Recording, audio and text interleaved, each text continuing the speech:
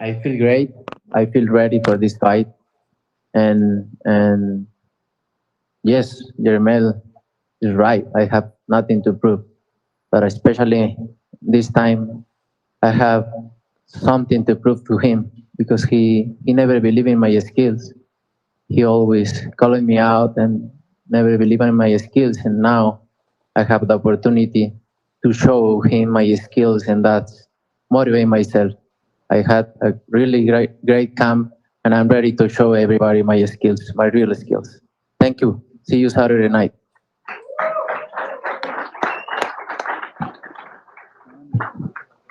Guys, let's talk about this fight. Canelo, I'll start with you because you just mentioned it. I know you mentioned it in All Access. You just said it here. One of the things motivating you in this fight is that Charlo doesn't respect, you said, your boxing skills. If that's the case, what is Jermell Charlo going to find out about your boxing skills on Saturday night?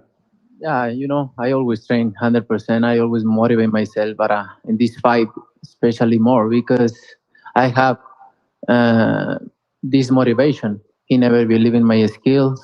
He always called me out, and I'm ready to show him in a couple days. What's the bigger motivation for you in this fight? Is it proving Charlo wrong when he talks about your boxing skills, or maybe proving some of the assembled media who've written Canelo's lost the step? No, Maybe he's not the best fighter. you never prove anything to the people. They always have something to say. I just wanna to prove myself and to prove myself. I'm still in the top. Jamel, your response to Canelo when he talked about you not respecting his boxing skills? I mean, that's just what it is. You know what I'm saying? If he feel that I come to win this fight, so no matter what he say, I come to win this fight. You believe in your skills or not? You know what I'm saying? It's a lot of people that don't believe in you. But we shall see Saturday. If that's what that's his motive and that's his motivation to prove about some skills. So well be it. I'm coming to win. You're looking to defy the odds, Mel. You'd be the first time for you fighting over 154 pounds. First time fighting in 16 months. Obviously, you had to rehab that left hand, moving up 2 weight classes. And given all of that, what gives you your biggest confidence that you're going to defy the odds and beat Canelo Alvarez on Saturday? Because I defined the science of boxing. And I was one of the guys from the younger era, and I fought at my whole life. You know what I'm saying? And what I've been through in life, I feel like, I feel like it did. A lot of people can't compare that. He's never been through that. So, moving up 2 weight divisions, coming off of injuries, doing this and doing that, I feel like I deserve to be in my position. And now this is the time I get to prove my skills and my worthiness. Dr. Drew, my wife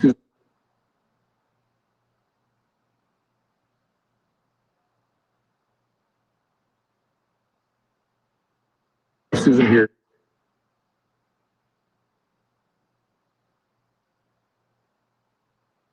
Canelo, there have been a number of guys who have called you out because they want to fight you. And then they get in the ring and they find out that moment is really big. Yeah, and now they're in a fight with with Canelo Alvarez. So what is Jermell Charlo going to find out Saturday night?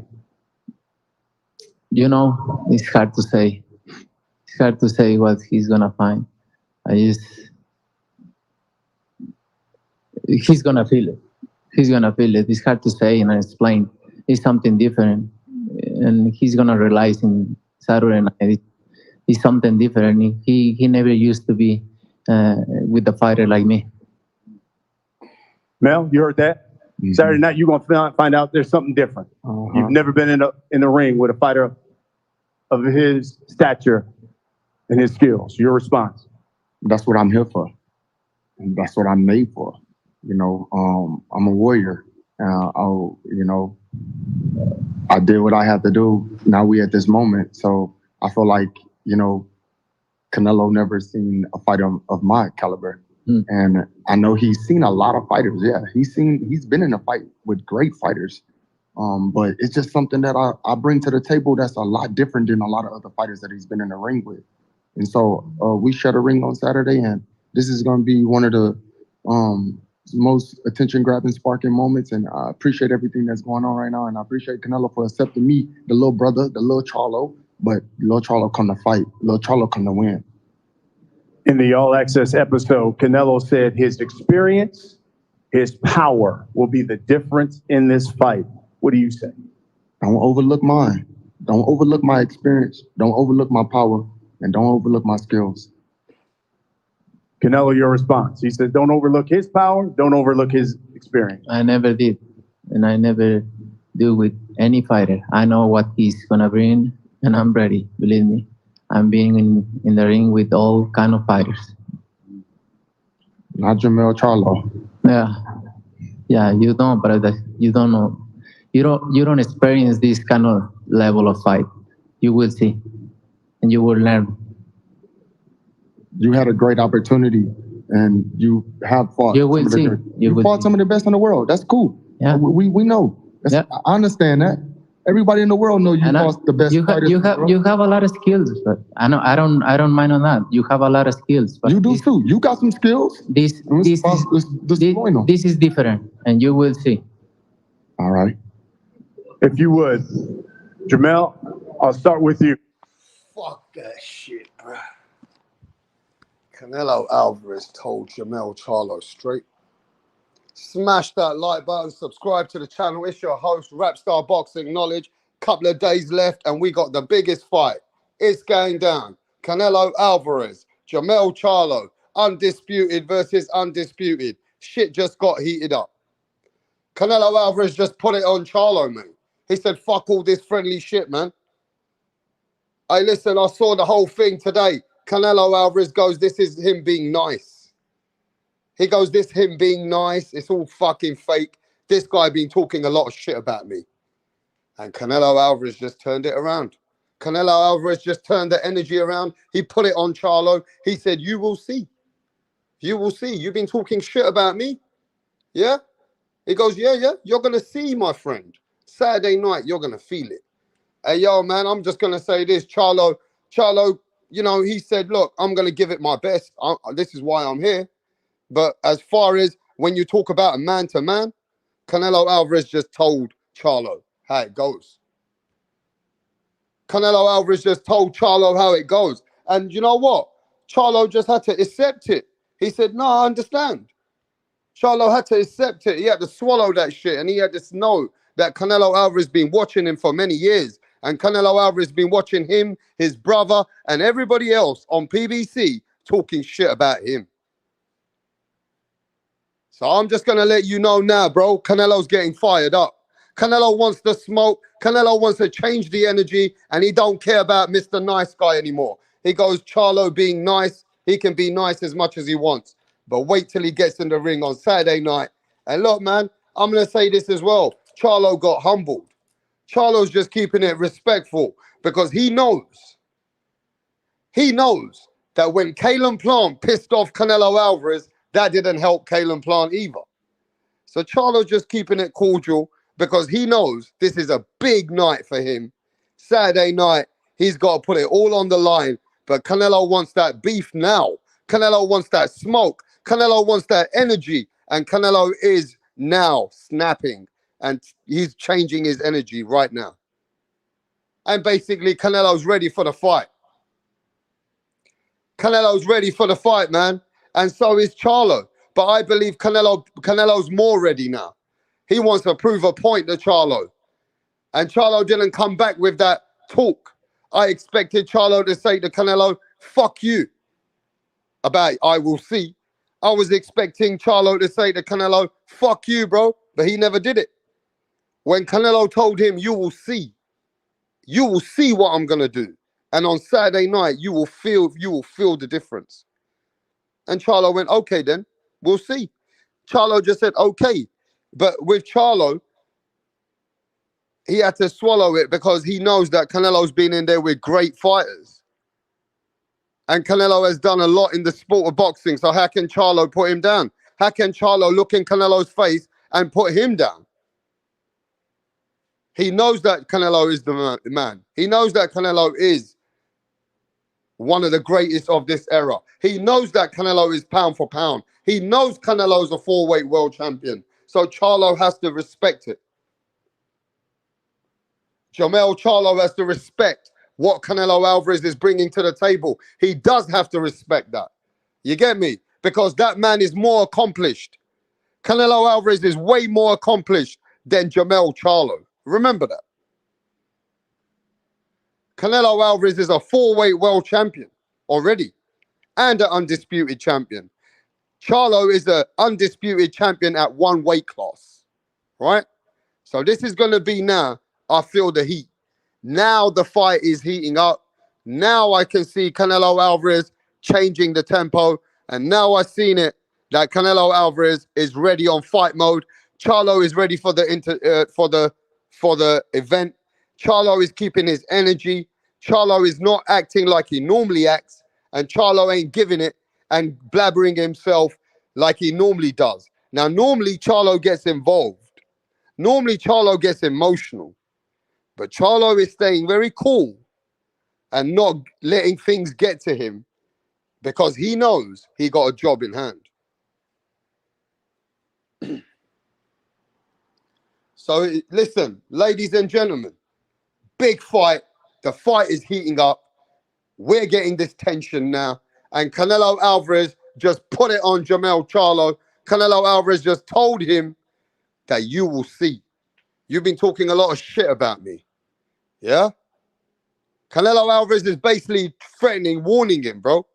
Canelo Alvarez really did put it on Charlo. I wanted Charlo to come back more stronger. But I understand that Canelo is the man compared to Charlo right now. And Charlo is trying to keep his energy. He's keeping himself different. Normally, Charlo would talk a lot of shit. But Charlo ain't talking no shit to Canelo. Charlo ain't talking no shit to Canelo.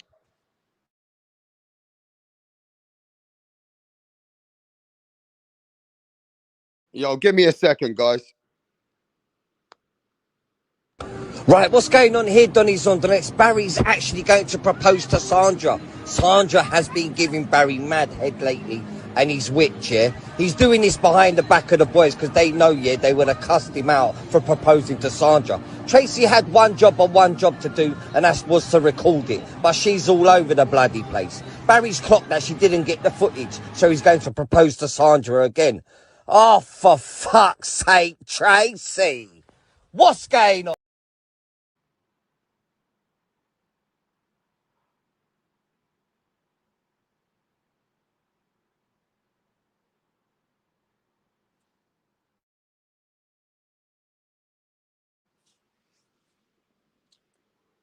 Shit is about to get heated up. September the 30th, Saturday night, we have the fight. The fight has just been lit, heated up. Canelo Alvarez puts warning shots out there. Canelo Alvarez is the first one to change up the energy. And Canelo Alvarez is saying to now, I know that Charlo is being nice, but I don't give a fuck about him being nice. Don't forget about the stuff that he's been saying about me, that he don't respect my skills.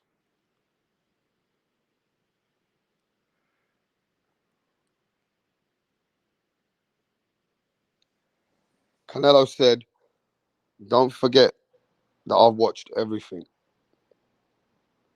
That Charlo, his brother, they don't respect me, really. Now they're getting the big payday, keep the same energy. He basically told Charlo, I've been watching what you say. And I've been watching what you've been saying about me back in the day, yeah? Calling me out, saying I ain't got that much skills. He goes, you're going to see. Canelo Alvarez said, you're going to see. You're going to see on Saturday night, Charlo. It's different when you fight me. It's different when you fight Cabron.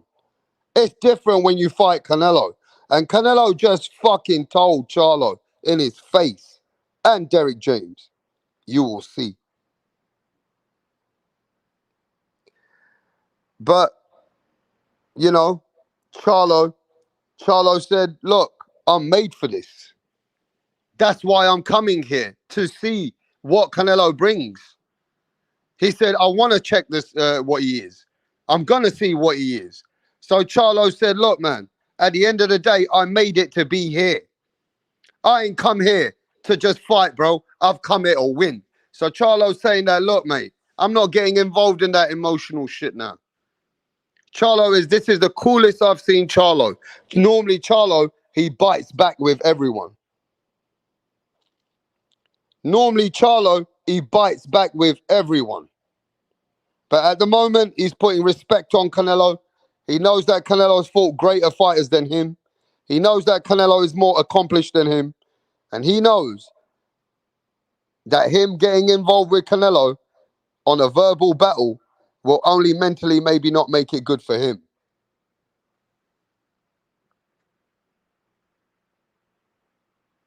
And I say this, though, to say this.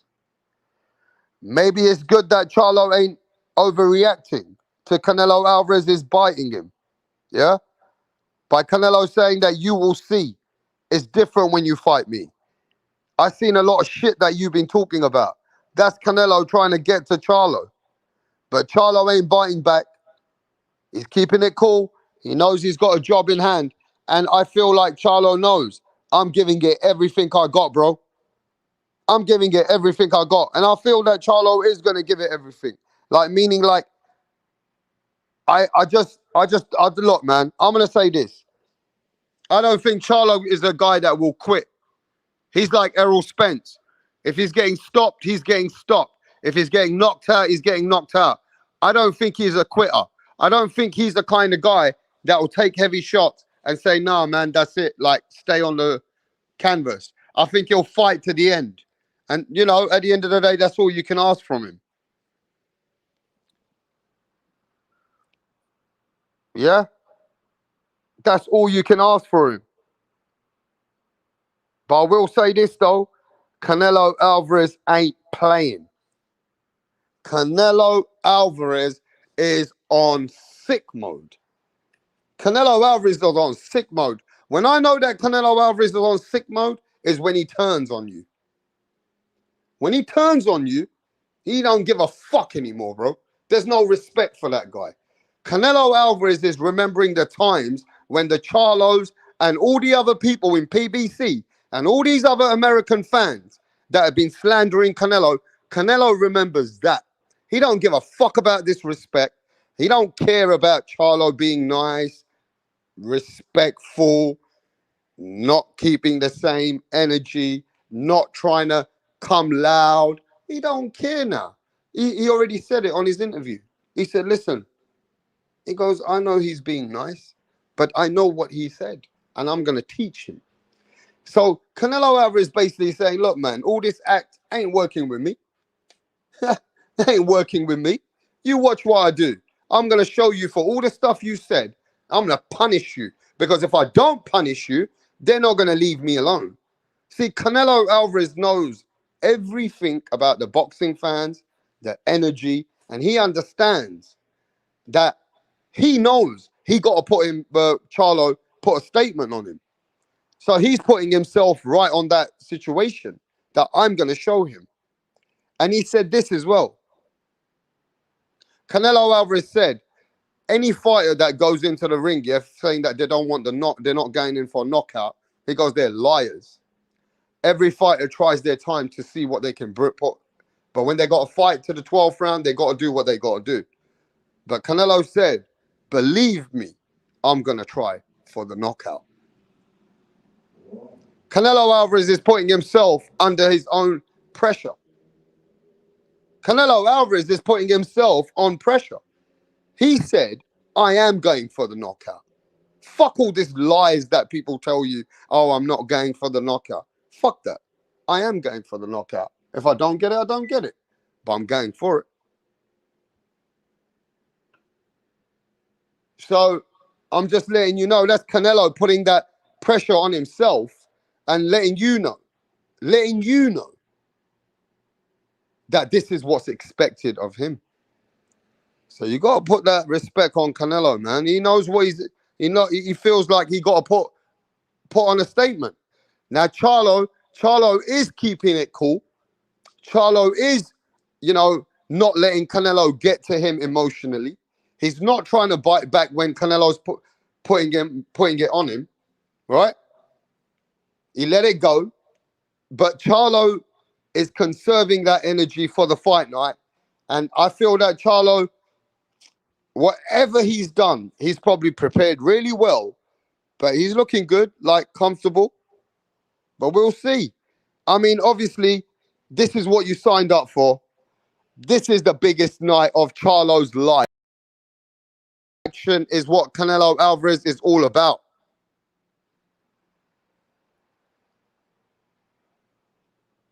Lights, camera, action is what it's all about for Canelo Alvarez. He's a guy that comes in with J Balvin. He's a guy that's been in the biggest stage and the biggest cameras and the biggest lights. He don't give a fuck. This is what he's made for. But is Charlo ready for that one? Let's go. Let's go, Charlo. Let's see what Charlo's made out of. I want to see Charlo bring it. I don't want to see no fucking one-sided beating, because then what does that bring to the fans? As a fan, I want to see Charlo bring the fight, and I hope Charlo makes this a good fight, because at the end of the day, if you look at paper, you do expect Canelo Alvarez to be a strong favorite. And you would think that Canelo Alvarez taking over the fight after round 7, you would think that Canelo Alvarez is taking over, right? But the only person who can change the bookies, change the mindset, and get the fight bigger and better for the fans is Jermell Charlo. Is Jermell Charlo. Now I wanna let you know here.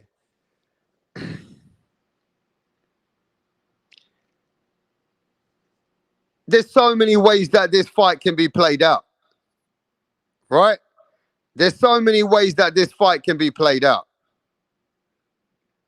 But if you look at where Jermell Charlo is overall in this fight, Charlo has got not much to lose. Charlo ain't got much to lose, bro. He really don't. Him going up 2 weight classes and getting the biggest purse in the world, earning over multi-millions like he's never earned before. Like, this one fight will make Charlo enough money to retire, for kids, for his money for his grandkids. This one fight can just leave Charlo good right now, if he wants to. So for me, he's in a win-win situation. He's getting paid way more than he would have ever got paid in his life, right? He's getting multi-millions, and he's getting to fight the face of boxing.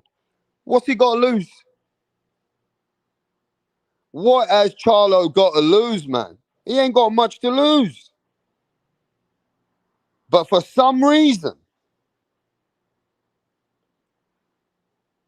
I want you guys to answer on this. I'm coming to the chat. I'm going to see who's in the chat. Smash that like button. Support the channel. It's your host, Rapstar Boxing Knowledge. And this is it. Is Charlo feeling the pressure? Is Charlo being a bit more quiet than usual? Is Charlo waiting for the big day? Or does anybody feel that Charlo is shook? Yes or no? Does Charlo look shook? Yes or no? Is Jermell Charlo shook? Yes or no? Because Canelo told Charlo. Canelo fucking told Charlo, you've been talking shit about me. I'm going to teach you a lesson. Is he shook? Yes or no? No, he is the same as always. No, no, says Todd. Yes, says Bacon. He shook, says Vince Vegas. John McSmith says yes. Jeff Lucita says no. Boxing scientist yes say yes, he's hella shook. Gary Rodriguez says no. Charlotte playing low key, he ready. Okay. Okay. Because let me tell you something right now. Let me just tell you this right now. Smash that fucking like button. Because if there's any shookness in Charlo that he's anywhere feeling it, it's gonna show in the fight. It will show in the fight. So all I can say is, Charlo ready? You better be ready for the fucking beast. The beast. Because it feels like now Canelo coming back like the beast that he wants to be. Canelo said, look, bro, people took me for a joke. Yeah, Canelo Alvarez been telling people that people took me for a joke. He goes, yeah, motherfuckers, I had one injury. Canelo Alvarez said, I had one injury. And the fans and Bivol think they were fucking godfathers, yeah? That I'm not the man anymore. Canelo Alvarez said over that one injury, he goes, that injury that I had is why I lost to Bivol. He said, now the way that my hand and my arm feels after the operation, he goes, that injury is why wasn't my best. He goes, now, after this injury, now that I've given it time, he goes, now you're going to see. Now you're going to see. He goes, I'm 100%. Fuck that shit. So Canelo Alvarez now is coming with energy to show you that you fucking doubted him. You said that he's declining, right? Now let's see what he's got. Let's see what he's got, bro. Yo, big up to my brethren. Yes, mate. Ain't seen him for a while, man. Yes, man. What's going on, Max? Real Boxing TV. Yes, mate. Let's read the super chat, bro. Big up to Real Boxing TV in the house. Let's get Tracy out for Real Boxing TV. Every time you send a super chat, you can choose whether it's Tracy or Tunde Tupac. Who do you want? You want Tracy or you want Tunde Tupac? Because I need to go get a drink. Choose one. The first three people to tell me what you want. Tracy or Tunde Tupac. But you got to choose one. They're both ambassadors of Rapstar Boxing Knowledge. Tracy it is. Tracy it is. All right, let's rock and roll with Tracy, bro. Right, what's going on here, Donny Zonderets? Barry's actually going to propose to Sandra. Sandra has been giving Barry mad head lately, and he's witch, yeah? He's doing this behind the back of the boys because they know, yeah, they would have cussed him out for proposing to Sandra. Tracy had one job to do, and that was to record it. But she's all over the bloody place. Barry's clocked that she didn't get the footage, so he's going to propose to Sandra again. Oh, for fuck's sake, Tracy! What's going on? And I don't want to see Charlo not get knocked down like that. Ladies and gentlemen, I don't want to see Charlo get knocked down like that. If Charlo gets knocked down like Tracy, if Charlo gets knocked down like Tracy, bro, he's getting it, bro. He's getting it. So Charlo got to show me that he's ready for Canelo. Charlo better now go tumbling like Tracy. I'm telling you, because Canelo's got that mean streak in him, bruv. Canelo Alvarez has got the mean streak in him. And he has already put it out right today, few hours ago. He said, I know what Charlo's have been saying about me. He told Charlo straight to his face, I'm going to show you Saturday night is different over here. Yeah? I know you don't respect me. I've seen how you talk about me. I've seen that you said that, okay, I ain't got the skills. He goes, I'm going to show Charlo. Did you see what Canelo said, bruv? Canelo fucking said, bruv. He shook. Bruv, I think Charlo fucking should have said something, bruv. Because Canelo turned around and said, yo, I ain't got nothing to prove, but I'm going to prove to Charlo. What? Canelo said, I'm going to prove to Charlo. Basically, don't call my name. He basically told Charlo, I'm going to prove to you that all them times you doubted me, yeah, now you motherfucking going to see.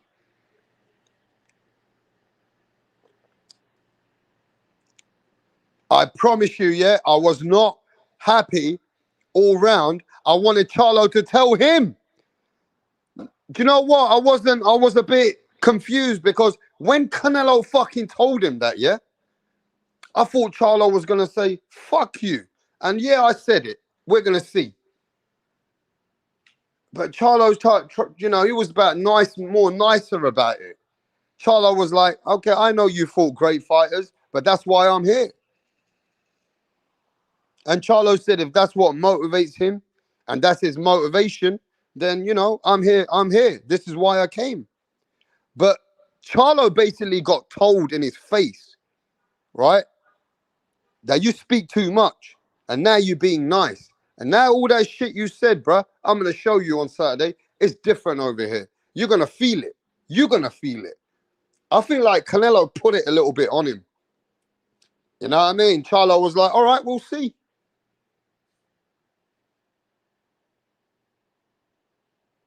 You know what I mean? We'll see. And you know what? I'm telling you this right now. Big up to everyone in the chat. John McSmith, Garcia, the Queen, Lisa Snow in the house. In the night sports, John McSmith.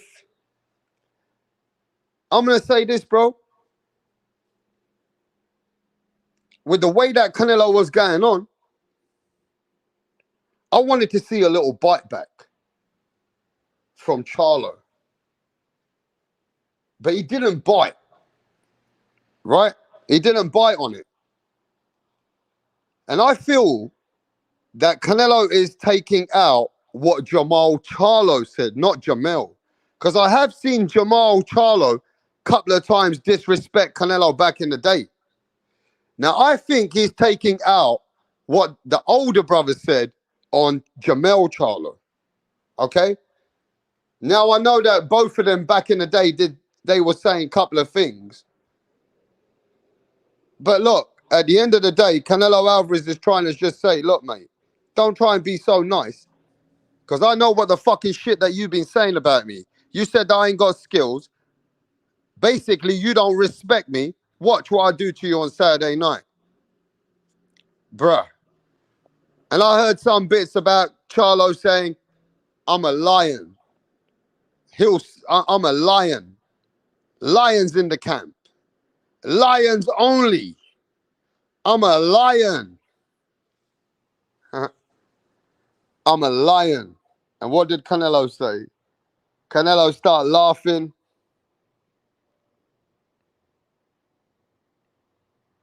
And Canelo Alvarez turned around and said, if I have to be an animal, any animal, you can make me whatever animal it takes to beat a lion.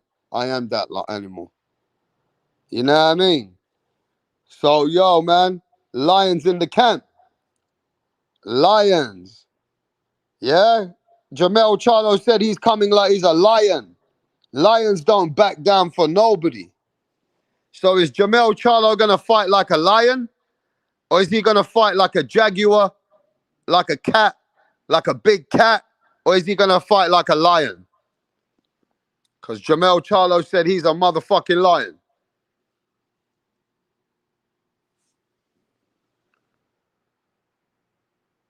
Yeah? Lions in the camp, says John. Mad Dog says, has anyone noticed Jamal been throwing little jabs at his brother? I haven't been looking, man, like that, but maybe you're right. Jamel, you mean Jamel been throwing jabs? Yeah, he has been throwing jabs at his brother lately. Yeah, he has. He has been throwing jabs at his brother. Bacon and Egg said he's the Wizard of Oz, the kind of a lion. Kind of a lion? Yeah, I don't know what lion that was in Wizard of Oz, bro. That was a lion puppet. That was some different kind of fucking lion, bro. That lion was a bit soft. He was just a happy lion, more like a cat, or he was like more like a bear. That fucking lion was a bear. Whatever they taught the fucking kids in Wizard of Oz, that lions are so friendly, they're the ones who hug you, man. Fuck that shit. Teaching kids that Wizard of Oz that a lion is so nice, man. Those kids will die if they see a lion. A lion will rip your head off. A lion will rip your head off.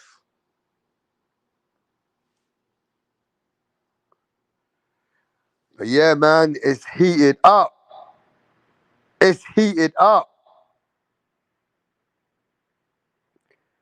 It's heating up, bro. It's heating up. And I feel it now. I'm actually more excited about this fight now than what I was. Because I want to see some action. I want to see some fucking hard punches thrown. And I want to see what Charlo's bringing versus Canelo Alvarez.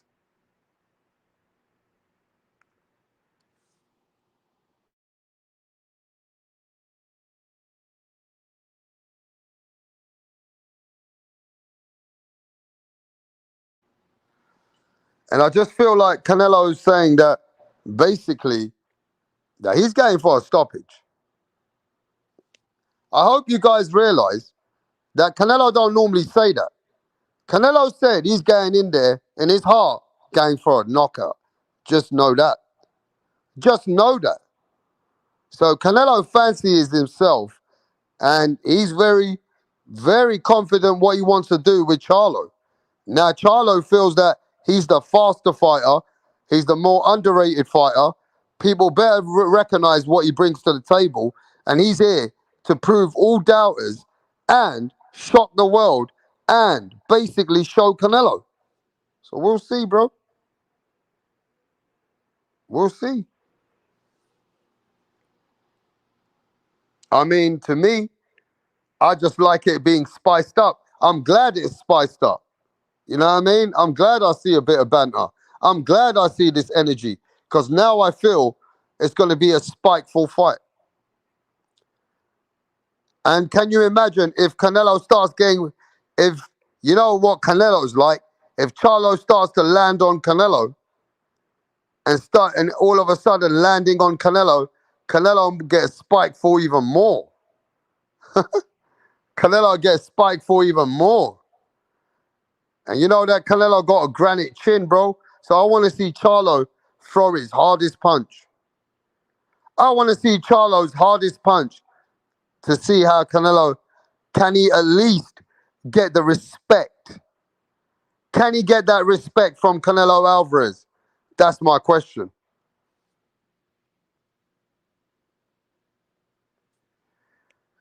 Joker Wild, what's going on? Yo, El Pinchy. Yes, brother. Devon versus Crawford next, undisputed versus undisputed. Huh? Where did that come from? Salute, rap, chat, trolls, and moles. Fucking hell, Sanchez. That's a different one, isn't it? Salute, rap, the chat, the trolls, and the moles. Yeah, Mr. Sanchez knows. He knows what's up. Yeah? Smash that like button. Big fight weekend. It's going down. Canelo, Charlo. It got heated up. Mate, I can't wait. I can't wait. But let's listen to Charlo and Canelo. I want to listen to what they got to say. Give me 1 second. I need to hear what they got to say.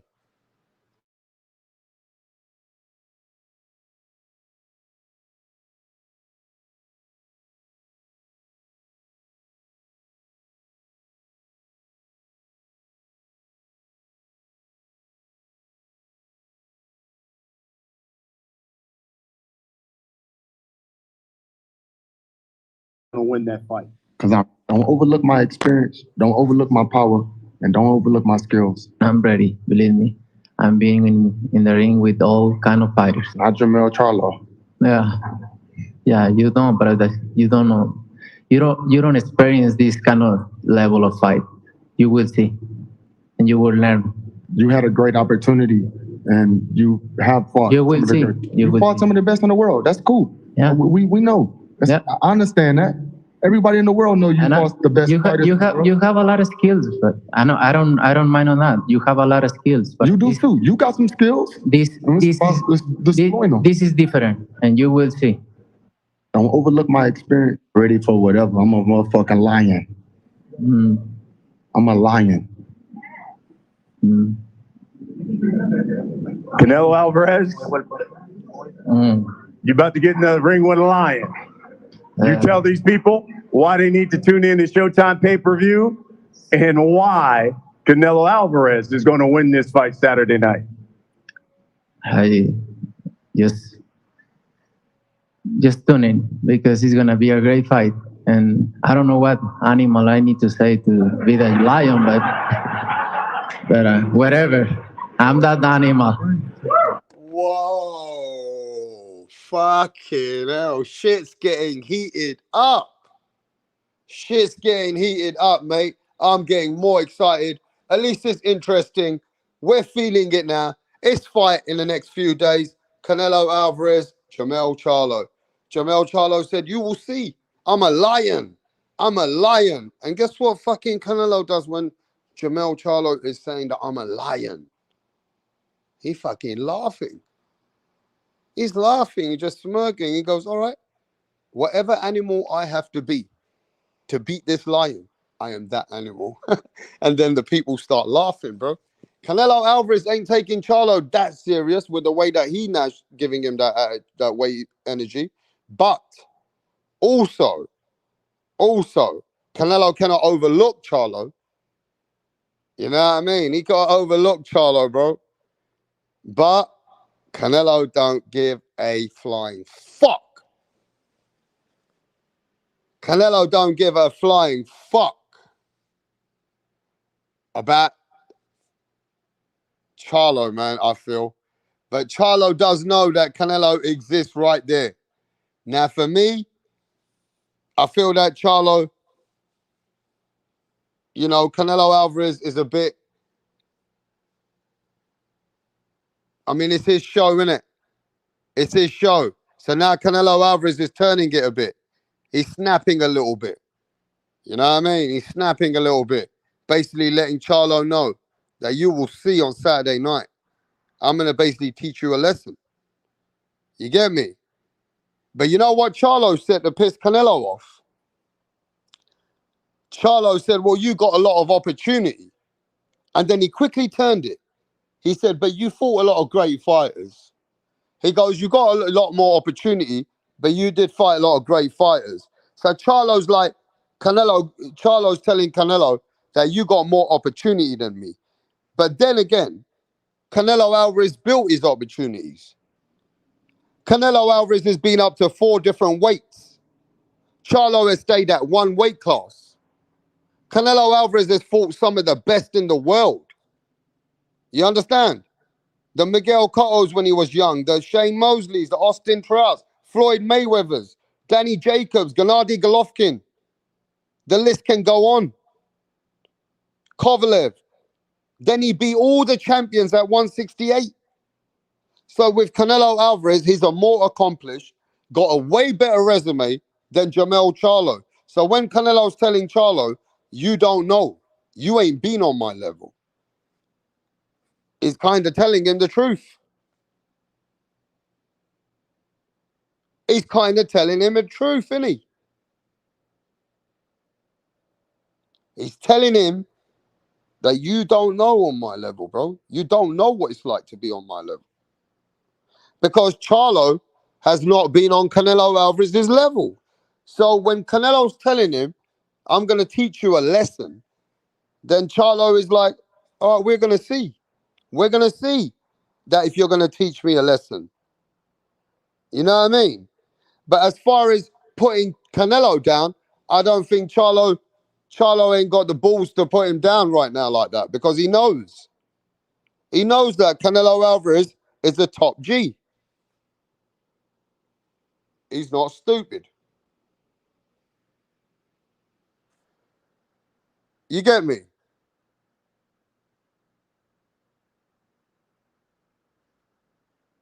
Now let's see the chat. Benavides, Boo Boo, Andre, he been ducking. What you on about, Dexter? Lisa, how is it boring when it's obviously true he's fighting Mel? Says Johnny Thunder. Get used to it. I don't know what he's on about, Lisa. Charlo on the level. This announcer is whack. Charlo is on another level. This announcer is whack.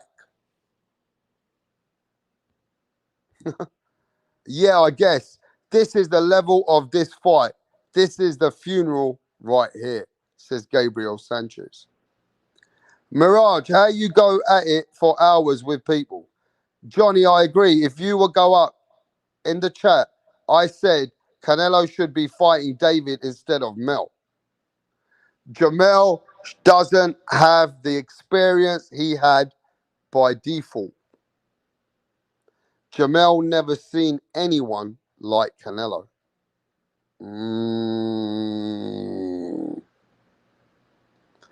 Believe it or not, Mirage is a YTBC legend. I don't know about that, but yeah. Good for the YTBC. I'm a motherfucking lion. I don't know what animal I need to say to be the lion, but whatever. I'm that animal. I'm a motherfucking lion.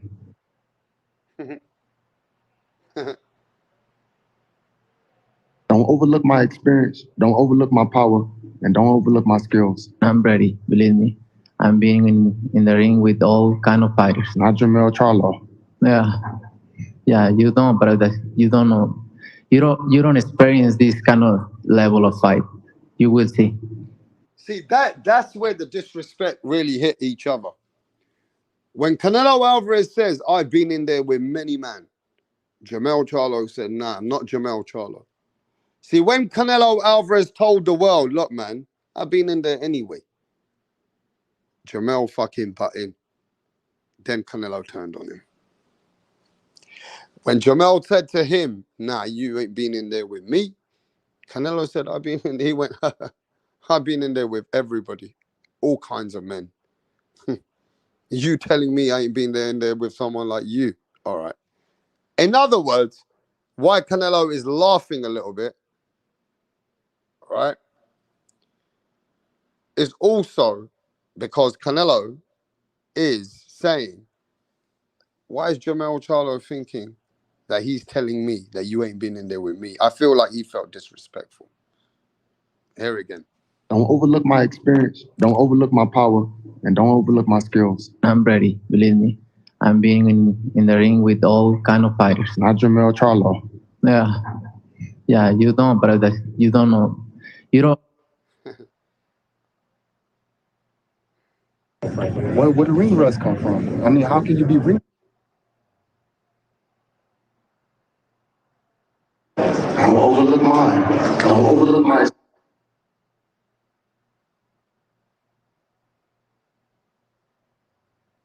I'm a motherfucking lion.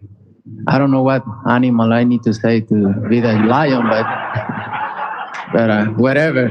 I'm that animal. I'm a motherfucking. And you know, we did play the full press conference earlier. And if you go look at it earlier, you'll hear all the stuff that Canelo said, and you hear all the stuff that Jamel Charlo said. We played it earlier while everybody was coming into the stream. And it was all about basically, once Canelo felt that he needed to put his foot down, Canelo turned, he snapped a little bit, and he changed the energy. And, you know, Charlo just said, all right, we're going to have to see if that's what motivates Canelo. Charlo said if that's his motivation, saying that, okay, well, you know, I disrespected him, we're going to see. But what Canelo basically put on the line is that, and you go watch it yourselves, everyone. What Canelo Alvarez basically put on the line is Charlo and all these PBC are being nice right now. But Charlos are the same people that were disrespecting me. Charlo's is the same people that was calling me that I'm not the most skilled. I'm not this, I'm not that, calling me out. He said, remember your energy. When Canelo Alvarez told him and the media that I'm going to teach him a lesson, Canelo basically started to, put it down a bit. That, you don't know what it's like to be in there with a ring like me. Nah, nah, nah. He telling Charlo, you don't know, man. It's different. It's different over here. So look, Canelo Alvarez has really given a little heat today, and I'm happy to see a little bit of exchange. Charlo did come back with some exchanges. But personally, I think Charlo just, keeping it cool, and he's not getting involved too emotionally, and not trying to get too involved when Canelo is basically putting him straight like that. He just said, all right, if that's what Canelo Alvarez motivates him, then all right. But, I'm here to fight. And I ain't here just to come. I ain't no little Charlo.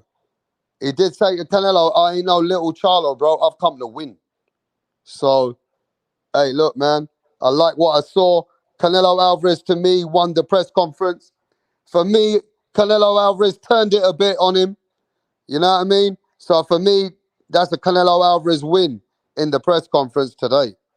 But anyway, going forward now, I know one thing is that people are hyped up. Now we got to fight.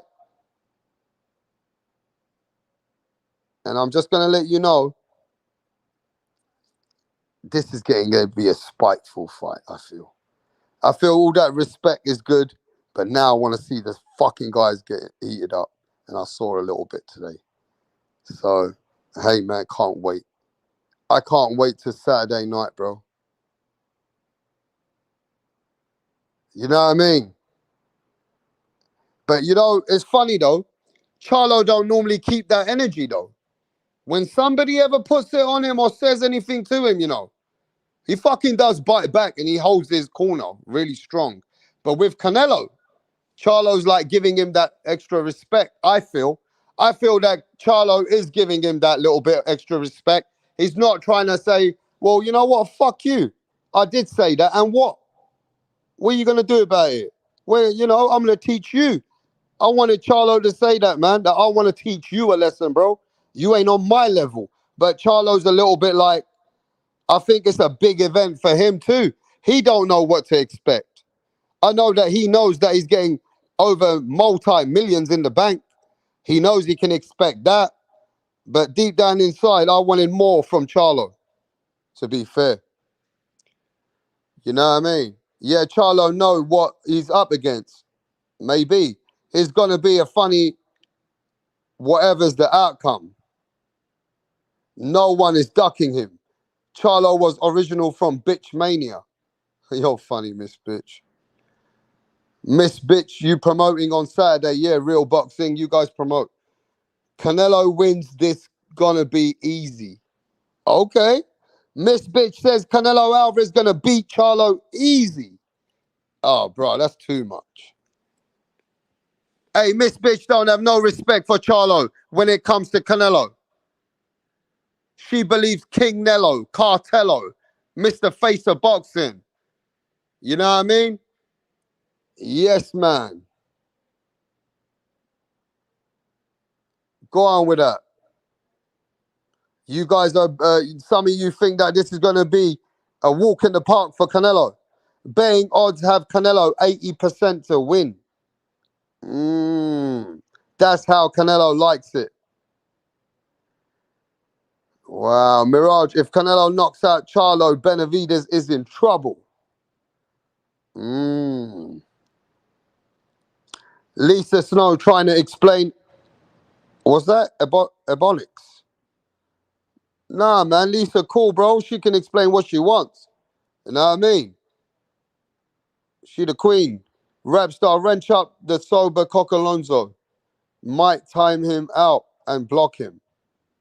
Ain't nobody blocking. As soon as somebody blocks like that, bro, I'm gonna have to de-wrench them. Is Canelo knocked out? an inactive 154 pounder. Benavidez, yo, Jamel Charlo said, I ain't inactive is some bullshit. I've been in the gym for a long time. I've been sparring a lot for years. Fuck these people saying that's inactive. Wow. NL, what's going on, bro? I know the area and people. Benavidez may need to call him out again after this. He knocking out Charlo round 6 to 8. Salute. Salute to you, NL, my bro. Canelo fanboys love it when Canelo is a huge favorite. What? Mirage coming at the people in the chat, is he? It will go the distance. Canelo is done. He looks nervous as if fuck he ain't holding the fucking belts the right way. Benavidez needs to get in the ring and press him. Boxers don't make excuses, but fanboys make excuses. I'm from Miami, but I have to go with what she said. I'm from Miami, and I have to go and went to college there before. Okay. Yes, tell him, John. Emmanuel, what's going on? Charlo just wants payday. You want payday? You want payday? You know what I mean? Yo, give me a second, guys.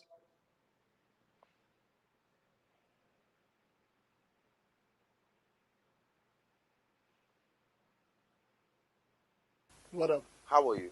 I'm great. Can we meet you? My name is Tunde Tupac, aka the Rap Killer, Tunde Tupac. the Rap Flexer, kill them all. Your Rappers. name, your name. Your name is Tunde Tunde. Tupac. Tunde Tupac. You can write the Rap Killer there. But Tunde is your It's name. okay. Yes. Okay. Thank you. Tunde, with your dressing, I know the kind of song that you're about to present. Yes. So you want to tell us about it? Just rap game. I kill the rap game because the haters want us down, but they're not gonna get us. You don't Calm need to down. tell us about the haters now. Rappers, right? You're a Yes. rapper. I'm a rapper. Good. Let's hear you. Check it. Ha ha. Check it. Ha ha ha. Check it. Check it. Check it. I rule everywhere. I rule. They want to take me down, but they cannot take me down. Yeah. I rule New York. I rule Lagos to Atlanta. We go to Chicago. Check me out. Check my game. My game is tight. All the haters, I shoot them in the brain. Boom, boom, boom. I've been around with my guys, 50 Cent, Tupac, Biggie, Snoop Dogg. We're all in this game together because I kill them all. I kill Tupac and I kill Biggie. I kill them all because they can't contain my rap game. Hey! It's off the hook because I'll kill you all now. No, calm down. You killed? You killed who? It's just a lyric. Don't fear. Lyric. Yeah. Your lyric Hey. will put you in trouble. You have to be very careful. You don't just go about saying things that you don't know. It's a rap game. That's how it is. Oh, okay. How old are you? I've been in this game for more than 20 years. How old are What's you? it? I'm 15 years old. What? Just forget my age. Just focus on how long I've been in the game. And you know Tupac. You know Snoop Dogg. You know By the 50 grace of Cent. God, we met in the States. Oh. Which state? Akwa Ibom. This guy. You're just a joker. You know what? Just go. We'll get Just- back to you.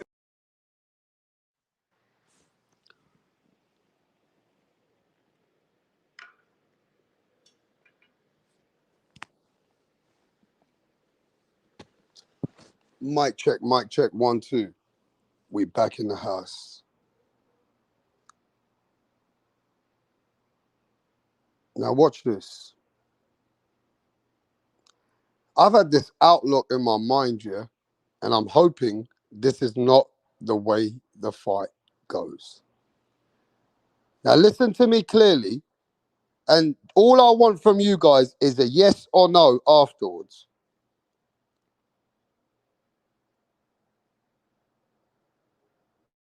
I feel that in the beginning, Canelo's going to come up with his hands up, come forward. Charlo's going to use a lot of energy, moving here and there, like trying to work angles, using his jab constantly. Listen to me carefully. I feel Canelo is going to make Charlo do a lot of work early on. And even if Charlo wins a few of those rounds, I feel that Canelo's going to pace him to make him work. And Canelo's just going to, like play possum, work off his energy, see what Charlo's bringing, feel him out, and make Charlo work a bit, right? Work here and there. Charlo's going to be looking more consistent early, using that jab, using that movement. But I just feel that Canelo is going to look to try and place him and then land some couple of shots on him. Now, my thing is this. I hope I'm totally wrong here. I see Charlo winning few rounds early. I see in the 7th round, it going like Charlo winning maybe 3-4 rounds. But Charlo's been working hard. You can see Charlo's moving, jabbing. Canelo's putting his hands up. And when he's catching Canelo, Canelo's trying to land a couple of shots on him. But Charlo's working overtime to win those rounds. Right? Now hear me out. Coming into the round 7-8 now, Charlo is slowing down a bit, and Canelo's able to take him to the ropes. And Canelo's able to corner him off, cut the ring off, and keep him a little bit more than 4, 5, 8 shots on the ropes. While Charlo's trying to block those shots, he's getting caught with some heavy shots now. Yeah? And once I see that, this is the problem I see in this fight. That once I see Canelo being able to land on Charlo and Charlo gets a bit slower, right? If Charlo has not done anything significant by the round 7 or round 8 to whether get Canelo's respect, to outbox Canelo with being energized and still have strong endurance and stamina, if he hasn't been hurt already, if he has not done anything significant, if Charlo has not done anything significant versus Canelo by round 7 or 8, and Canelo's able to now put the pressure on Charlo and cut the distance and bring him to the ropes like Castaño did, if Canelo hurts Charlo, then the whole fight changes and he gets hurt with a couple of heavy shots and the fight's looking for a stoppage like it did with Caleb Plant in round 9, round 10, because Canelo keep pressing, keep pushing, keep pressing, keep pushing, landing to the shoulder, landing to the body, landing to the head, landing to the body. And even though Charlo's trying to move and land a few of his own shots, those shots are hurting now. They're fucking him up. So no matter how much this fight plays out, if that situation comes along where Canelo's landing heavy blows and Charlo's there to be hit now, because early on, he won't be there to be hit. He'll be working overtime to not be hit. But as time goes on, Canelo will play possum and start catching him. He start catching him, start hurting him, the fight changes, the fight's done. Does anybody think that once that happens and Canelo lands the heavy blows, that Charlo is going to look to survive and the game's over? Does anybody think yes or no? And if you believe that what I'm thinking, then we're not going to get an all-out war. If you don't think Charlo can go with an all-out war or keep moving and keeping Canelo Alvarez missing and keeping himself busy, does anybody believe what I have said can play into the fight? And if it does, then you heard it right here. You heard it right here, bro. Lisa, the Queen, says yes. Joker Wild says yes. Ultra Instinct says yes. He will not be able to survive it. Fucking hell, bro. King Hov says yes as well. You all guys are fucking... Wow. Black Cat says yeah. Charlo will be running, and then when he trades, he'll get knocked out or he get hurt. Wow. So that means we're going to be watching until it gets, the pressure hits. We're going to be watching all this, and then the pressure hits. Charlo starts to get slowed down, starts to get hurt. He'll fall in survival mode. Canelo will take over. If that's the way it's going to be. But the only person who can change that is Charlo. The only person who can change that is Charlo. You know what I'm saying? Now,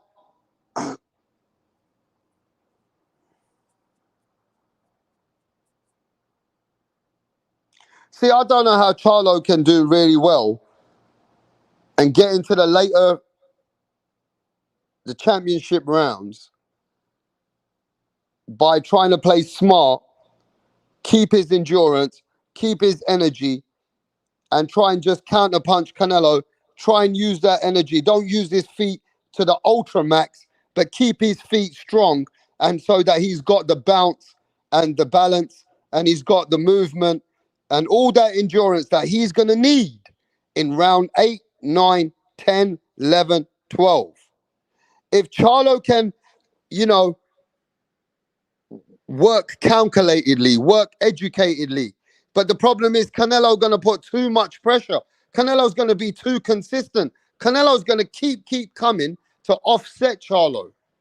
You know what I mean? So I just don't know how Charlo is going to go into the championship rounds being very bouncy, on his toes, and having a lot of stamina endurance with a strong guy like Canelo.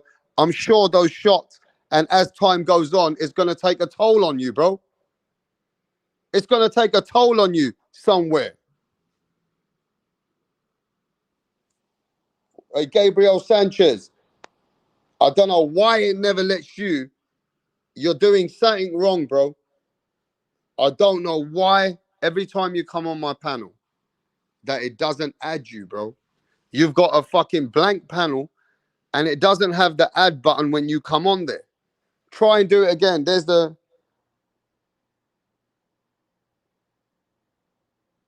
Right? Yeah, here's the link. Black Cat. But look, Rapstar hits me with a table. You're funny, bro. There's the link, bro. What happened to you, Black Cat? John Ryder, a C-level fighter, was slapping the dog shit out. He wasn't slapping the dog shit out of Canelo, Todd. Come on, Todd. The fuck was John Ryder was surviving, bro? He nearly got a broken face. John Ryder was just able to keep himself busy to look like he was in the fight. None of those shots were bothering Canelo when it come to John Ryder, bro. You know what I mean? Now, what I'm thinking is, can Charlo do similar to what Bivol did to win this fight?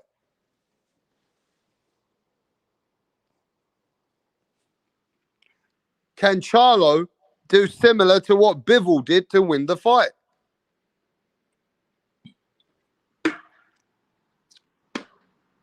Somebody please tell me, bro.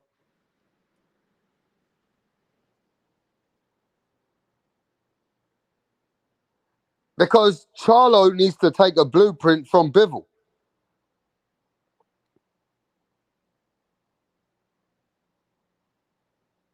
And Charlo needs to throw the 4-5-6 punch combinations.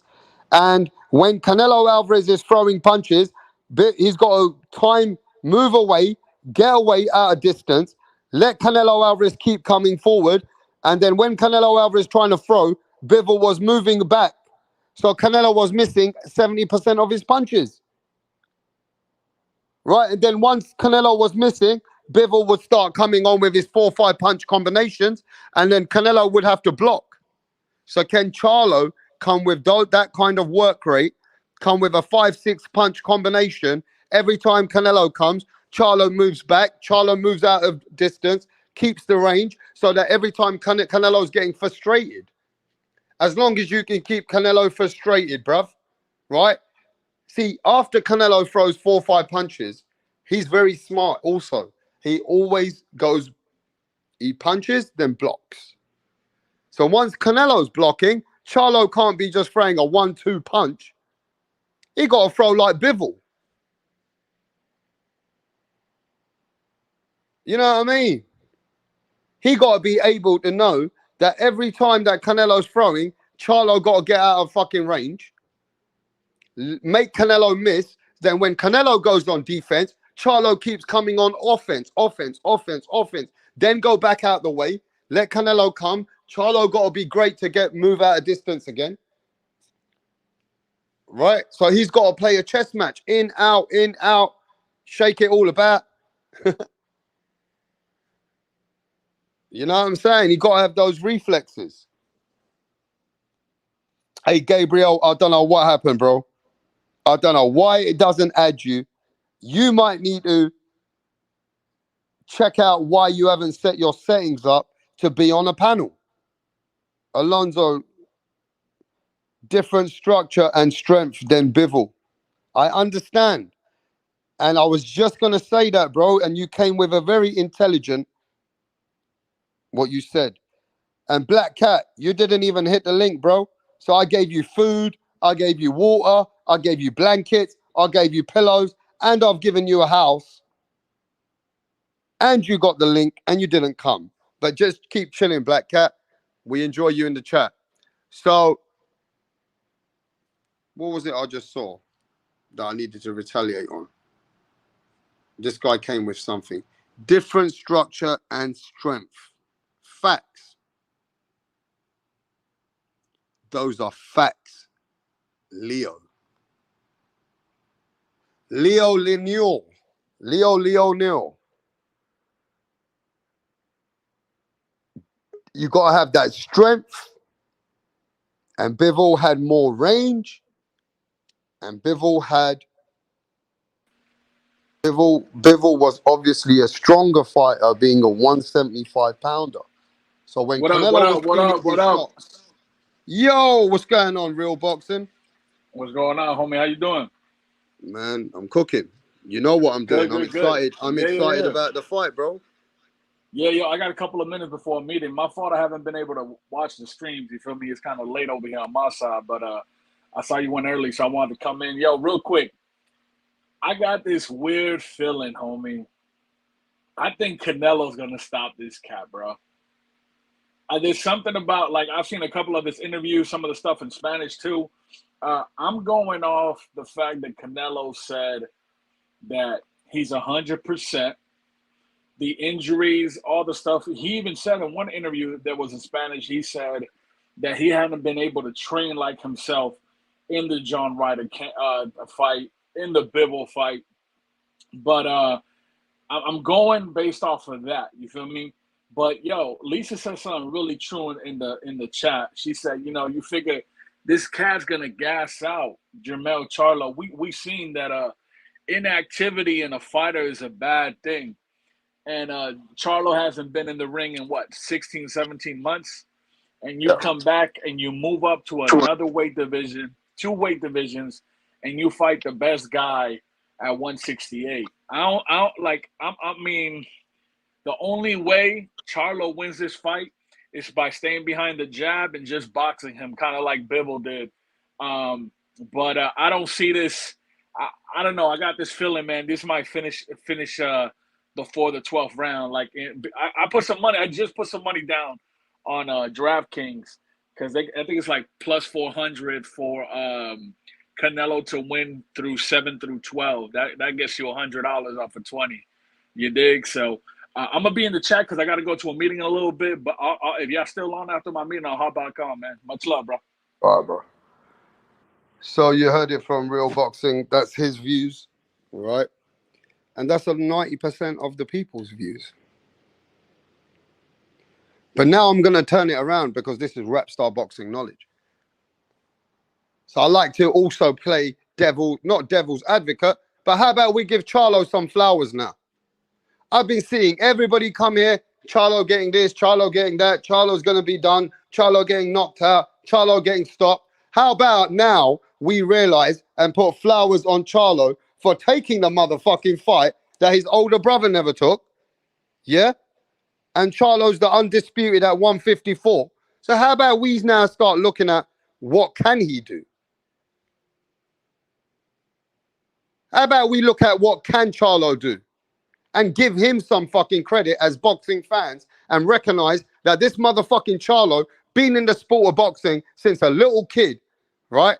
He's coming with something. He's also a big 154 pounder. He ain't coming to lose, but I just feel like it's Canelo such a favorite as it's coming down in a Saturday night that we are also forgetting that we are the main things that you're overlooking.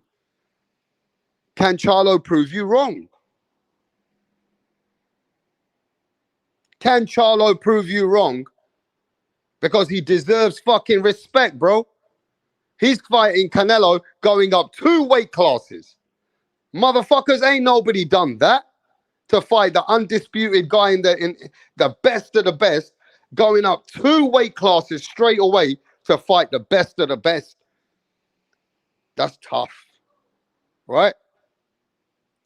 But Charlo, you guys are not giving Charlo the credit because it's 168.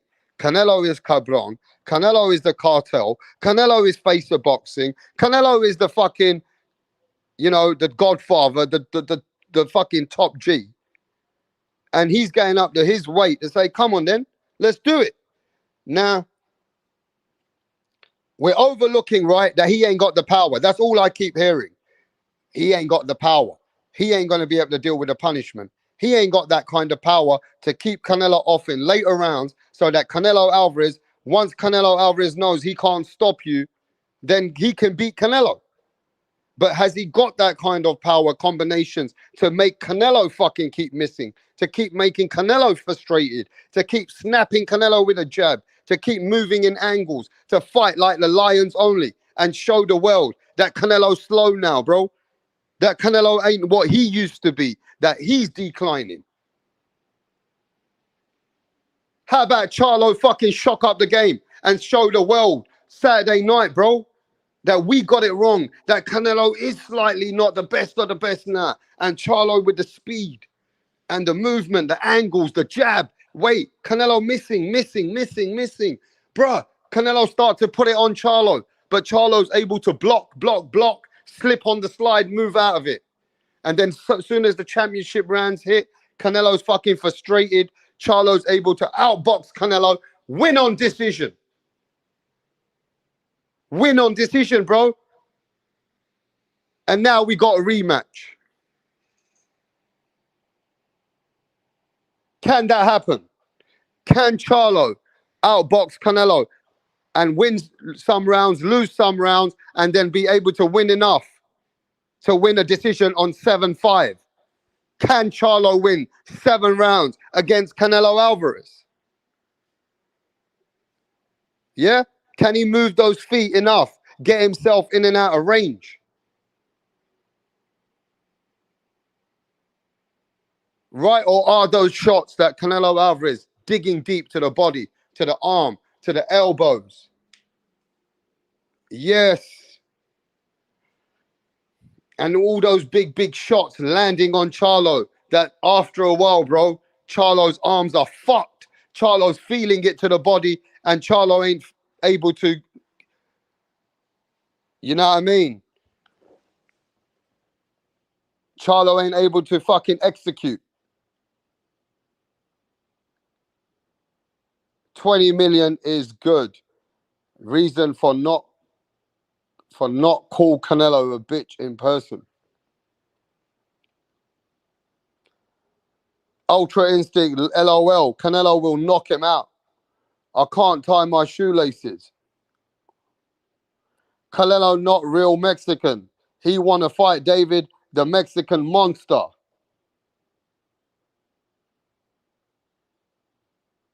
But I don't know, man. Charlo needs to fucking come with it.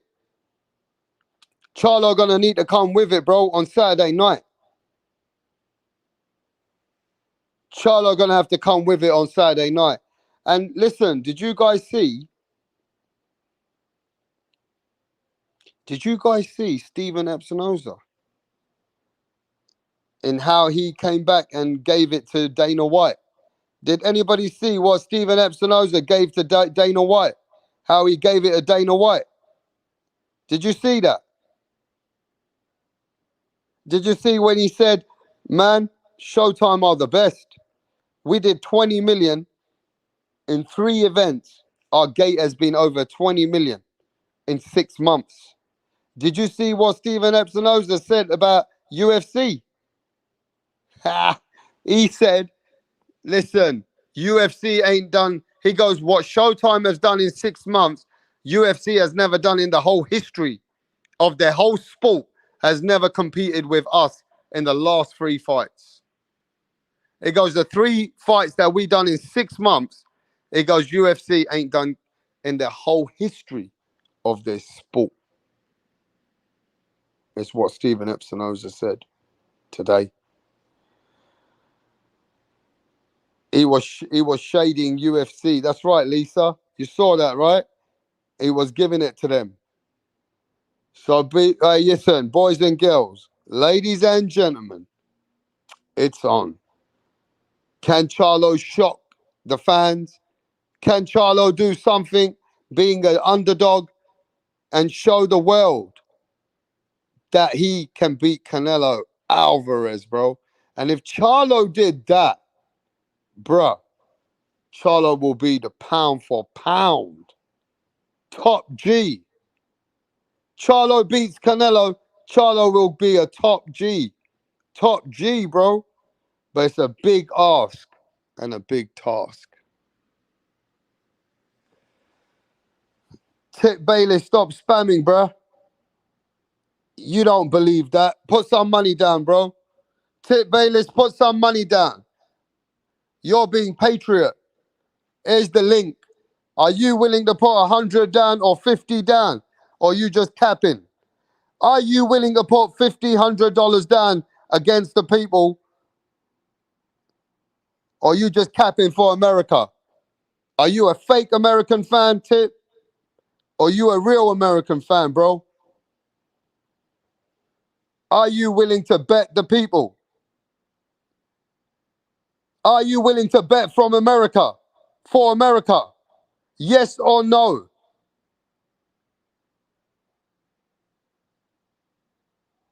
Yeah, I saw that as well. Charlo said he'll be there for the rematch, like basically saying that he will win. Charlo did turn around and said that he will win and he'll be ready for a rematch. Are you ready? America versus Mexico. It's going down. America versus Mexico, bro. Let's fucking go. It's going down, bro. Lions only versus the Mexican monster. He's the real Mexican monster as well. Yeah? Mexican cartel. King Nello, Cartello. Lions only. Jamel Charlo. Undisputed versus undisputed. Mexico going down versus America. Let's have it. King Cambron, bro. Viva Mexico. Shit, Tip Bayless. You got it on Saturday night, bro. It's going down, bro. Watch. Get ready, Tip. It's going fucking down, mate. And by the way, I just saw YouTube as well, yeah? So big up to Punch Drunk Boxing. I just seen it. I got to go watch some of his interviews. I seen that he's over there. He's over there, you know what I mean, at the Charlo and Canelo fight. So big up to Punch. I just seen them now. I just watched some YouTube now. I'm looking at the listings here. Yeah. Let's go. Canelo, Charlo. It's gang down. Wow. Tip Bayless is saying that, nah, Tip, you better watch out, man. Relax, man. Relax. Relax, Tip. It's a fucking good, friendly, fan-friendly fight. Let's not get personal. It's America versus Mexico, bro. Let's go. It's going down. Yes, mate. Let's go. Tip, have you served your country? Yeah, Punch turning it up, Lisa. So Canelo won't gas, huh?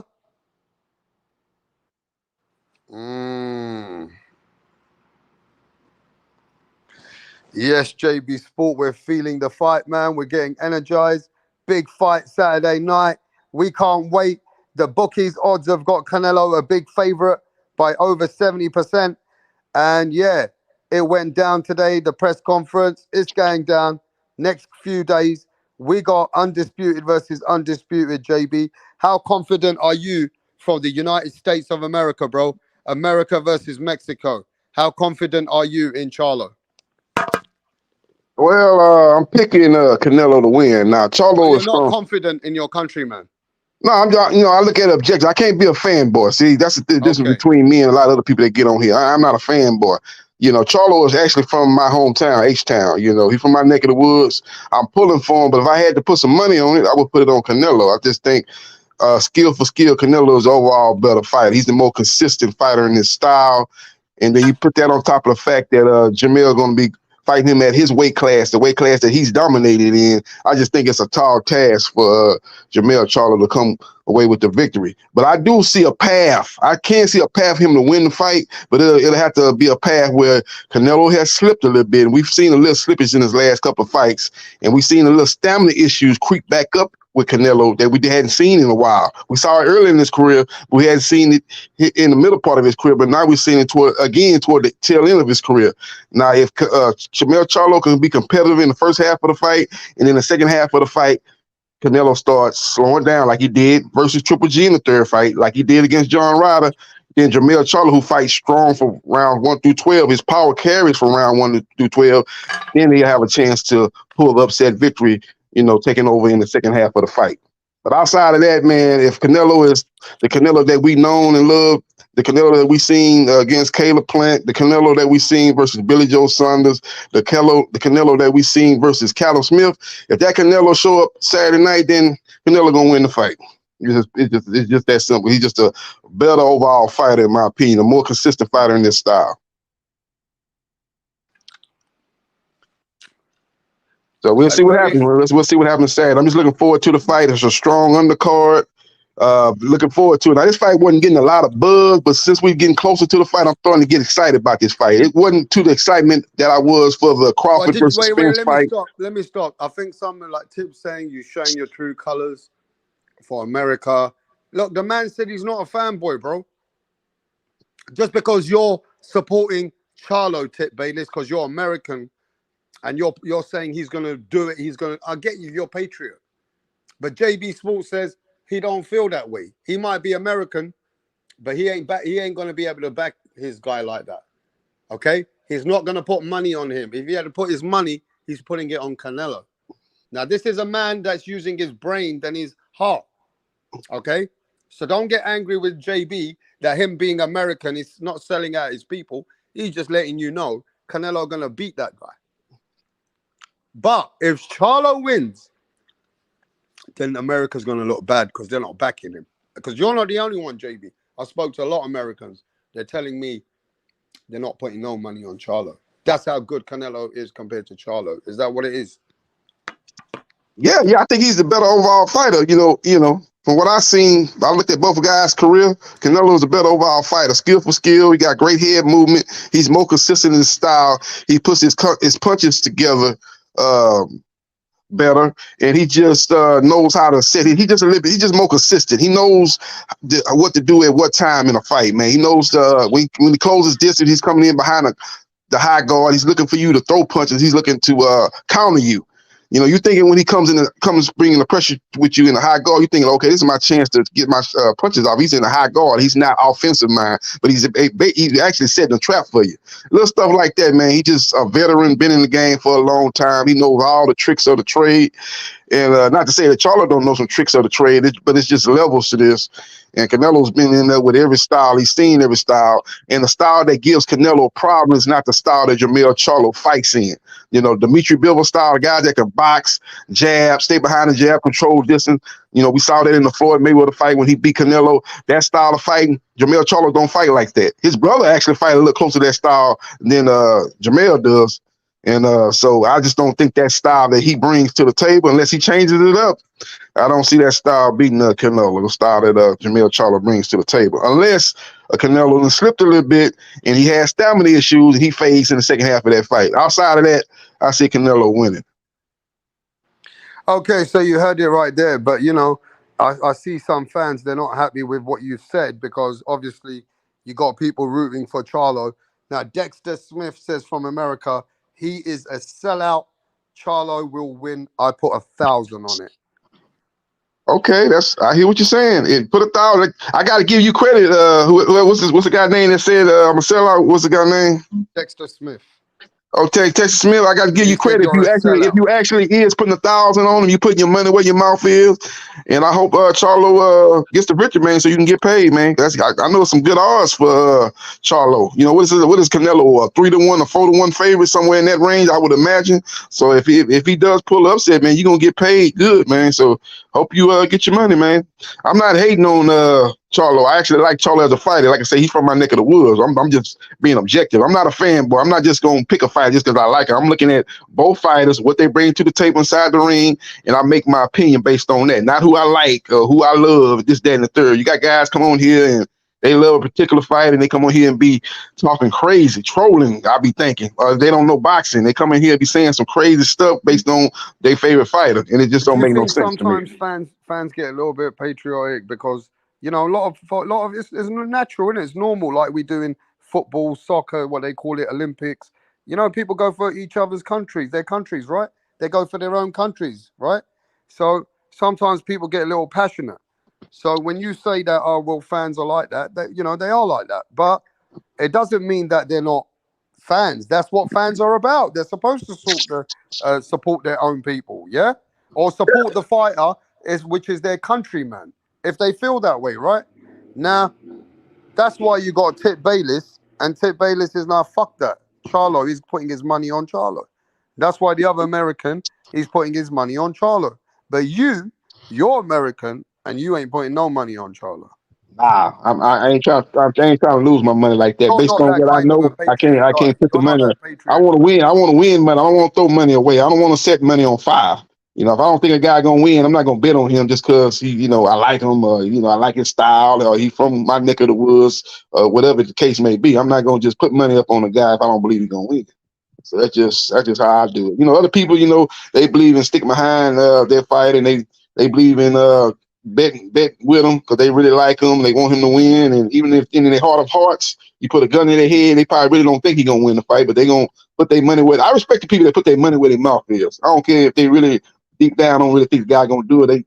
Anything happen in the sport of boxing, one punch can change everything, and you put the money on Charlo, and if you really believe Charlo gonna win the fight, more power to you. But me myself, I just don't I don't see it, man. Based on I've been watching both of these guys for their entire career, and that's why I'm making my opinion on based on what I've seen from Canelo and what I've seen from Jamel Charlo.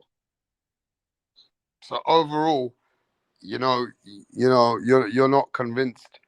You can't see the pathway or the yellow brick road clearly for Charlo in any angles, no. So it doesn't Yeah, it doesn't build your confidence. I just pointed out the way I can see Charlo winning the fight. If Canelo and slip, like, look, these last two fights, Canelo said he was hurt, so I'm gonna take him at his word, and he was hurt, and that was the reason why he didn't perform up to his standards. I'm gonna take him at his word, but based on what I've seen his last two fights, he done slipped a little bit. But even saying all that, I don't think he slipped enough to lose to Charlo.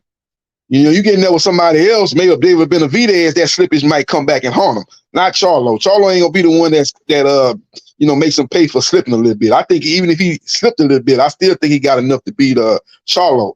Now he did have stamina issues in his last two fights, and if that comes into play in the second half of the fight, and Charlo's able to be competitive in the first half of the fight, then Charlo will have a chance to take over in the second half fight with his athleticism, his endurance. He don't seem to have any kind of stamina issues.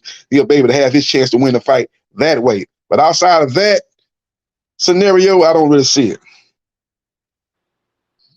Wow. Don't really see it. He gonna beat the good. Oh my God, Tip Bayless is going into one. Look, mate. The way I see it, Charlo is got a lot to prove because people don't feel that he is worthy of beating Canelo. So at this point, if Charlo fucking turns the switch and shocks the world, then it feels like, isn't it? He's gonna turn the whole boxing community if he wins. Because this whole boxing energy and community, They ain't got Charlo like that, bro. So if Charlo flips the switch, mate, he's gonna turn the whole fucking game, mate. I'll tell you what, it's gonna sound fucking crazy because fans don't believe he can do it. So if he does it, then you're gonna look like, oh wow, it's gonna look like wow. What do we know about boxing, bro? If he beat Canelo, that means that what I said about him slipping a little bit, that is held true, and them stamina issues that crept up in his last two fights and crept up in this fight. That's what that gonna mean. Because if he didn't solve that as far as the stamina issues and the reason why he didn't look great these last two fights because he was dealing with an injury, that's what he said. I'm gonna take him at his word. If that's indeed the case, he should win the fight, man, because he's the better overall fighter, in my opinion, more consistent in his style than See, the thing about Charlo, if you watch that Castano fight, especially the first fight, you can't do that. Canelo, all that laying on the ropes, taking on body shots, and you're trying to catch him with them hooks in between his shots. I see what Charlo was trying to do. That can't work with Canelo, man. You stand on them ropes way too long. Canelo is a vicious body puncher. He beats you down to the body, not only to the body, but hitting you on the arm, hitting you everywhere. You see what he did with Callum Smith, broke both his biceps. So you can't be laying on them ropes with Canelo. And Canelo, unlike Castano, he gonna be able to get more leverage on his shots. A lot of them shots that Castano was throwing were not doing a lot. They were landing, but they wasn't doing the maximum damage because he wasn't throwing them from the proper. He wasn't setting his feet. He wasn't getting the strong from his base legs with a lot of those shots. He was just kind of throwing kind of amateurs in a way, in my opinion. Castano was doing it. He was landing. He was scoring. But Canelo, in that same situation, is going to get maximum leverage on them shots. He going to do damage with them shots if Charlo land on the ropes. He knows how to throw those hooks. And he knows how to land those hooks. He knows how to disguise those looks. When you look at Ryan Garcia, when he knocked out Luke Campbell, when he hit him with that body shot, Luke Campbell thought he was coming over the top with that shot. He disguised and he went to the body. He learned that from Canelo. Canelo is a master with them hooks, disguising them hooks. You don't know if he coming up top or he gonna come. He actually reading you. He's setting the hook up based on if you come up with the high guard, he'll hit you up to the body. If you drop your arm trying to protect the body, he coming up top. He do a good job of disguising them hooks, reading his opponent on what his opponent is doing when he anticipating the hook coming.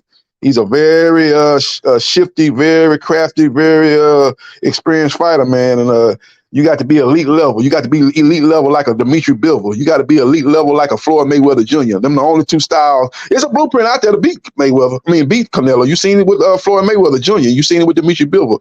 I don't see Jermell Charlo on the level of them two guys because them two guys are consistent. Jermell Charlo is not. Yo, finish up, bro. Just give me a sec. Okay, yeah. Let's see what. Now, I did like what Canelo said when they asked him, like, if he does beat Jermell Charlo, would he consider a fight with Terrence Crawford? He said he made a comment saying, well, Terrence Crawford, was asked about fighting Gervonta Tank Davis, and he was saying Gervonta Tank Davis was too small. So basically insinuating that if you're saying he's too small, why are you trying to jump up and fight me? Because I ain't gonna get no credit because they're gonna say you too small. But he did say if the money's right, I'll fight him. So they're going to have to give Canelo the bag to fight Crawford. They give him like 50 million. At least they probably have to give him at least 50 million guaranteed. 50 million, probably maybe have to go up to 60. They got to give him, what they was offering him for the Benavidez fight, 50 million or something like that. Maybe it might have to go up a little bit more. And what's in it for Canelo for that fight is a lot of people going to say, man, you beating up on a smaller guy. But everybody believes right now that Terrence Crawford is the #1 pound-for-pound fighter in boxing. Canelo was the consistent #1 pound-for-pound fighter before he lost to Dimitri Bivol. So if he fights Crawford and beat Crawford, he'll be able to reclaim his status as the #1 pound-for-pound fighter. I didn't consider that at first. I was like, why would Canelo fight him? Ain't nothing in it for Canelo. But it actually is something in it for Canelo. #1 pound-for-pound status. Because right now, Crawford is that dude in boxing. He's #1 pound-for-pound fighter in boxing. When you go to all these different list of pound-for-pound status, ESPN.com, SI.com, Terrence Crawford is the consensus #1 pound-for-pound fighter. So if Canelo can fight him and beat him, he will reclaim his status as the #1 pound-for-pound fighter. So that'll be what's at stake. But would they actually give it to him? Would they actually give that to him? Because Canelo Alvarez beating a guy who's 3 weights below him. But it don't matter. Because if he beat Crawford, say that Inoue is a guy going up in weight, whereas Canelo's beating the guy who's way, way below.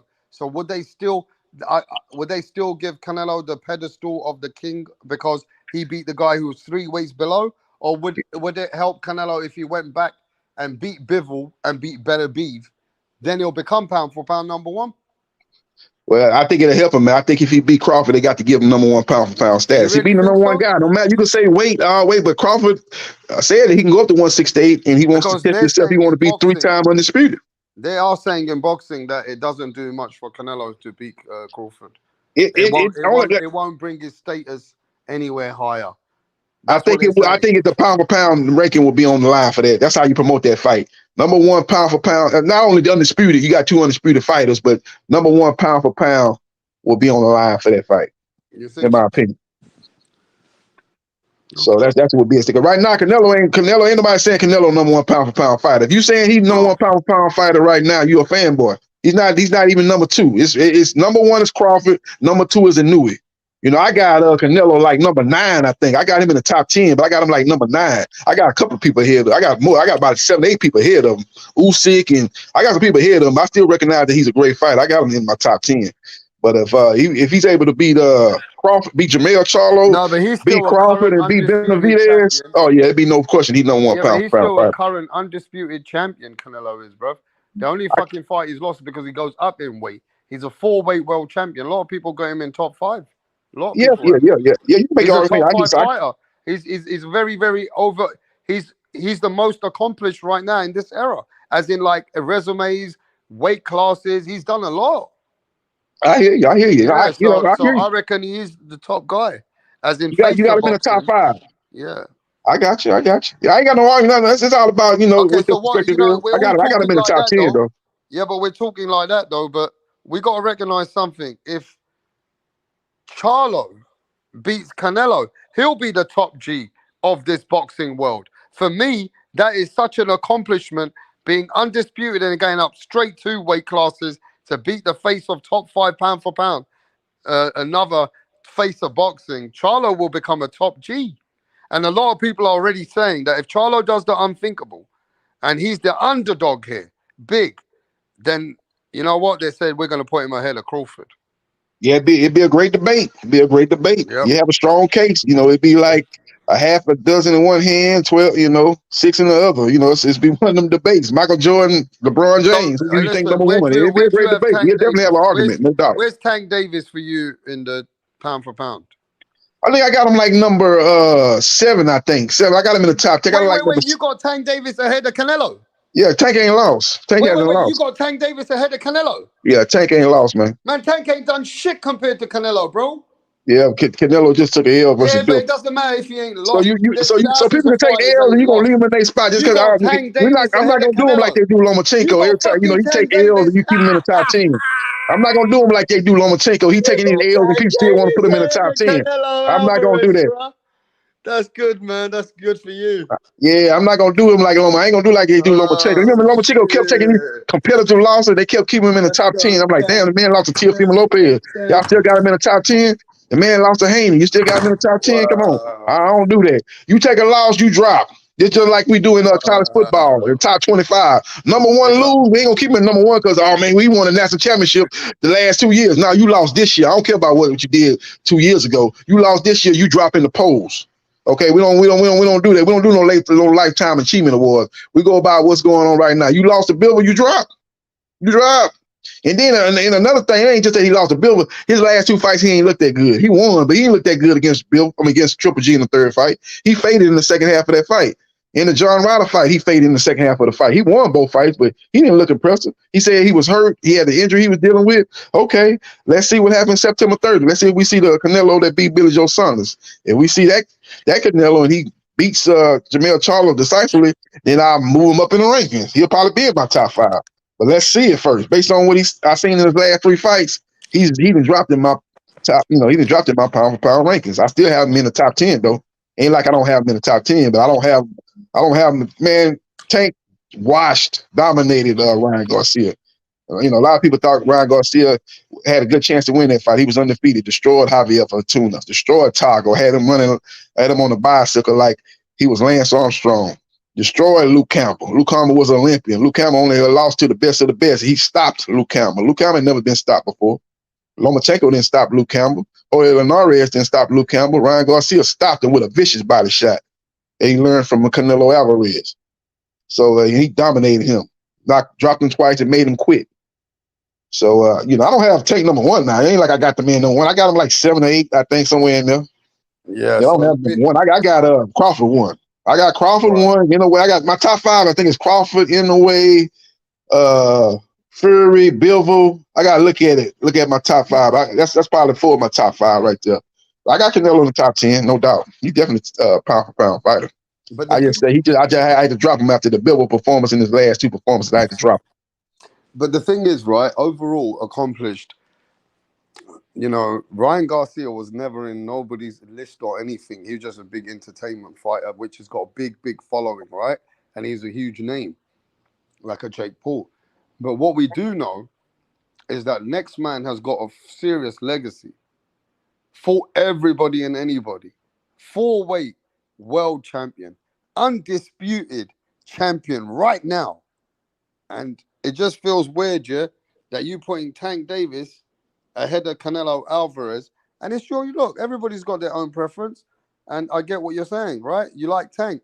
But not only Tank, I got some other people. It ain't just Tank. I got a whole lot. I got some other people ahead of Canelo. I know you're trying to say about Tank, but Tank ain't the only one. I got Bivol ahead of him. I got Fury. I got Inouye. I got Crawford. I got Haney ahead of him. I get those guys. I got Shakur Stevenson. I got some more. I got. It ain't just Tank. Yeah, I got about 7 or 8 people ahead of him. He in my top 10, and he got a chance to move up after Saturday night. But his last 3 fights were not great performances. Let's just be real about it. He lost to Bivol. He did not look good versus Triple G or John Ryder. So, you know, I still got him in my top 10. It ain't like I took him out, but he got to show me that it was that I was dealing with an injury and I didn't fix my stamina issues. If he able to show me this September 30th and knock out a guy that never been knocked down before, and Jamil Charlo, or beat him decisively, then yeah, I'll move him up. Anyway, you're one of few people though, but you know, we still love you here. We are one of few people though, JB, that I'll tell you the truth, not many people have got it that way, you know. But you like Tank a lot anyway. I know you see the future with him, so maybe, you know, you do like Tank Davis. I will say that. Yeah, but I don't have Tank Davis number 1. I don't have him. I don't have Tank in my top 5. See, like I said, I'm not no fanboy. We can have that debate to agree to disagree, and we can have that debate in a bit because Canelo Alvarez is ahead of Tank Davis in all pound for pound lists. But But I see that you got your own. But Tip Bayless, what's happening? What you up with, Tip Bayless? You're coming over here, jumping off and on. What the fuck you doing, bro? But look, JB, you gotta remember, man, Canelo Alvarez, he's a way more accomplished fighter than Tank Davis, bro. Yeah, but what have you done for me lately? Deep in the root. Because what have you done for me lately? This is not a lifetime achievement award. Just because you'd have been great for 15, 20 years don't mean that you can take an L and keep your position. That's what I'm saying. He took an L, man. He dropped from the Bivol. That Bivol, but he got beat decisively in that fight, too. Aussie in the house. So JB Sports has got Gervonta Tank Davis ahead of Canelo Alvarez in the pound for pound rankings. But I reckon that is totally wrong because Tank Davis ain't even hitting top 10. He's not accomplished as in legacy. He don't have Canelo Alvarez's fucking deep-rooted fights. He don't have Canelo Alvarez's real 4-weight world champion. Canelo is a true undisputed champion, and Gervonta Tank Davis is ahead of him in the pound for pound rankings. You know, JB, I disagree with you totally, bro. Totally. I hear you. We agree to disagree. Like I said, Tank ain't the only one I have Canelo. I know you're trying to make this a Tank versus Canelo debate, but Tank ain't the only one I have ahead of Canelo. It ain't just Tank. I got other people ahead of Canelo. I don't have Tank. I don't have Tank in my top 5. I don't have Tank in my top 5. The other people ain't the problem. It's Tank Davis. Other people ain't the problem. It's you having Gervonta Tank Davis ahead of Canelo. Yep, I got him ahead of Canelo, man. As we stand here tonight, I have Tank ahead of him. I mean, you know, you trying to say what he did in his past, and he got a lot of accolades. Definitely going to Hall of Fame, one of the best to ever do it. But we talking about right now. We talking about September 27th, 2023. We ain't talking about what he did 2 or 3 years ago. We talking about right now. Right now, I have Tank ahead of him. I have some other fighters ahead of Canelo. Canelo is still a top-level fighter. even though I think he might have slipped a little bit. We'll see. September 30th was the injuries was the reason why he slipped. He couldn't train properly, and that contributed to his stamina issue. We're going to see September 30th. Ain't going to be no more excuses. If he don't look good, they mean, okay, he just slipped a little bit. Well, because he come out here and said that, he gave some good, valid reasons why he didn't look the way he should have looked in his last 3 fights. So we're going to see September 30th. But bottom line is he lost to Bivol, and he lost decisively, in my opinion. I don't care about the judges having a 7-5. So you're telling me, He lost that fight decisively. You're telling me a man that's fought Rolly Romero and then pulled up Hector Garcia from underweight and to bring him up. And then not to mention he done fucking weight draw. He fucking weight drained Ryan Garcia with a rehydration clause. That guy is ahead of fucking Canelo in the pound for pound rankings, yeah? So you want to paint a certain picture No, of but I'm saying asking you don't want to give him credit. You want to say Hector Garcia. Hector Garcia was legacy, bro. Rolly Romero.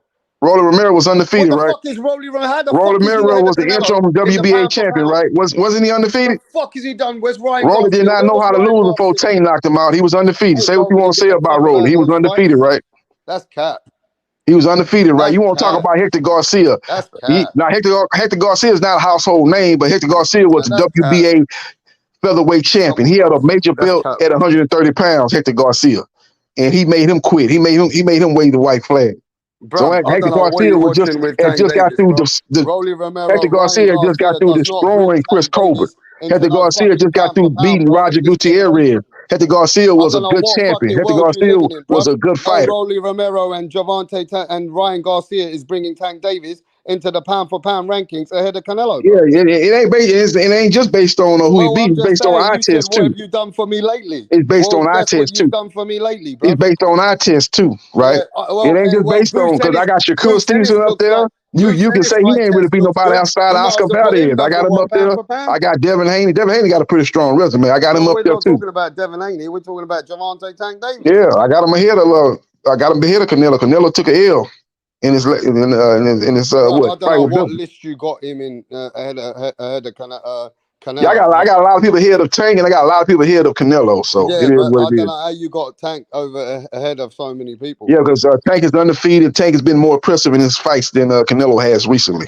And Ted Bayless, what you keep jumping in and out? What name you got on your fucking avatar, bruv? What you putting on your avatar these days? Oh, show it to the people. Show it to why are you trying to show to what people, bro? Show it to the people. What is this? What you're doing? What is that? El Charlo Jefe. Okay, so why are you telling why you telling the world that Charlo's gonna do this and Charlo's gonna do that?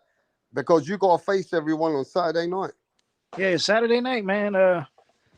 I'm gonna have to face the people, I'm gonna have to face the haters. Because on September 30th, it's the takeover. Jermell Charlo takes over Guadalajara. Jermell Charlo will own Mexico. Talk the talk. Yeah, I'm gonna talk that talk for the people in the chat. Talk. It's Charlo season, baby. You know what's coming. It's over for Cinnamon. Lions only. Jump on the wagon now before it's too late. Because we're gonna be 2-time undisputed, baby. 2-time undisputed. 2-time undisputed. Jumping up 2 weight classes to beat your king. Your king. And dethrone your king. King of what? King of 168? I hear you. King of 168. I got you. So what you think is going to be a knockout by Jermell Charlo, or he going to win by decision, or how you think he going to win? I think Charlo wins by devastation. So you said devastation. You talking about a highlight reel knockout. That's what you saying? Annihilation. Yeah, but people are not happy like that, because we've been on this channel. If you're going to make a statement like that, people are saying, then break it down and tell us how he wins. Yeah, break it down. Tip how he going to do it, man. He going to do it with how is Charlo going to win? And what are we gonna watch? Yeah. Oh, I'll tell you how Charlo's gonna win. And don't talk like no, you know what I mean? Like you're on the TBV. You're on Rapstar Boxing Knowledge, bro. Charlo's gonna hit Canelo with the most vicious straight right Canelo has ever felt. Wait. You're telling me that Charlo's gonna hit Canelo like nobody, like he's never been felt before? He's going to stop Canelo. Like keep cooking. he's going to stop him. He's going to stop all of Mexico. Because the moment Canelo gets stopped, they're going to be stopped in their tracks, thinking, what the hell just happened to my king? My That's king your game Canelo. plan, yeah? That's your game plan.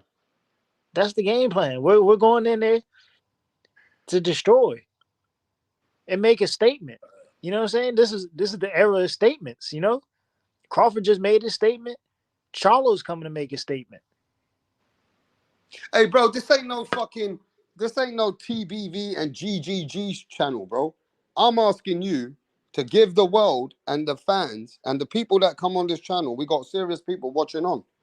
This is your statement as being a guy who goes in the ring in and out and plays with the sport of boxing, and you telling everybody that you're trying to be an amateur and this is your statement.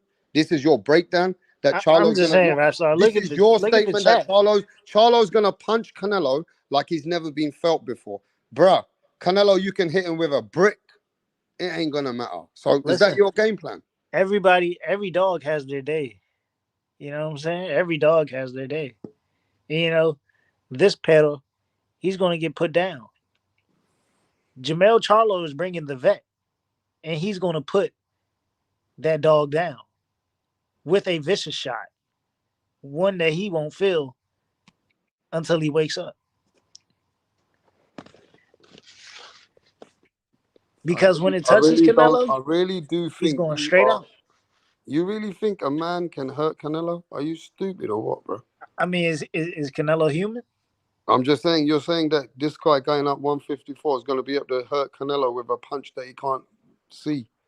He's going to hurt Canelo bad. Jamel Charlo is different, man.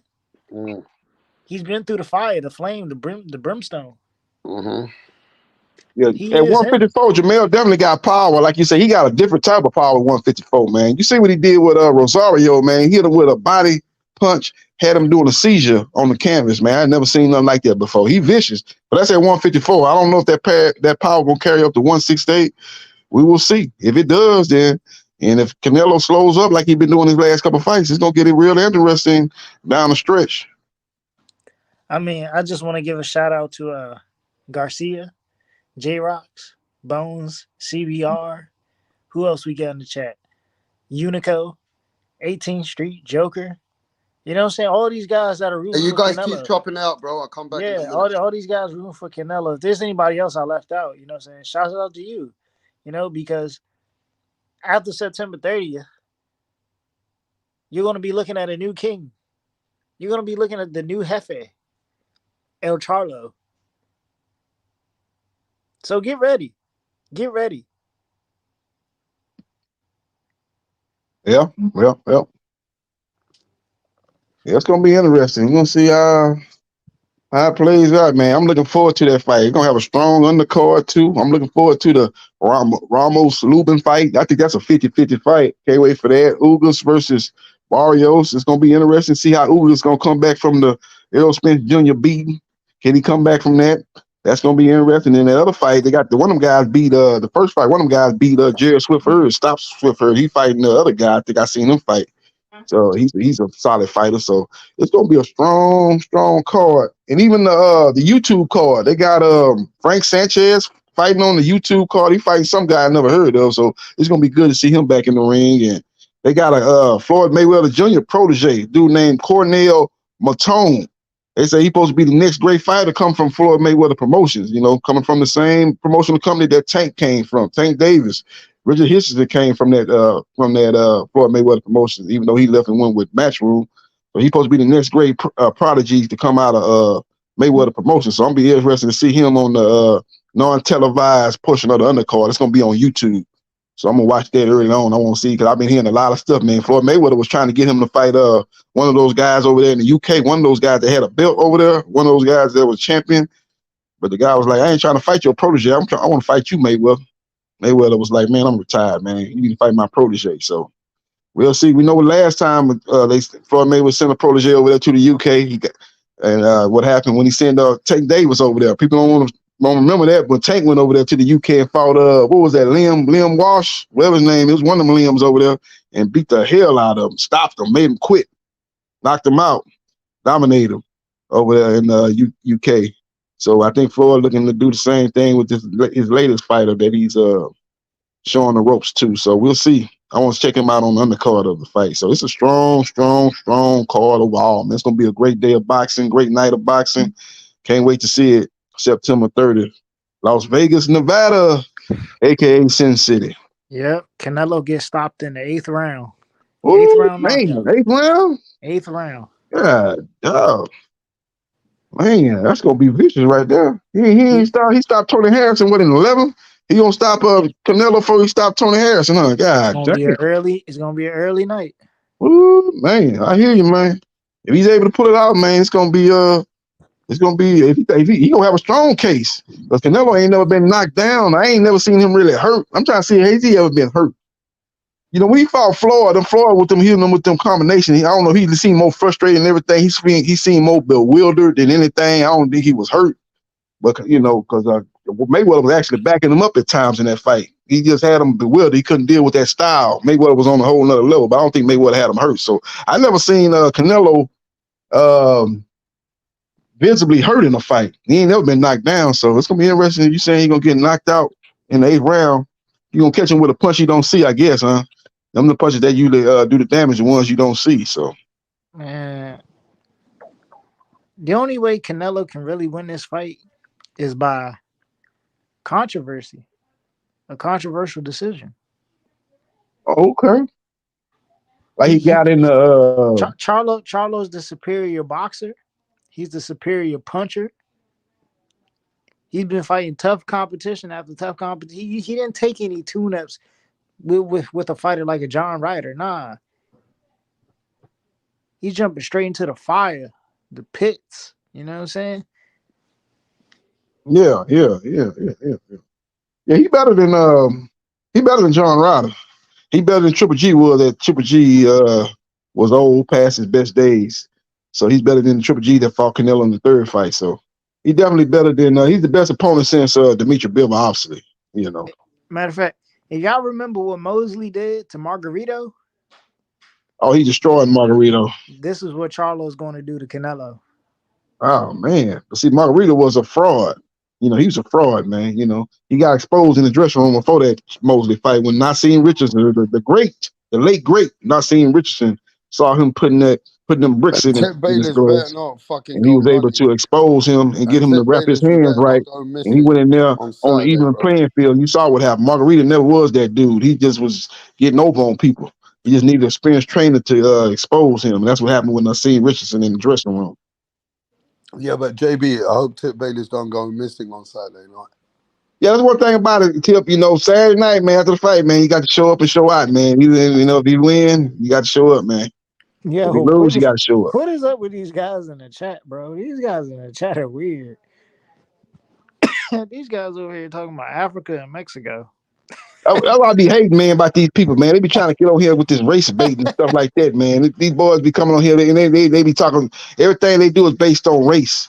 The black fight ain't no good. He should have had 4 more losses. He got gift decisions, and the Spanish guy he got robbed 3 or 4 times, and he the best fighter. Even though he lost to the guy when they fought, it don't matter. He's still a better fighter. And the dude was weight drained. You know, try to make all these excuses. They throw everything against the wall and see what stick.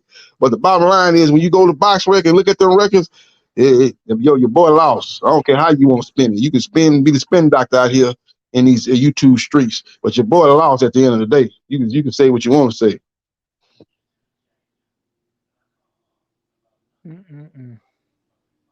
Yep. He said, So we'll Charlo see, man. I'm didn't looking run forward to this. It's 3 fights that I'm looking forward to for the rest of this year. Obviously, this fight this Saturday, you got Charlo versus Canelo, and then you got the fight December 9th. You got Haney versus Prograves, and then a week later you got Sonny Edwards versus Bam Bam Rodriguez. So and then I'm looking forward to Shakur versus De Los Santos too. That's a good card with Navarrete co-main event against Conseco. So I that's do want to probably talk the 4 about fights I'm looking forward to. the big fight on this Canelo Charlo undercard.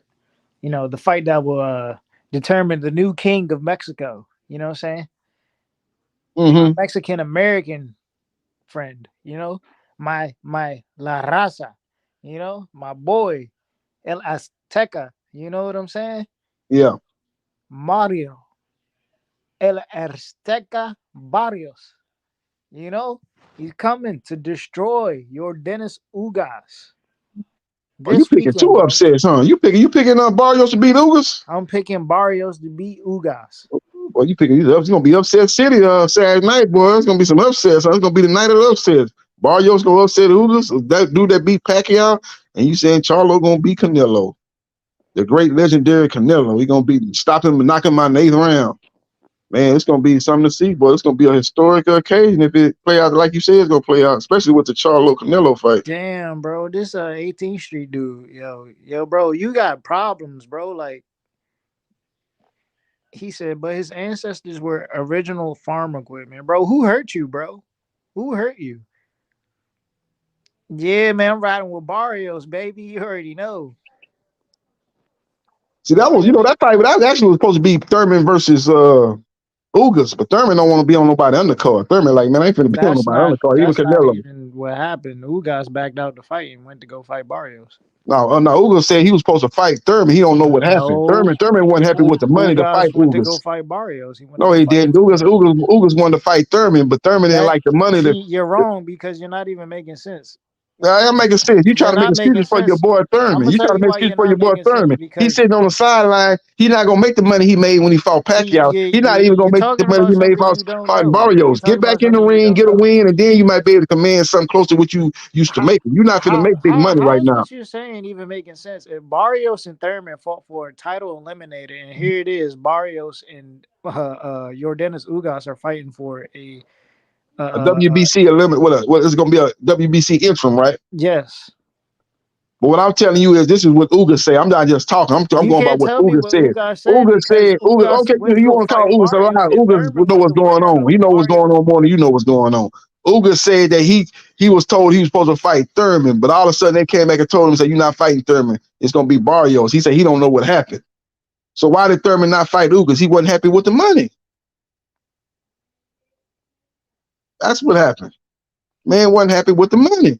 He ain't gonna get the money he got when he fought Pacquiao.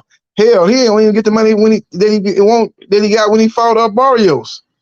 He gonna have to get a win and then reestablish himself, and then he might be able to make some good money in the second fight. But he's not finna come in here and make 3-4 million fighting Ugas. Nothing like that. It's not gonna happen.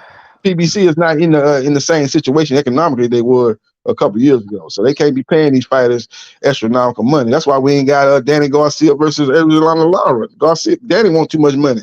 They can't afford to pay that, and it's not a pay-per-view fight, so that fight is just hanging in the wind right now.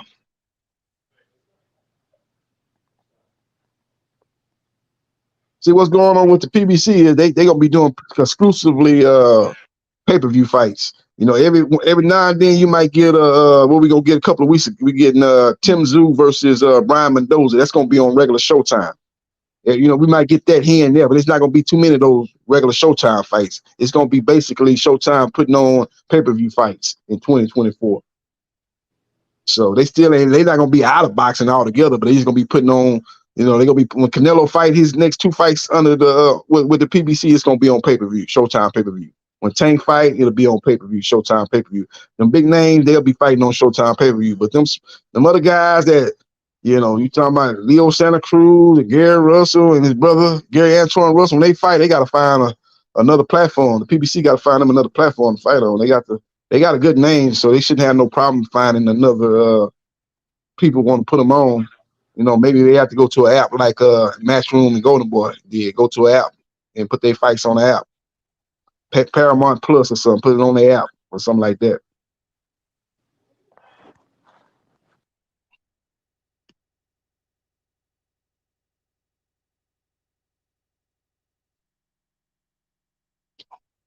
But Thurman, he's in the last 4 years. Keith Thurman had one or two fights, maybe one. It's ridiculous, man. This man is he's doing a lot of talking, great interview, good personality, man. But goddamn, get your ass back in the ring by hook or by crook. Take what you can get. Don't be trying to think you're gonna get what you got in the past. Take what you can get and reestablish yourself. Get a good win, and then your next fight you might be able to get something close to what you accustomed to making. If not, then just retire, man, because this is ridiculous. You ain't fought in damn near over a year and a half.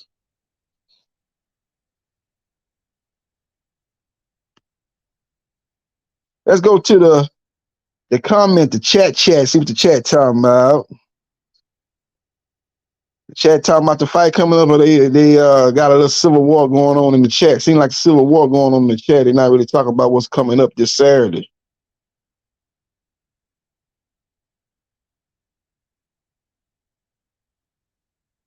Drizzy Dro say Thurman effing up big time. Yeah, Drizzy Throw, he's shitting away his career, man. It's ridiculous because he still think he the Keith Thurman of old. You're not the Keith Thurman of old, man. You ain't fought nobody in damn near a year and a half.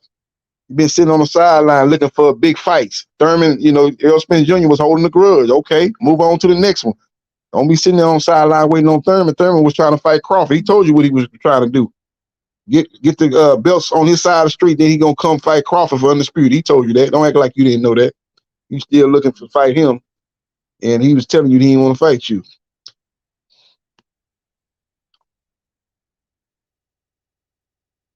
Slide and counter say tell Thurman to fight Jamal James or something.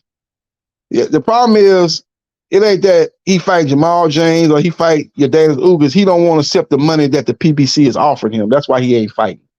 The people don't, Tip Bayless, he caking for Thurman. He can't see the forest from the tree. But the problem is he's spending big money and the PBC is not paying that type of money.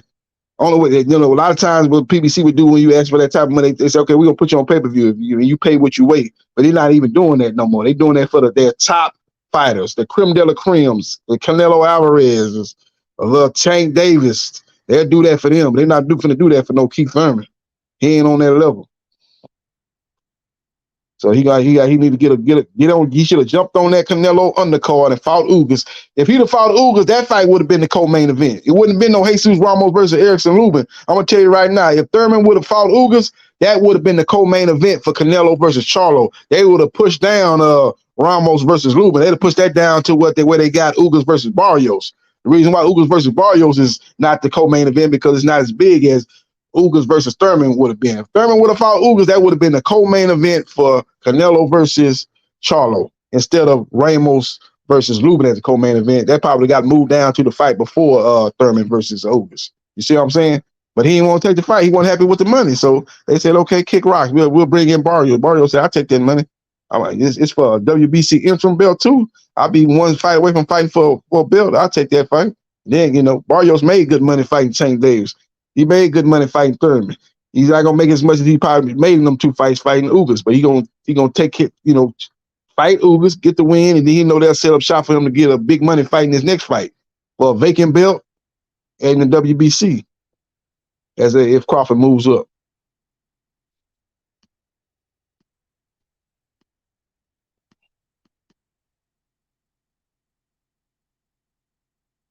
Okay, the boxing kangaroos say, when is Benavidez versus Boo Boo? You say Poo Poo. I'm gonna say Boo Boo. I'm gonna show the man some respect. He's a undefeated Olympian.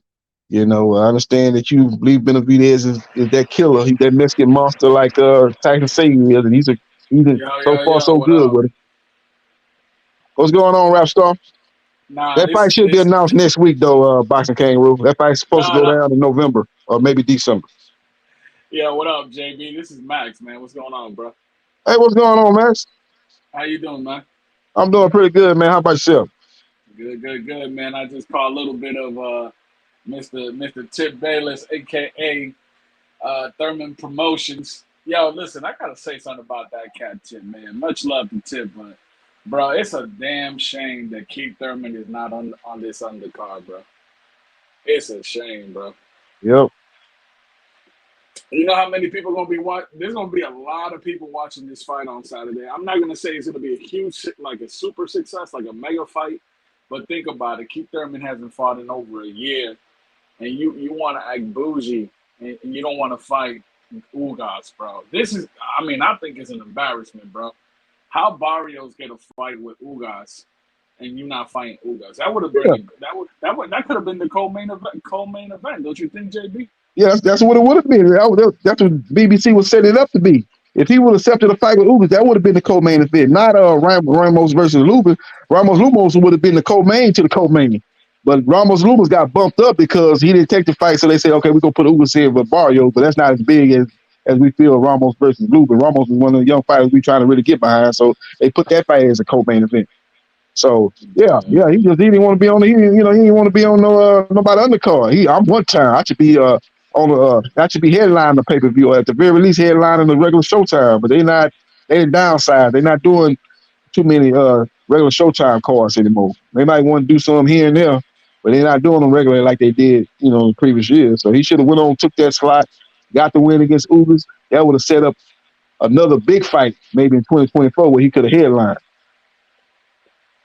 But he want to be on the undercard. I'm keep one time firm. I ain't gonna be on nobody undercard. Okay, we're still on the sideline. Yeah, nah, man. He's you know what? He needs to go fight Boots now, man. That's what he needs to do, man. Because who else he gonna fight? He not getting a Bud fight. You know what I'm saying? He not getting that at all. Yeah. He need to fight. You gotta hope that Showtime be willing to put the money up. They believe in Boots, so the Boots got a deal with them, exclusive deal with them. But I don't know if like I said, Showtime is they not gonna be. They downsizing as far as regular Showtime going. Showbox might be going all together, but they definitely at least downsizing. So they basically gonna be doing pay-per-view fights. They're not gonna be doing a lot of. They're not gonna be doing a lot of regular Showtime. So. Well, JB, I couldn't watch the show last night, but I caught a little bit of the replay, and I saw that you and Rick Glazer going at it a little bit. Was that yesterday? Yeah, that was yesterday. Man. Rick, man, Rick, he been out here for about the last 3 or 4 years saying that Showtime was going to be out of boxing. There seems to be some smoke at this time. Yeah, but I heard about it. Yeah, we'll see. I think the PBC, even if they leave Showtime, they're probably going, they're probably, sign with somebody. They might go to an app like Golden Boy and Matchroom. They might go to an app. Yeah. But they definitely somebody gonna put them on. That's for sure. You know what sucks about today though, man? This was like the most what's the word? The most like trash talk we got from these two. You know what I mean? And it kind of sucks that it just was today. Like, here's one thing about boxing, and I don't know if you agree with this, JB. But like, I get it. Canelo's a class act, but you got to bring some sportsmanship, right? You got to bring some entertainment to this. You gotta, entertain the casuals. You got to do something, man. To make this fight more exciting. And we saw a little bit of that today. You dig? What you think? Oh yeah, we saw a little bit more trash talking. I had been here. Canelo say it, about a week ago about Charlo was, basically didn't believe in his skills. I heard he started talking about that about a week ago. And I didn't see it in the first 2 press conferences when it kicked off. There was a lot of respect by both guys, but I started hearing Canelo saying, "Yeah, man, I'm gonna make him pay." I didn't know Jamel Charlo said at the bottom, but evidently he must have said it because he brought it up again in the press conference today.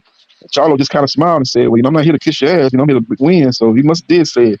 Something that happened maybe 10 years ago, but Canelo got a memory of an elephant, man. He don't forget that, so he gonna try to make him pay September 30th, man. But we I know a lot of people saying that Jamel is being a little bit too respectful. We're not seeing the Jamel Charlo that we seen when he fight Tony Harrison going off and other fights and stuff like that, but I just think he's at a good place. He's at peace. He's finally in a fight that he felt he should have been in a long time ago, and I just think he's just at peace right now. He's ready to get in there and put on a top-level performance. But he was on a video like 3 months ago talking about how he would beat Canelo's ass. You feel me? Oh, okay. So, I mean, I don't know. His energy seemed different. Well, so what's your prediction for Saturday, JB? You know what? There's something about this that I think Canelo might actually stop Jermell Charlo, but let me tell you why. The only reason I'm going with that is because Canelo is telling the world that he is fully healed from his injury and that his training camp, he was able to train at 100%. So with that being said, what's your prediction for Saturday? Yeah, I like Canelo to win the fight. I think I don't know if he'll stop Charlo. He could, if he do stop Charlo, it'll be late. But I'm gonna say that Charlo, here's the last bell, but I do like Canelo to win a decision. I just think he's a better overall fighter. He's more consistent in his style. I just think even without the weight difference, I think if they was actually even on the weight, say if people think they are uneven on the weight, just say they were even on the weight, I still would favor Canelo to win the fight. Man, I just think he's a better overall fighter actually. So you put that on top of the fact that he's coming up 2 weight classes, I don't see And with all that, I you don't think see he don't Canelo stop him? losing. Huh? And with all that, you don't see Canelo stopping him? Nah, I'm gonna give Charlo I would see. I ain't never seen him even been knocked down. I haven't never seen him knocked down or knocked out. So I'm gonna give him the benefit of the doubt till I see it. I'm not just gonna say, oh man, he gonna get knocked out. He's been hit with some good shots over his career. I ain't never seen him visibly hurt. So I'm gonna say his chin gonna hold up. Maybe he gets dropped. I'm not saying he's not gonna get dropped, but I don't think he knocks out Charlo. I think he wins on the decision. Yeah, Las Vegas thinks he wins by decision. Because if you look at the betting odds, I think he's like minus 160 by decision. Um, so, there's that. But listen, let's ask the chat, everyone in the chat. Let's screenshot this. Who do you have winning on Saturday? I want to hear from Carl from Australia, Lisa Snow, J Rocks, everyone in the chat. Put down who do you have winning the fight on Saturday? I'm coming. Yeah, I've already kind of decided that Canelo's going to win on Saturday, but I wouldn't be surprised if Charlo wins by decision. But I think Canelo's going to pull it off, man. And something about this fight tells me that he might stop Charlo, man. Let's see what the people are saying in the chat. JB, we Yeah, got let's see what they say in the chat. Man. Let's see what they say. uh, What do you guys think? What do you guys think? Real Boxing TV say send the link. So Real Boxing TV want to get on, but I'm here. I'm Max. I'm Real Boxing TV, JB. oh, you Real Boxing TV? Yeah, Oh, my man. bad. I know you're Max. Okay, I got you. I got you. Yeah, I I just got become you. I Real got Boxing. So I'm Max. Yeah. you. Yeah. Uh, Let's see. let's see. Let's, let's see what the chat talking about. Who they got winning between Canelo Alvarez versus Jamel Charlo, the battle of the undisputed. This is the Max and JB show brought to you by Canelo Promotions, Mayweather Promotions. Hey, Yeah, yo. right. Okay, Lisa Snow saying Canelo by stoppage 7 through round 9, somewhere between round 7 and round 9. She say Canelo gonna stop Charlo. Yeah. So so Tip Baylor saying Charlo gonna stop Canelo in the 8th round. So somebody gonna be right if it happens in that scenario in that mid in the first half, well in the second half of the fight. 7 through 9, round 8 got to be in the second half of the fight. So we'll see who's closer to being Yeah. right or who's actually right on point. We got a sliding counter. He said Canelo by decision. Garcia said, I think he meant Canelo. Drizzy Joe says Canelo KO. If not, Charlo by decision. Interesting. So he thinks he can't win by So decision. Junior Joe said Canelo gonna have to knock out Charlo. I guess Junior Joe is kind of like me. He kind of wondering about Canelo's stamina. He had stamina issues. They kind of crept back up in his last 2 fights. Now Canelo blamed that on injury. He said he injury free now, and that shouldn't be a problem. So I'm gonna take him at his word, and I think we gonna see the Canelo that beat Billy Joe Saunders and the Canelo that beat Callum Smith and the Canelo that beat Caleb Plant. So if that Canelo show up, he should win the fight. Yeah, you know what? I was watching a little bit of a Billy Joe Saunders fight, man. And if we get that Canelo on Saturday, I was telling Mirage thinks I was trolling him. But if Canelo stops Charlo, Benavidez is in trouble, man. I'm telling you, I think Benavidez better hope. I think Benavidez and Benavidez Sr. is hoping that Canelo looks washed, that he looks like he's no longer the same. I think that's what Benavidez camp wants. You feel me? But Yeah. I'm giving Canelo the benefit of the doubt that he's gonna pull this off and he's gonna stop Charlo in the 8th round.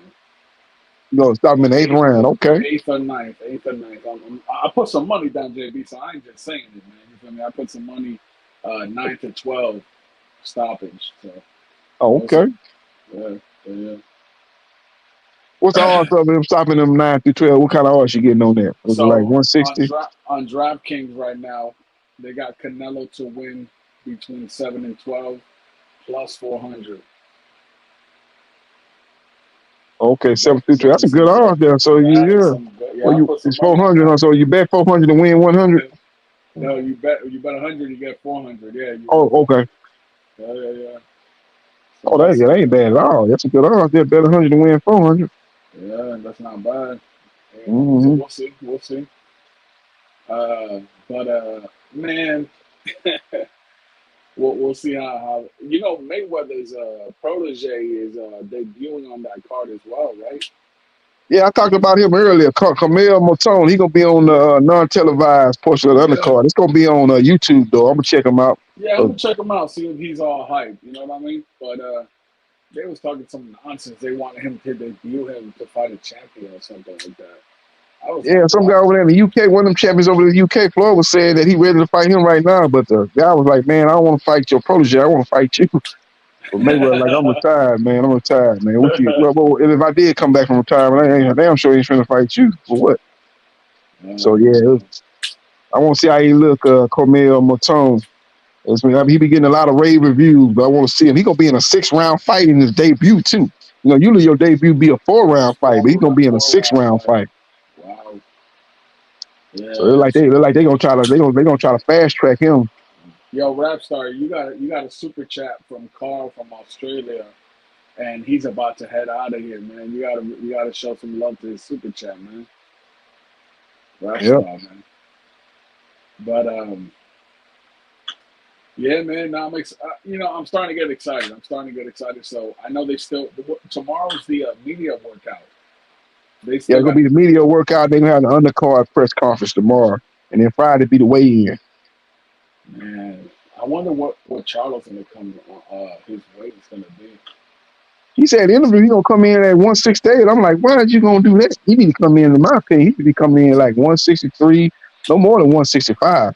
He need to be very using his athleticism and quickness and being light on his feet, moving around in and out, get your combinations out and get back out, jab, stay out of harm's way type of fight. He need to be elusive. I don't know if he's gonna be cutting around all that extra weight coming in 168, just like Canelo. Gonna try to I guess he try to be the guy that's powerful in that type of fight, but you're gonna let that weight maybe slow you down. So I don't advise him to do that. And I know his trainer was saying that they wanted to come in light, but he said in the interview today that he's gonna come in like 168. So I don't know if he was just saying that. We're gonna see Friday. Yeah, we're gonna see Friday. Hey man, listen, what you think about the chat? Let us know who you got winning this fight. Devin Haney versus Regis Prograis. What do you think about that fight finally finalized in JB? I'm very excited about that fight, man. When that fight was finally announced, I'm very, very excited about that fight, man. I can't wait for that fight. That's gonna be a good one. I hope Regis knocks him out, man. I think Regis can stop him. But then again, I'm just letting you know, I am a Devin Haney hater. Like that's on paper. You feel me? But You gotta give Haney credit, man. He's going up to 140. He ain't taking no tune up or nothing. He's going up to 140 and fighting the champion. You gotta give him credit, Devin Haney. He ain't, he is his last 3 or 4 fights, he's been in there with some top competition. Loma, then Prograis. You gotta yeah, give the guy credit, man. You give him a lot of credit. him beating he didn't defeat Loma convincingly. It was a debatable win that some people think Loma was robbed, and very few people I found out that think Devin Haney won. I mean, at the end of the day, JB, even when I heard the replay last night, I know you were going back and forth with some troll about Pacquiao. You said it. You said, at the end of the day, what does the record show? The record shows that Devin Haney, on paper, beat Lomachenko. But the record also shows the Camboses beat Maxie Hughes.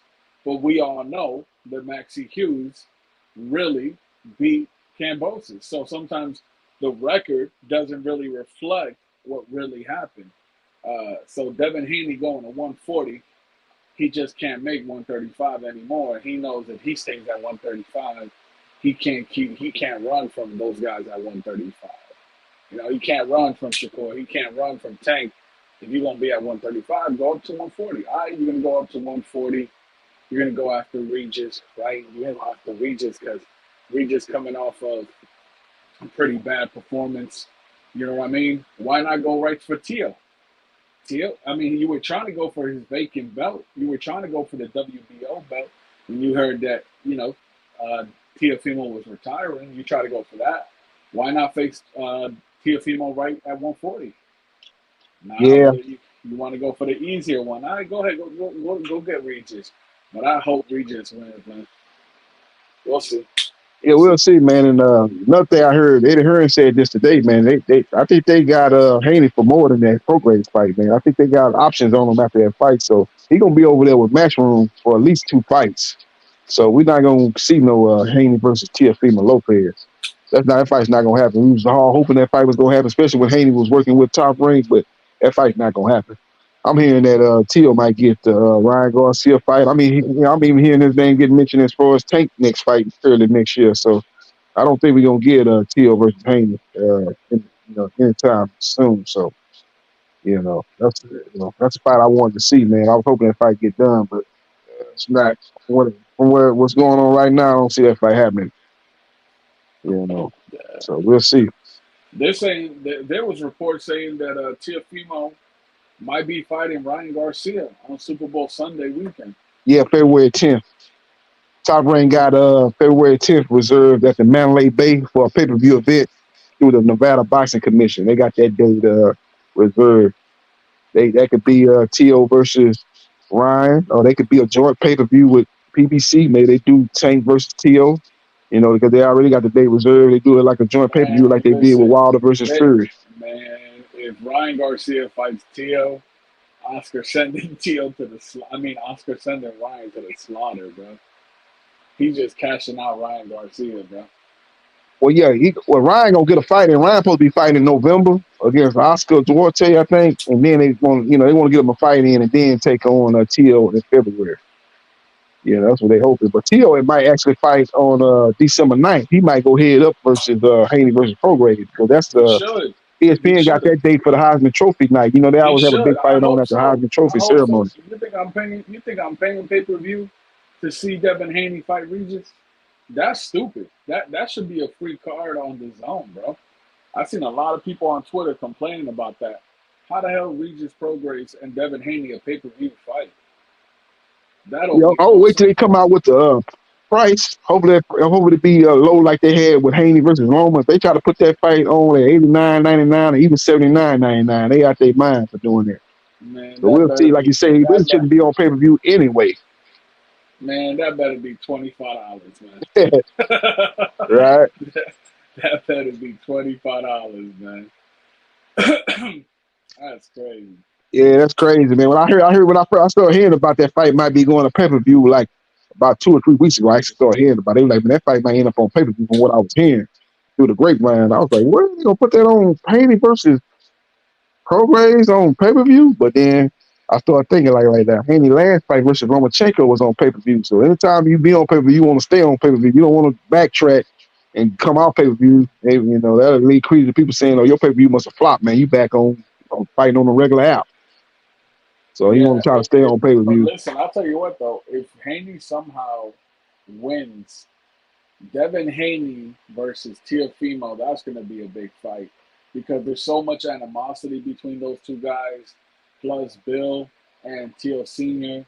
They going to sell the fight.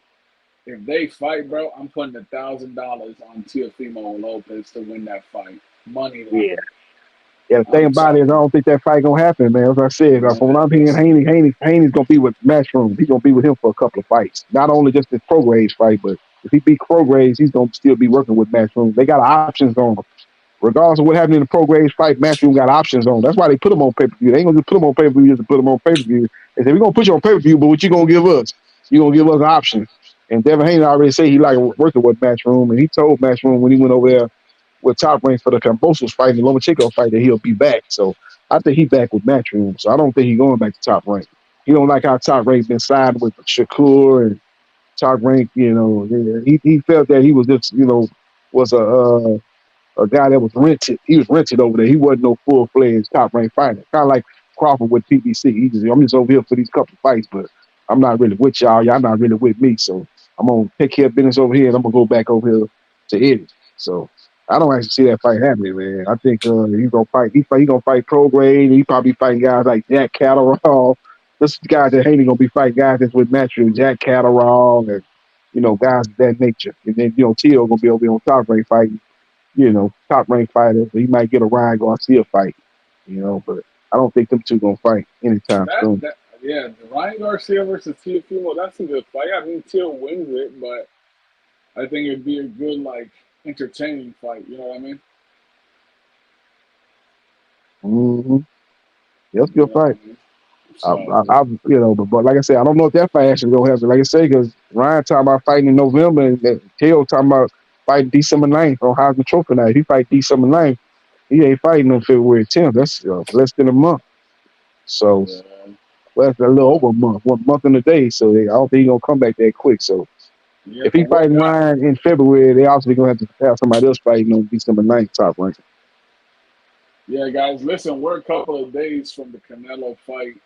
I hope everyone has a good time enjoying this fight. We're gonna be here after the show, after the fight here on Rapstar Boxing Knowledge, and we're gonna hear from the fans and see what people think, bro. But I tell you what, if Charlo beats Canelo, all right. So let's ask this real question. Let's ask everyone in the chat. If Charlo beats Canelo, should Canelo consider retiring soon? Like within the next year. Because obviously, if he loses, he gets a rematch. We know that, right? It's in the contract. He gets a rematch, and he gets a chance to get his belts back. But should he consider retirement if he loses to Charlo? Yes or no? Let's see what the people are saying. Because, All man, right. if somehow this guy pulls an upset, that's gonna be crazy, man. Yeah, it is. Yeah, it is. Canelo has a one-way rematch clause, so if he loses, he can exercise a rematch for Cinco de Mayo 2024. But we'll see. It depends on how. If he loses, it depends on how he loses. If he gets knocked out and he gets, dominated and beat decisively and knocked out, then yeah, maybe he might want to call it a career. But I don't see that happening. But it depends on the manner of how he loses, really. Yeah. Lisa Snow says no. If he lose, no. If he lose. Every style is different. Okay. Yeah. Drizzy Dro said, hell no. He needs to fight till he's at least 40. What the hell? Let's see what everyone is. Eric from H-Town. Yeah. Rapstar, where you go, man? You probably having breakfast, eating some. Yeah, Ralph started in the kitchen making some omelets, Yeah, omelets well, and French toast. it's like 6 in the morning over there in the UK. Yeah, yeah, Yo, he knows some omelets and French toast and some any coffee. any update on Alicia Baumgartner, bro? Because like she just walked. I say this respectfully. You feel me? Like she's just like she's walking everywhere with her belts and stuff like that. And I don't know if they ever got down to the bottom of the situation with her and the PED scandal. You know what I mean? Oh, you talking about Alicia Baumgartner. Oh, Lucia Bumgarner. Yeah, yeah. She done got real quiet. And it's, you hate to say it. And I heard Michaela Mayer come out and say that she had a lot of PEDs in her system. The PEDs that she had in her system, it's kind of hard to explain it away because she had a high amount in her system. She didn't have traces. Sometimes when you had them traces, you could be like, I maybe ate the wrong meat. I might have took this supplement that had a little bit of the same ingredients that PEDs had. And I could see if you got traces, but she didn't have traces. She had a high amount in her system. And then she said that she wanted to B sample to be released, but I think that was propaganda because she came out and said that, but you don't need to come out there and say that. You need to contact the testing agency and tell them to release the B sample. That's how you go about that. Don't come out on boxing scene and say you want the B sample released. That don't mean nothing. Yeah, I don't So like I don't know. I haven't heard anything from the WBC or Matchroom about Alicia Baumgartner anymore. And I don't know what's up with her. You feel me? I know that ESPN they did a pound for pound list for the women, and Alicia Baumgartner wasn't on that list. and I think it's because right through the whole PED scandal. So Yeah. I don't know. I don't know. Hey, what up, Punch? Shout out to Punch. I saw one of his videos with Steven Espinoza. I guess that press conference was in New York, right? You remember the press conference today? Yeah. No, it's in Las Vegas. This was a Oh press shit. conference. You know, the press conference was Wednesday. Hey, So, yo, motherfuckers, we got Punch Drunk Boxing in the house. He's out there right now. Look, So I was just gonna Punch say, I didn't guess even, Punch. Yo, wait, Punch, I got things to say. Punch didn't even tell me he was going over there, bro. And the man's over there, but respect to Punch. He's out there giving you the content. Punch is and there remember live what with Punch said. Canelo Remember what Punch said. and Remember what Charlo, Punch bro. said. Yeah, Punch is there right now with Canelo versus Charlo. He's been getting clips. Go watch, I heard, go watch the videos, bro. So he in Las I Vegas. did. I saw him. I saw him interview Steven Espinosa. I heard Punch's doing some gambling with Dana White at the casino too. Shout out to Punch Drunk. Bet it all on red, man. Don't split the aces, Yep. man. That's good. That's good. He down there for the fight. Okay. Big fight down there. Big fight. You know, you want to be. You know, you want to. That's the fight you want to be at. Those mega fights. You know, Punch Drunk already came out and said that if Canelo wins, he's gonna fight Benavidez next. But what I found it kind of interesting is nobody asked Canelo about a Benavidez fight today. They asked him about Crawford though. They did ask him about Crawford, but nobody. I don't know if he's telling people don't ask him about Benavidez, and the reporters know not to ask him about David well, Benavidez, or maybe Crawford is a fight everybody really actually want to see. But they did not ask him about Benavidez. But they did ask him about Crawford. He said, "Look, Crawford was asked about a fight with Tank Davis. He was saying Tank Davis is too small, but now he's trying to fight me. But then he said, look, if the fight makes sense, I'll take it. So they're going to have to give him the bag to fight yeah, Crawford. But I found that kind of interesting that they did not ask him about Benavidez, but they asked him about Crawford. So it seems to be a well, lot more momentum for a Crawford fight if he beats Jamel Charlo than a David Benavidez fight. That's what I picked up today. yeah. Well, no, they told Punch said one time that when he went to a Canelo like media conference or whatever, like where Canelo was at answering the media's question, they told all the media outlets that Canelo was not taking any questions on Triple G and Benavidez, or I think it was Boo Boo and Benavidez or something like that. So I believe it. I believe it. Man, if I was Devin Benavidez though and Canelo wins, you know what I'm doing? I saw Mirage put in the comments earlier.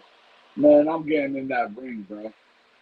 I'm calling him Yeah, out right Benavidez to his definitely need face to in be at front of that the fight. He world. definitely need to pull a Clubber Lane. No doubt about it. He He definitely needs need to to do that. pull up into the fight in front of all the Mexican people and be like, you cabron, well, let's go. You feel me?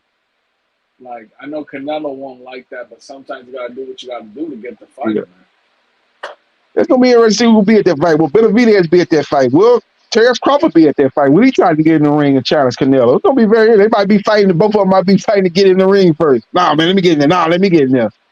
Yeah, Both of them might be trying to get in that ring after the fight to challenge Canelo. It's gonna be interesting. See how it all play out. yeah.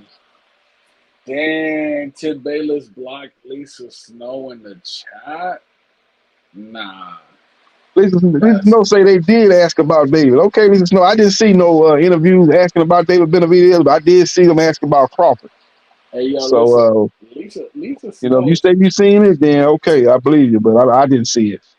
I yo, ain't seen it shorty, in none of the first two press conferences either. They had a press right? conference in L.A. and a press conference in New York to kick this thing off. And I ain't hear them ask about Benavidez in either press conference. Did you say you Hey, heard it? Okay. hey, listen, last time Shorty got it right. You feel me? Lisa Snow predicted Errol Spence to be stopped in the ninth round. She's saying this time, Charlo getting stopped in the seventh round. So yeah, I might. I mean, that pushed me a little bit to put some money on that fight. So we gonna see. She seems like she's good luck. So Yeah, uh, it's just funny how people predicted knockouts, and neither fighter has ever been hurt or knocked down in their whole career. But it's going to all of a sudden be a knockout. But, yeah, like I say in boxing, it can happen, savage. man. You get caught with a shot you don't Savage. see. You can get knocked down and possibly knocked out. So Man, we'll see. hopefully, if Canelo hurts Jamel Charlo really bad, hopefully, Derek James doesn't let what happened to Errol Spence happen to to Jamel Charlo. You know what I mean? Yeah. So we'll see. Yeah, Tim I Bayless, have a Tim feeling this Bayless. fight gonna be a little bit more competitive than that fight was. You know, you'd have thought before these two fights happened that the Crawford Spencer was gonna be the much more competitive fight, but I actually think this fight gonna end up being more competitive than that. I think Charlo probably gonna have his moments, but I don't think he's gonna win the fight. But I think he's gonna have his moments. Lisa in the chat said, "Rap, I don't see Tip in the chat." And then Tip Bayless is in the chat, and he says, "People are weird as hell. It's weird." Yeah, Tip Yes, was Tip. on here with me, and I got to talking about Thurman. I started going in on Thurman. He dipped out on. Nah, You man. don't Yo, like look, no. You don't like me talking about Thurman. You don't like you talking about Thurman. Tip's a cool cat, but the problem is with Tip, he just don't have any room to talk anymore on these boxing panels. Uh, you know, he bigged up, you know, Thurman for the last 3 months. We gave him a platform to share what he shared. He told us that a big announcement was coming in September. We could play that footage if you guys need to. And nothing happened in September. Um, Maybe he was talking about the Clarissa Shield and Keith Thurman fight that there was rumors about. But yeah, shout out to Tip, but he's done, man. He really can't talk boxing too much anymore. You know, Yeah. I heard him over there at the Boxing Boys, and he was talking about Demetrius Andre being in prime shape for the Benavidez fight. But you know, respect to Tip. Yeah, I did Demetrius Andrade, man. I've been watching his training videos. He locked in for this fight. I think we're gonna see a vintage Demetrius Andrade performance. Will it be good enough to beat Benavidez? That remains to Yo, be seen. But I if think people Boo kind of Boo looking at his last beats 3 or 4 fights and thinking we're gonna see that Bubo Andrade. I don't think so. I think we're gonna see the Andrade that everybody was talking about back in the day. Your favorite fighter's favorite fighter. You know, when you talk about Sean Porter, he always talking great about Bubu Andrade. Keith Thurman, when he sparred and fought him in, on the same Olympic team, he said Bubu Andrade was that dude. So I think we're gonna get that version. It's gonna be a great fight, him and Benavidez. Yeah. So Tip Baylor's in the chat now saying that Boo Boo's gonna smoke that boy. I'm gonna tell you something. I'm not. I can't front here and act like I'm a big Boo Boo fan or that I followed his career. I mean, I hope he brings it. It'd be cool to see an upset. Mirage will probably go into hiding if Boo Boo Andre beats Benavidez. Yeah. If Boo Boo Andre beats Benavidez, Benavidez is not getting the Canelo fight, bro. You know that, right? Like, I believe that. Like, if Benavidez loses to Boo Boo, he's not getting that fight. Oh yeah, Benavidez loses to Bubu. He can forget about a Canelo fight. He got to go to the back of the line and work himself back up to the top. By that time, Canelo probably making moved on. So yeah, he forget about it. But even if he do beat Bubu Andrade, I don't think he's gonna get the fight, man. I don't think Canelo gonna fight him. Not that Canelo is scared of him, but Canelo has said this previously that he's not fighting any more Mexican fighters anymore after the Chavez Jr. Fight left a bad taste in his mouth evidently. He's not trying to fight any fellow Mexican fighters. He's gonna be fighting fighters that are not Mexican fighters. That's why we got Yo, him fighting Rapstar, change the Camille picture, man. this We talking about Saturday. other Probably trying to fighters. fight Crawford after that, maybe. Yeah, yo, Rapstar, change the picture on the panel, bro. We're talking about other fighters, and you got these two guys up there. You dig? What you think about the Shakur and De Los Santos fight, man? That got announced today. I like It's the fight. official. That was a good save after the Frank Martin fight fell apart and disappointed a lot of the hardcore boxing fans. That was a good save. That was a good plan B. De Los Santos is a good fighter, man. He ain't had a lot of accolades. He don't have a lot of fanfare like a lot of those DR fighters have had, fighting. But he's a good fighter. He does the thing about De Los Santos is he does everything good, but he don't do nothing great. And you in there with Shakur, he do everything great. So that's just gonna be about levels in that fight. I just think De He gonna beat him unanimous decision. You know, he'll beat him Yo, 9-3, something like that. I don't see De Los yo, Santos the fight that I being want to see competitive with him. now, bro. Huh? The fight I want to see now. Now that's gonna be a good card, JB. Let me tell you why. Oh yeah, Navarrete Navarrete. is fighting on that undercard, bro. And I want to see Navarrete versus Shakur, bro. That's a great fight, bro. I think Shakur still wins it, but Navarrete is so unorthodox, bro. Like, how do you even train for a guy like that, JB?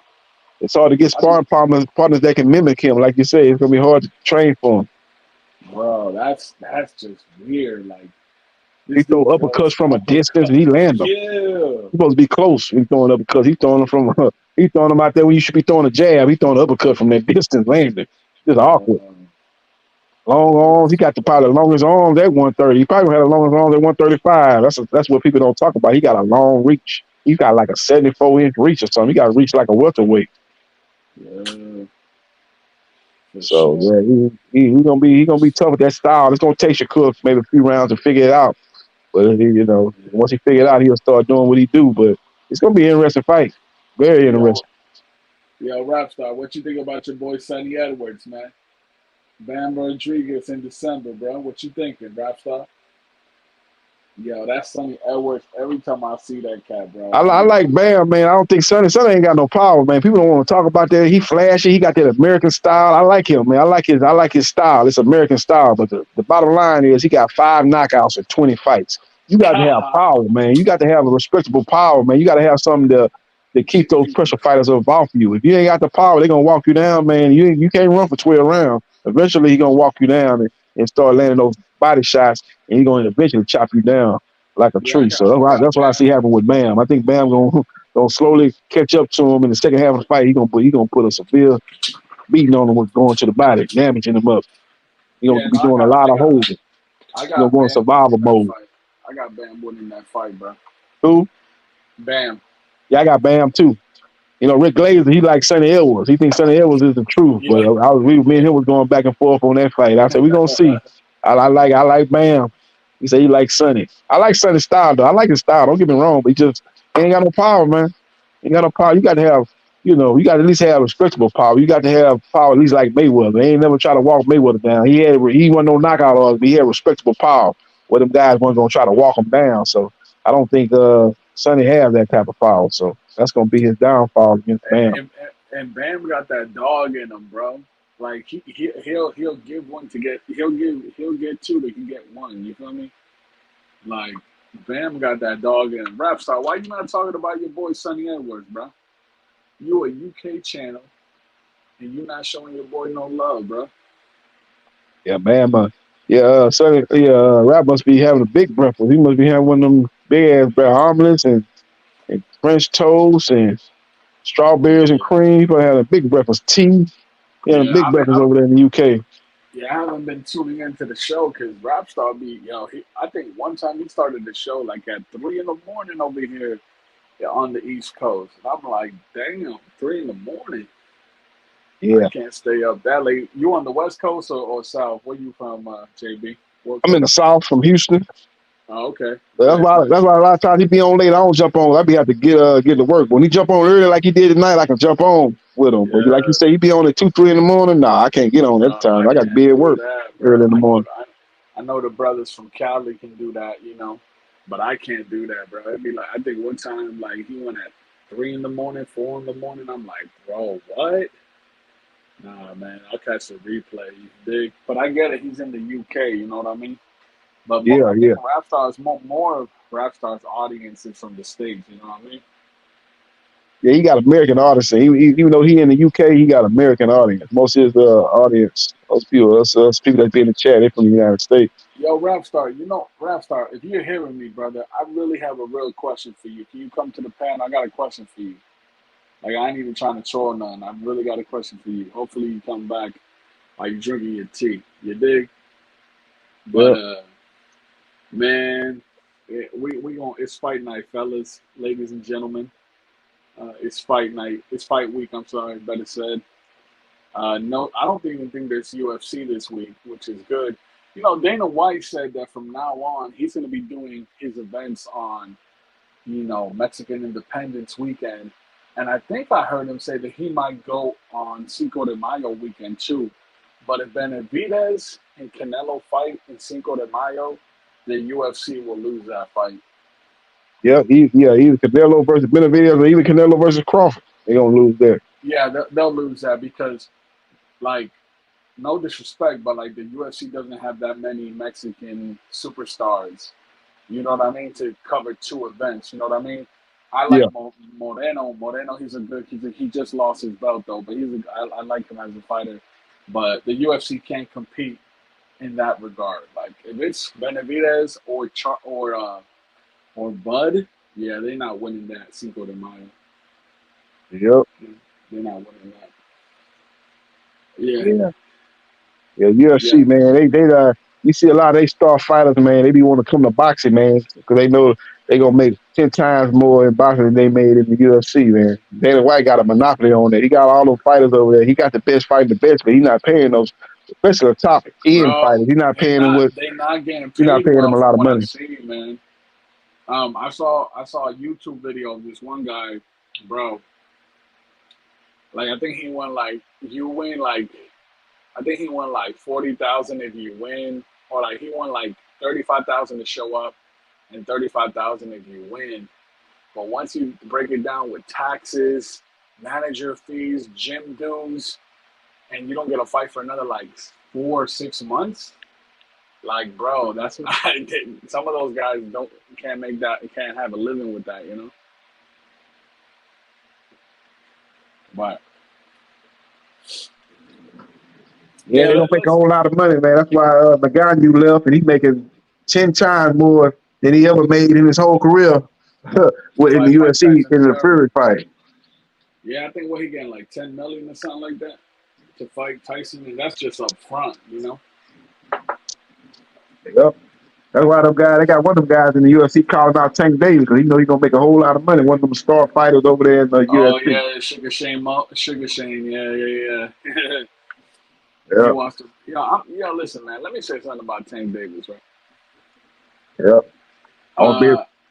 You a big fan of Tank Davis? Yeah, he calling out Tank. He know that he's gonna make a whole lot of money in that crossover fight. So But JB, man, I know you like Tank Davis. How is it that we as a boxing community, we as boxing fans, we pay for these pay-per-view fights, right? How is it that Tank Davis is going to come back after having a super fight with Ryan Garcia? How's he going to come back and fight Isaac Pitbull Cruz, bro? How does that even make sense, bro? I don't think he's gonna fight. I don't think he's gonna fight Pitbull in his next fight. I don't think he's gonna fight He Pitbull. fighting though. It's not Pitbull Cruz. If it's not Pitbull Cruz, who is it? I think they go off of. They might cross the street. They might cross the street and fight Lomachenko or fight Teofimo Lopez. Them two fights big enough for the PBC and Top Rank to come together. They I big tell you enough. what, You got like you said, you got to be in big fights. You can't fight Ryan Garcia and go back down and fight Petty Garcia. You got to be in big fights. So Lomachenko or Teofimo Lopez. I think those are possibilities for his next fight. Yeah, Lisa, that's one thing that sound. And I'm not calling you stupid, Lisa. I'm saying that's stupid when I hear people say that, that Tank needs a tune-up. Tank was in jail for like 7 weeks. What the hell? You know what I'm saying? Y'all acting like he's in shape all the time. When he's not fighting, he's blown up, bro. So I don't want to hear about this whole like he needs to tune up and all this. Get out of here, man. He was in jail for like 2 months. He'd be all right. Yeah, Tank trying to take care of the personal problem. He's not coming back to the top of the year, top of the 2024. So he might still come back in January, February. Like I said, Top Rank got that date reserved. Maybe they do a cross promotion with Tank versus Lomachenko or Tank versus Teofimo Lopez. Tank versus Teo. But here's the thing. Teo will not fight Tank if there's a rehydration clause. He won't do it. And I hope he doesn't do it. He's not gonna do no rehydration clause with Teofimo Lopez. You don't fight Teofimo Lopez at 140. Well, Teofimo Lopez is belt, WBO belt. But Yep. but You know, but Ryan wait, Garcia didn't have no belt. Ryan Garcia didn't have nothing to bring to the table. That was his problem. but wait, So he wait, wanted he hold wanted on, to drain. He couldn't make 135, which wasn't Tank's problem. If he could have made 135, it wouldn't have been no rehydration clause. He was trying to pull a little slick move. He said, okay, I'll fight you at 136, but then he had to make 135, and then he can blow up in weight, be like a doggone middleweight on fight night. Tank didn't fall for it. Say you either make 135 with no rehydration clause, or we can fight at 136 with a but rehydration wait, hold clause. on, How do you want to do it? And he took the 136 with a rehydration clause. JB, I gotta stop you, brother. I gotta stop you. Let me share something with you. When Tank Davis fought Mario Barrios had a rehydration clause at 140. He wasn't able to gain a certain amount of weight. If Yeah, Tank Davis goes to 140 and he fights Tio for his WBO belt, yeah. he will not have control on that weight stipulation. So you're going to get a Tio who will be fully hydrated and at a comfortable weight. He Tio versus Tank at 140 is a very dangerous fight for Tank Davis. Tio versus Tank at 135 is a very dangerous fight for Teofimo. Okay, I it's a don't. difference though. It's a difference between Tio and Mario Barrios. It's a difference. What you ain't saying is where Mario Barrios fighting at right now. He ain't at 140 no more. He at 147. Mario Barrios was raining himself to make 140. He was supposed to go to 147 before, but he went on training himself for one more fight because he knows it was a big money fight with Tank. He was getting ready to go to 147 before that Tank fight came to his table. That's what people don't know that. Tank know that, so Tank put a rehydration clause in him because Tank is smart. You're not finna come in here and on fight night super middleweight or middleweight and have a 25, 35 pound weight advantage. Tio is not a big junior welterweight. He's not gonna put that on Tio. He's not gonna put no weight clause on Tio because Tio is not a big junior welterweight. Tio is not a big junior welterweight like Mario Barrios was, so it won't be no weight clause. See, Tank is smart. He'll put it on somebody that he know that's gonna be trying to come in as a weight bullet. Like Mario Barrios and Ryan Garcia. He's not gonna do that with Tio. He's gonna fight him at 140. Ain't gonna be no rehydration clause. But my brother, do you understand that this is why a lot of people criticize Tank Davis and his whole team is because Tank Davis, when he fights fighters, he fights them either if they're coming up, right? Like a Hector Garcia. There was talks about him fighting Colbert. He's fighting these guys like Hector Garcia coming up in a weight to fight him at 135, right? He's fighting a Mario Barrios at 140 with a rehydration clause. He's fighting. Now listen to this. The only reason he didn't have, excuse me, he fought a Rolly Romero, who everyone knew was a C minus D plus level fighter, who because of some allegations, right, he ended up pulling out of the fight, and he got a late replacement in Isaac Pitbull Cruz, a guy that no one thought could beat him, right? No disrespect to Tank. I think he's a good fighter, but I've been saying this for a very long time, JB. We will never know how great he can be because he chooses to fight with advantages and when the opponent is like there's a disadvantage for the opponent. So I So you just want don't think. you Go saying ahead, bro. you saying advantage. Okay, if Ryan Garcia felt that he was at a disadvantage, don't take the fight. Move on. Don't take the fight. You got 20 million Instagram followers. You supposed to be this big mega star. Move on. You signed the contract. I don't want to hear no excuses. I hate for the fact that people want to come with these excuses that he got beat and dominated. He didn't have to take that fight. He could have said, "Nah, I can't make 136 with a rehydration clause. I can't do it. I'm gonna move on." But Ryan Garcia was supposed to be this big mega star, so people But say, look, "Move on." But once JB, you sign that contract, the excuses is over with. We both got to make the same weight. I had to make 136 like you got to make 136. I got a rehydration clause like you got a rehydration clause. You try to make it look like that Ryan Garcia was the only one who had a rehydration clause. It was for both fighters. If you don't like the terms of the contract, walk away. You got 20 million Instagram followers. Walk but who? away. You didn't, But and you got but beat. You got but this. dominated. I don't want to hear All no right, excuses. all right. But JB, I would consider you someone that loves that loves the sport of boxing, right? I would say that, right? You've been following boxing for a long time, correct? Yep. But because of that, right? Just because something happened doesn't make it right or wrong. right? Just because, yes, he agreed to it, Tank would have never fought Ryan Both of them Garcia agreed to it though. unless Both of them had to. It wasn't just one way traffic. Both of them had a rehydration clause. You act like it was just for one guy. Tank had to but be disciplined too. Be disciplined. Be a disciplined fighter. Ryan Garcia obviously wasn't no disciplined fighter. but who did it benefit? Let's be real. Who did it benefit? Can we be real? Like, we know that benefited Tank Davis. It didn't benefit Ryan Garcia. Ryan Garcia never fought at 135 before. He couldn't make the weight anymore like that. Why he couldn't make the weight? You ain't disciplined. Get you a nutrition. Hire a nutrition. Devin Haney making 135 all this time when people were saying he needs to move up. Devin Haney Come on, man. like You got to be disciplined. Quit making excuses for Ryan Garcia, man. He's not disciplined fighter. Get more discipline. Get more serious about the sport of boxing and maximize your skills. Quit making excuses for these guys, man. Devin Haney had to make 135. He's just as bigger than Ryan Garcia. He made 135 for the Loma fight. He was obviously wasn't at his best, but he went in there and took care of business. Quit making excuses for these people, man. But JB, with all due respect, man, but you're not gonna tell me that Tank Davis hasn't had advantages in his career, man.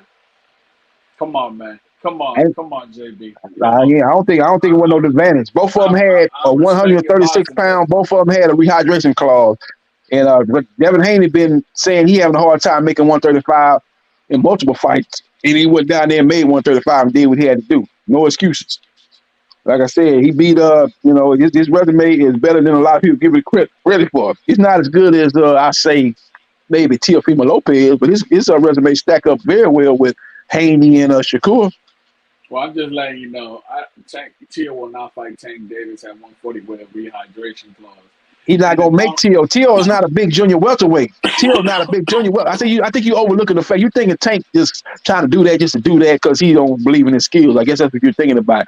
Now he's strategic when he's doing it. Mario Barrios was a big junior welterweight. Mario Barrios was going to go to 147 before that Tank fight got offered to him. He wasn't finna fight at 140 no more because his body was betraying him at 140. But they offered him the Tank fight.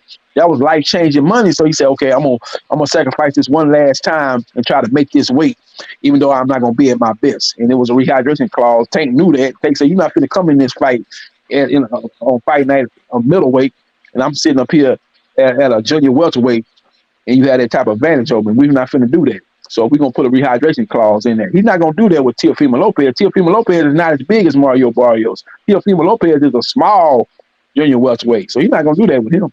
You're not gonna put no rehydration clause on him. He did that with Mario Barrios. But Mario Barrios, it was a big junior welterweight. That's why he had 147. He fought. Was it his fourth fight at 147 or his third fight at 147? Mario Barrios when he fight Ugas. Yeah, he had outgrown that weight. Tank knew that. Tank said, "You're not finna weight bullet me. You ain't got to worry about that with Teofimo Lopez. You ain't got to worry about that." But Tank Davis team, they know what they're doing, man. They're just trying to secure the bag. It's all good. Like, that's what they want to do. That's what they want to do. I guarantee you, man, if he fight Teofimo Lopez at 140, there won't be no rehydration clause. Why would he do that? Man. He ain't gonna be no rehydration clause. All right, my brother. You tell yourself that. That's why, that's why my favorite fighter at 135 right now is Shakur Stevenson. And I'll tell you what, I think Shakur should have taken the 25%, but I'm not gonna fanboy over my fighter. You feel me? Like I'm just not with that whole getting advantages on fighters. Like, I'm not a fan of that at all. Whenever a fighter does rehydration clauses or tries to move someone up, literally, Tank's team was like, we want Hector Garcia. What? You want to bring a 135 guy up to 135 to fight you? Why you don't go fight Loma? Why you don't go fight? You talking about Hector Garcia? Yeah, bro. Well, Hector Garcia was with the PBC, man. It was an in-house fight. Lomachenko was with Top Rank.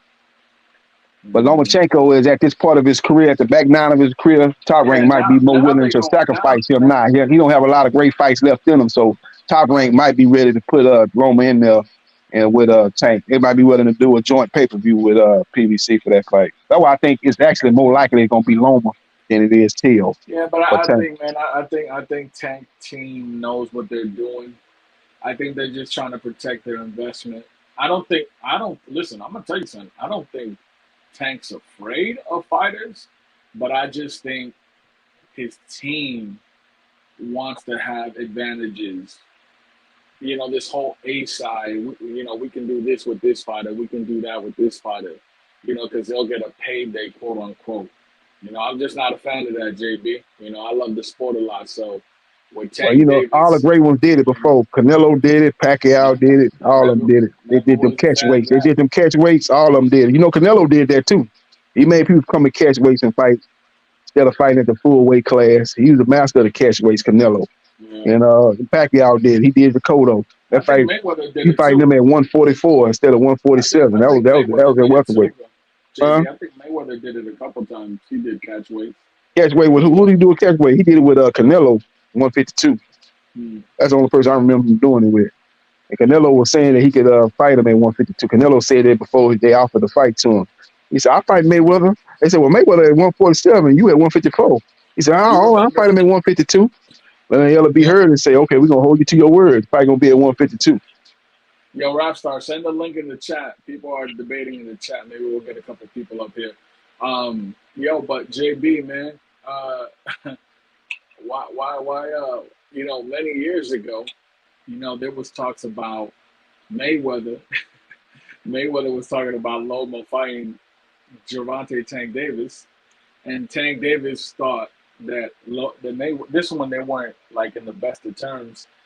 People were saying from Tank's team that Mayweather was trying to play Tank Davis. Yeah, trying to set him up. He was trying to set him up because they know that back then, when Lomachenko was pound for pound #1 fighter in the world, that Tank Davis could not compete with a Lomachenko. But guess who fought Lomachenko when Lomachenko was #1 pound for pound in the world? Mr. Teofimo Lopez. Guess who fought the #1 So he was pound for pound number one. He fought champ Teofimo Lopez after he had already had a loss to Orlando Salido. They had him #1 when he fought at the Teofimo. time? My brother, at the time of They them shouldn't have had him up. They should have had Crawford up there. They shouldn't have had him up there. Crawford was undisputed at 140. I don't know why they had Loma up there. It's I convenient don't to agree say with that. He should have been up there high. But like you said yesterday, right? On the record, if you go back and see those pound for pound lists, Lomachenko was pound for pound, man, #1. You feel me? Yeah, I know Teddy Allen was saying that, and he told that to Andre Ward and Terrence Crawford in their face that he had Loma ahead of both of them, which I didn't agree with. Everybody got their own list. I ain't never had Loma over Crawford or Andre Ward. I had them behind them. Them guys were undefeated. Ward beat Kovalev. They won their big fight. You lost to Salido, so I can't put you ahead of Crawford or Andre Ward. I know Teddy Atlas had him over there, and they had some people who had him over them too, but I didn't. I don't see how you can put him ahead of Crawford and Andre Ward. Rap stars, if you hear me, rap stars, send the link in the chat. People are like wanting to come up to the panel for this debate, this topic. But yeah, man, you know what I'm saying? Like Canelo, Tank Davis, he wants the money. It's all good. You can do that. But I know there's people out there like Shakur Stevenson who wants the money and is also going to have an amazing legacy. I think Shakur is going to be one of the greatest fighters of our era. I think that one day he could be pound for pound, man, #1. You just got to give him these fights, and so. And with Bud Crawford, eventually, he said he only wants 2 or 3 more fights. I think Shakur could be, and with Canelo possibly retiring in the next couple of years, I think Shakur could be the face of boxing, man. Yeah, he would have to beat Tank Davis to become the face of boxing because he ain't the draw Tank is right now. So he can't. He definitely have to beat Tank. I think them are the 2 best guys gonna be standing at 135. So he would definitely have to beat Tank. Yo, Rapstar, let TBS. He's in the panel in the back. Rapstar, if you can hear me, let the scientist on. He's in the back. He's in the panel. Yeah, man. But like I said, I think Tank's a good fighter. I just don't know how great he is because he won't prove himself and fight elite competition. And I think you would agree with that he hasn't fought elite competition. I think he got a good resume. That's what I say. I think he got a good resume. That's why I think me and you part ways. You say his resume is mediocre. I guess that's what you would say. I think he got a good resume myself. Now, is it better than Teofimo Lopez? No, but I think it's comparable to Devin Haney and Shakur Stevenson resume. So I don't see now one of those 2 resumes better than Tank's resume. Devin Haney is the weakest undisputed champion in my opinion. You know what I'm saying? Yeah, I'm just talking about resume wise. He got a good. He beat Lomachenko. He beat Kambosos. He's fighting pro grade. He got a pretty strong resume. Teofimo Lopez got the best resume. He fought Josh Taylor, he fought Loma. Richard Nakatani, Coleman. big guy, Rich Coleman. He got a Richard strong Coleman. resume. So I'm just saying, Haney, Shakur, and Tank, their resumes are very comparable. I probably put Tanks ahead of Shakur for sure. And I then you think got Shakur. a nice little debate between Tank resume and Haney's.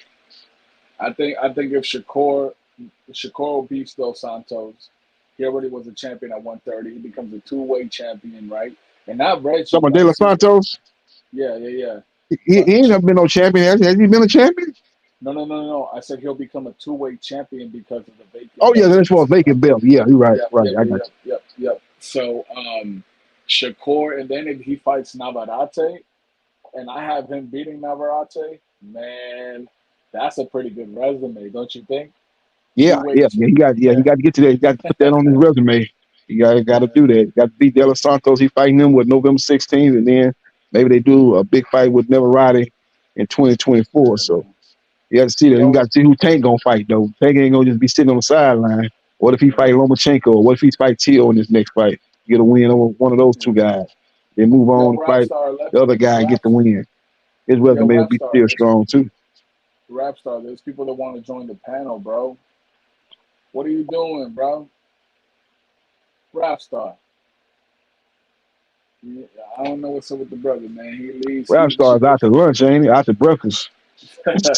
But gone. No, but look, JB. That's I'm gonna say one other thing. I don't know if you agree with this. Part of the reason that we see stuff happening like this, HBO boxing gone, Showtime boxing leaving soon, is because of stuff like this. The fans want to see the best fight the best. Promoters, A-side, all this crap prevents fights from happening. I know the UFC fighters are saying they don't get paid a lot, and I understand that. But at least in the UFC, you see the best fighting the best. A lot of people respect Bud Crawford, right? He has a good, he has a good resume because he chose to fight the best that everyone was saying was the best at that division. Teofimo Lopez has always said that he wants to fight the best, and he proved that. So all I'm saying, when you look at stuff like with Tank Davis and his team, they're protecting their investment, and I get it. I get the business of that. But I'm talking from a fan perspective. We should have been seen Tank fight at 135 for a championship. We should have been seen Tank fight Lomachenko. We should have been seen Tank, fight Teofimo or Devin Haney. But why? Because of the A side. And that stuff kills boxing, man. I know your boxing. You've been here longer than me with it. So, look at the four kings. Roberto Duran and Sugar Ray Leonard and all these guys. They fought each other, bro. The best fighting the best, and that's why people love that era, bro. Yeah, I think Tank gonna fight through all them guys. Tank is what 28, so he still got a lot more years in the game. And I think he's gonna fight all those guys. I think his next fight, like I said, once you do a successful pay-per-view with Ryan Garcia, you can't really just go back. That's why I don't think it's gonna be no Pitbull Cruz. I don't really see it. Unless they can't come to agreement with a Lomachenko or a Tio. Then you might use that as a last resort. But I think they going big fish hunting now.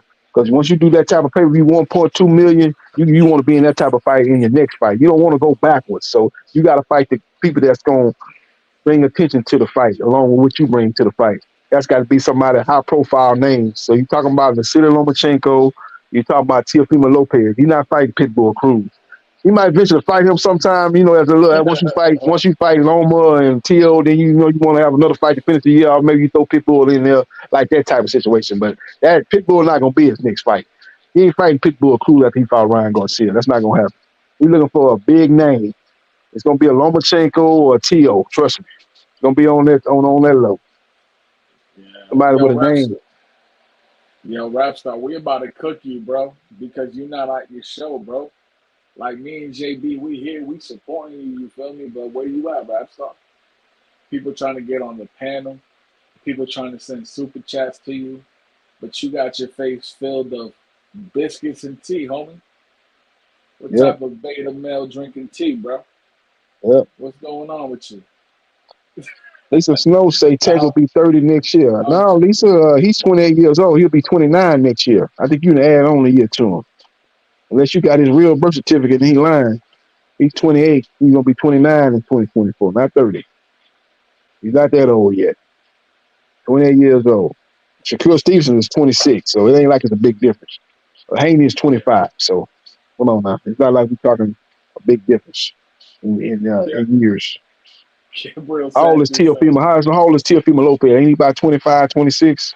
Somewhere in 25. that range. So they all in the same age bracket. 25. No, Lisa Snow said no, he'll be 29 in November. Look it up. Okay, you said next year. Okay, be the 29 November, so he'll be 30 late next year. You acting like you talking like next year, like soon as 2024 hit, he gonna be 30 years old. That's where you making a scene. Yeah, he's 28 right now. He ain't even turned 29 yet. He gonna turn 29 late next this year. He'll turn 30 late next year.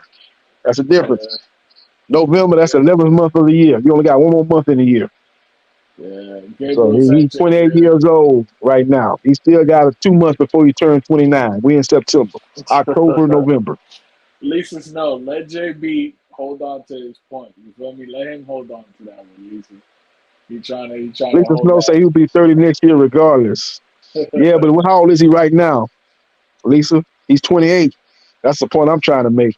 28 years old. He ain't 30. He said he turned 30 next year, but let him get to 29 this year. You want to jump him to 30. You want to jump over 30. Yeah, he's 28 right now. He ain't even 30. He ain't even 29 right now as we talking right now. Yeah, you know what's crazy? I come onto this panel to talk some boxing, get to chop it up with the homies and Rapstar. And Rapstar just leave, bro. Gabriel Sanchez says Rapstar just sets it and walks away. He just comes for a little bit, cooks a little omelet for the boxing channel, and then he leaves, bro. Rapstar, I know you hear me, bro. I know you hear me, man. Yep. People trying to get on the panel, bro. Yeah, Lisa Snow said we about to be in October. Yeah, we're gonna be in October. What, Sunday?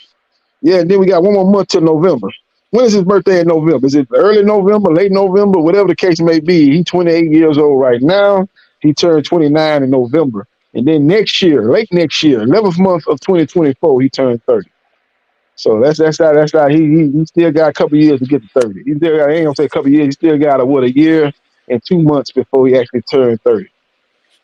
But let's get to 29 first. He's still young. That's about the line I'm trying to say. That Shakur is 26, Haney 25. I don't know how old is Teofimo Lopez. I assume he's somewhere in the same 25, age with 25, Haney and Shakur. 25, Huh? He's 25. 25. Yeah. Okay, he's same age as Haney. Shakur older than him. I think Shakur 26, right? Yeah, Shakur 26. How old is Yeah. Teofimo Lopez? Someone look it up. I believe he's 25. Oh, he's 25. Okay, I guess. Nah, this ain't Mastermind on the panel, bro. This JB Sports on here, brother. Yeah, they always confuse me with Mastermind. Ain't somebody jumping here, Mastermind? Hey, no, I remember JB Sports. Nah, Mastermind you know, jumped on here for a quick spell yesterday and jumped right back off. Mastermind be sleep. He be dozing off. He be gone. Once he dozes off, he gone. you know how you get Mastermind to stay on the panel longer, JB? You Huh? start talking about, you know how you get Mastermind on the panel for longer times? You start talking about James Toney. He loves some James Tony, don't he? God, that boy loves James Tony. He gonna start talking about James Tony. He gonna start talking about it. Oh, he like that old boy. Start talking about Lennox Yeah, Lewis and Holyfield. Lennox Lewis had his trunks too high. He yeah. gonna start going down memory lane, talking about Man. James Tony. Talk You about the know what's golden days of boxing, the yeah. golden era. I remember Mastermind because Mastermind would be like, he the greatest, ain't Yeah. he? Yeah, Yeah, he said to me, yeah, he said, let him tell it. Yeah, he the greatest fighter of all time, James Tony. Let him tell it. Like, man, he's a great fighter, Hall of Famer. Yo, you know what we haven't seen though, bro? I swear, it's the funniest thing. I think he even argued with you, brother. Freaking Ben Israel, bro. That week, those 2 weeks before the Errol Spence fight with Bud Crawford, all you heard Ben Israel talk about was us Bud Crawford fans and how Bud was gonna get smoked and it was gonna be a crawfish boil. I ain't never seen that brother back on this panel ever since that loss, man. Yeah. The Chief said Mastermind and JB the same guy. Now we ain't the same guy. The Chief, we two different people. Might sound alike, but nah, we not the same guy. Yo, Okay, what's Lisa up, the Snow say fuck up, T.O. and man? What Shakur you guys 26. doing, She bro? say T.O. is 26. I'm So back. What's happening? Rap star, man. What's going on, man? We coming here to chop it up with you. You know what I'm saying? Man, I was busy with some international calls for boxing, bro. I got some surprises coming soon. So, Listen, man. You know I what? had You some driving your international Uber, you can business. chill out. You feel me? You can take a International break. business I had to handle, brother. man, you say you Hey, listen, international I don't boxing. know What you why. putting on some Listen, fights yo, overseas? What you Mirage has talking been about? in the back. Mirage has been sitting in the back like a stalker. I don't know what he's doing. He's here on the panel. Yeah. The boxing scientist was See, trying we to start block talking him. about David Benavidez. He'd have jumped on, but he ain't gonna say too much unless David Benavidez come up. He love baby, just like Mastermind love James Tony. He loved David Benavidez. Hopefully, we get that fight announced next week. I think Steven Espinosa was saying that they got a couple of fights that they're gonna OG's announce blazing. next week. Yeah, so what's happening, man? You guys ready for the big night, yeah? You guys are ready for Saturday night, yeah? I Oh got yeah, 500. 500 You on. bet. You I bet got on the fight. 500 on. I mean, I put some money down on Canelo already. I got some money on Canelo, but I covered my bets too, though. Now I got 200 on Canelo stopping between 9 and 12. I get 900 Jesus. back. And I got 100 for Charlotte to win against decision. I get good money if he wins. That's what I'm saying. You got to cover. You got to cover yourself. Hell yeah. Hey, listen. You gotta play smart. Yo, I got some money on CHARLO to win by decision, and I got some money on Canelo to win through 7 through 12, bro. I'm gonna Man, cover Derek my James bet. is hating on Rapstar. He goes, Rapstar, you partying with Romanian bitches. Stop capping, Oh Rapstar. my god. Hey, Derek James, man, why are you hating on me, bro? Just because your boy Errol Spence got beaten the fuck out of him, why are you hating on me? Cook him, Yeah? Rapstar. Cook him. You know what I mean? No, I don't want to cook Derek. Derek's fucking going to become from trainer of the year to fucking not trainer that nobody wants to be with after Charlo Oh my loses. god. Yeah? And the worst thing is, you went and employed, Derek James goes and employs 2 losers just for the money now. Anthony Joshua and Ryan Garcia, and you bring the losing stable to your fucking team. And now all of you are going to lose. And then where does that put Derek James, bro? Where does that Yo, put Rap. him? When all his fighters are losing, what the fuck is people ain't gonna say, bro? He was a one-hit wonder. Yeah. Yeah. So Derek James better just calm down before Charlo gets fucked up. Yo, they Rapstar, don't why? say Derrick James was a one-hit wonder.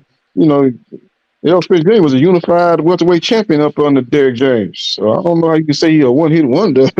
He still got Ryan I'm just gonna Garcia. say though, innit? People are gonna start saying, look, he got lucky with Errol Spence. Well, look. He really, What about Jamel he's Charlo? He got lucky with him.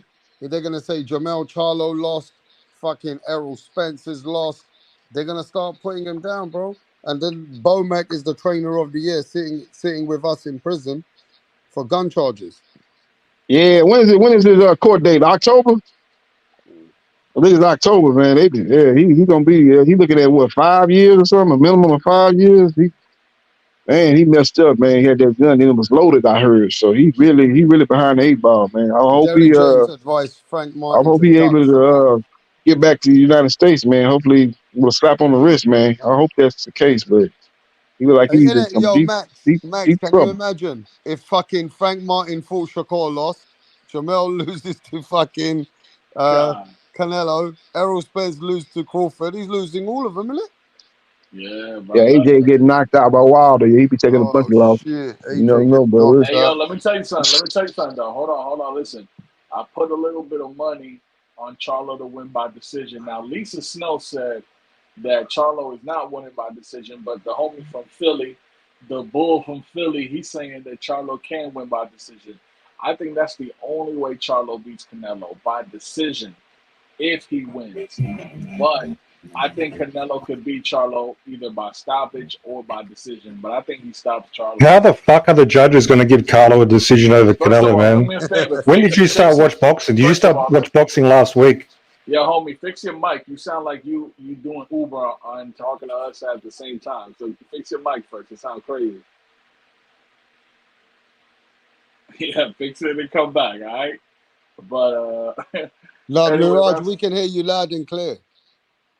Mirage, his Is it mic was fine or sounding not? crazy. it Oh, is now it fine. sounds He's fine. playing with Now, you. no, I wasn't. It sounded horrible. Now it sounds fine. Sounds all right to me. Yeah, so There you go. there's no Bivol barely won a decision, okay, and he won almost every round. So how the fuck is Charlo? He's not a great boxer. How's he going to win a decision? So he's not going to win a decision, no chance. And I don't think his punches are going to hurt Canelo. So he's got basically no way to beat Canelo. Well, then Maybe that like looks a like a total maybe a cherry pick. maybe a Then it's going to 5% look like a total cherry lucky, pick. because that's what it is. A total cherry pick. That's what, and he better look good, Max. Your boy, he better look good, because when Yeah, you're cherry Mirage. picking a guy off the couch, off injury, 2 divisions lower, you better look spectacular. Mirage, let me tell you something. If Canelo stops Charlo, your boy Benavidez is in trouble, bro. I'm telling you that right now. If That means Canelo Canelo's going stops to him, fight him next. Is that what it means? I mean, I believe so. I think Canelo gonna fight Benavidez next, man. When And I'm next? hoping. I hope so, yeah. Because Charlo don't get a rematch if he loses. I mean, that's it. You feel me? So I think the only other Would option have been nice if is. Canelo actually said that, because he hasn't said it yet. Every time he's asked, he But doesn't I'm want to say telling it. you, if Canelo, because look, this is what I'm saying, right? Maybe you need to call Canelo, him up and tell him. You need listen, to, Canelo has been on a lot of interviews, and I've been even watching the Spanish interviews, right? And Canelo, now I don't know if you agree with this, Mirage. Some people will say no, but Canelo explained why he lost to Bivol. He explained why he has his yeah, that's training dog camp. shit excuses for people like you to lap up. He says that for Oh people man, like Max and all the Wow. Lisa Snow, they lap that shit up. Oh, I oh was man, injured. Oh, my knee. Oh, my hand. Oh, I didn't sleep well the day before. Oh, I couldn't train. My oh dog man. got sick and I was upset. The biggest bullshit excuses, man. And these fanboys, they swallow it up because they're fanatics. Pause, Rapstar, but yeah, they've got mental issues, literally. That's what's wrong with them. that's the kettle calling But the the pot reality black. is, there are no excuses. I don't accept no excuses. Oh, okay. That's what it was. He was fine. He was loading up and throwing punches. Derek James says Mirage is talking facts. There we go. Yo, we need Mirage and Suleiman up here. I haven't been able to I'm catch the cooking. show. I was listening to you guys were talking your crap for 3 hours. Now it's time for some real talk. Okay? The voice of reason, man. Got to cut all this bullshit out. All I'm telling Canelo you, has brother, no option but to look spectacular. if If he doesn't knock Canelo him out, he's got to stops, beat him up. He's got to beat him up. He's got to I beat him think up at least like John Ryder, at least. no. I think I think he might do what he did to Billy Joe Saunders to Charlo, man. All right. And I'm hoping because if he does that, listen, Well, a freakish you can say, injury to his listen, eye, a freakish listen. Let me tell injury. you something. Let me tell you something. You can say all you want, but Canelo. I mean, Benavidez and his team are hoping that Canelo looks bad. Are hoping that Canelo No, I looks don't like know he's that. on the decline, brother. I think they're You hoping he know. looks great, so he'll have the confidence and the balls to fight David. That's what I think. You reckon if he struggles against Charlo, he's gonna want to fight David? I mean, Canelo's not crazy. Yeah. If Canelo looks spectacular like Caleb Plant versus Durrell, knockout of the year, Caleb Plant had confidence then. I want to take on Benavidez. I just knocked out Durrell. That's how Canelo will fight David if it's going to happen. By getting confidence back, by proving to Well, we'll see. himself. So wait, Mirage. I know you got your critiques, but your critics.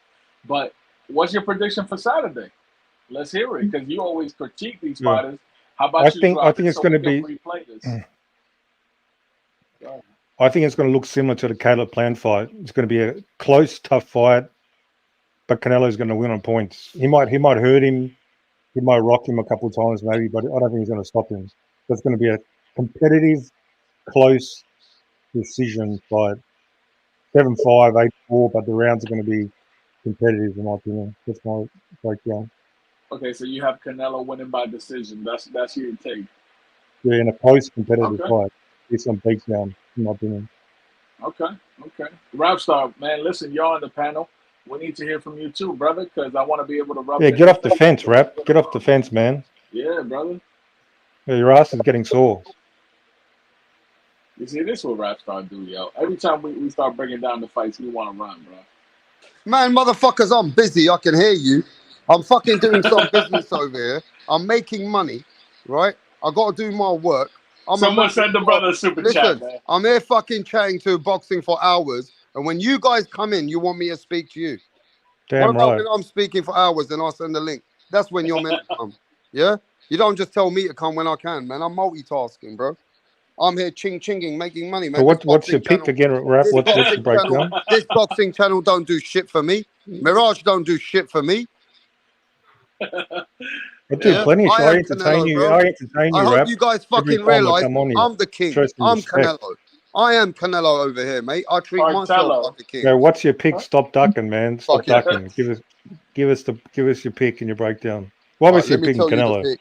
My pick is gonna burn Mirage. Go ahead, let's hear it. But is it going to be a domination, a beat? Or, you got to break Watch. it down more. The I need a reason why prediction. Mirage is hurt is because Mr. King, say after me, King Nello. His title, King, is what Canelo's going to show you he is.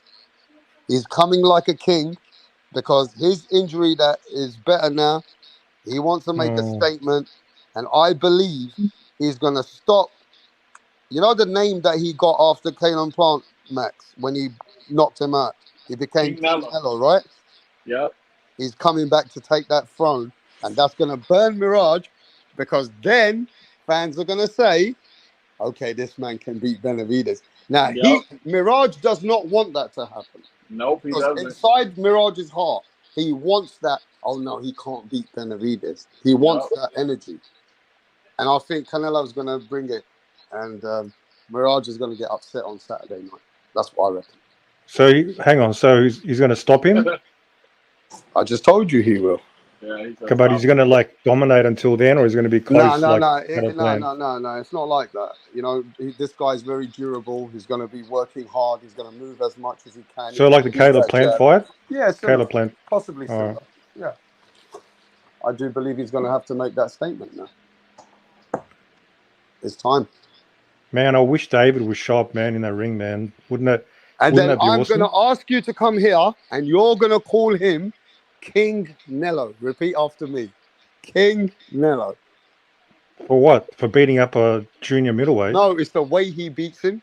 And then you're going to have to say he is. It doesn't matter how he beats him, man. If he knocks him out cold in the first round, he's a fucking junior middleweight. This is the problem. He doesn't never give him credit. He doesn't. No, he done it to himself. When you're fighting a guy coming up who is 16 months inactive, coming off an injury, you can't get credit. He fucked himself up. How are you going to give credit for that? Sorry. Anyway, to Rap. beat a fighter who's that durable and the way he beats him, he deserves credit, right? Deserves some credit. Whatever. You know what'd be awesome? Imagine David came in the ring during the post-fight press conference and he just shoved Canelo. And he shoved Canelo. Just shoves him. Imagine that. How can Canelo not fight him next? I mean, The okay, fans, let's finish his this fans now. will say, "Oh, you can't take this shit. You just got let's shoved." finish it now then. He got punked. Yeah, but let's kill all this narrative. But he won't do now. it. I want to kill it right now. I'm done with this shit. I want to ask the fans. Hey, tell Mr. Benavidez what I'd said, I'm man. going to ask the fans right now. You might be right. No, you might be right. I'm going to ask the fucking fans. You said you want to speak, so let's speak. I'm going to ask the fans.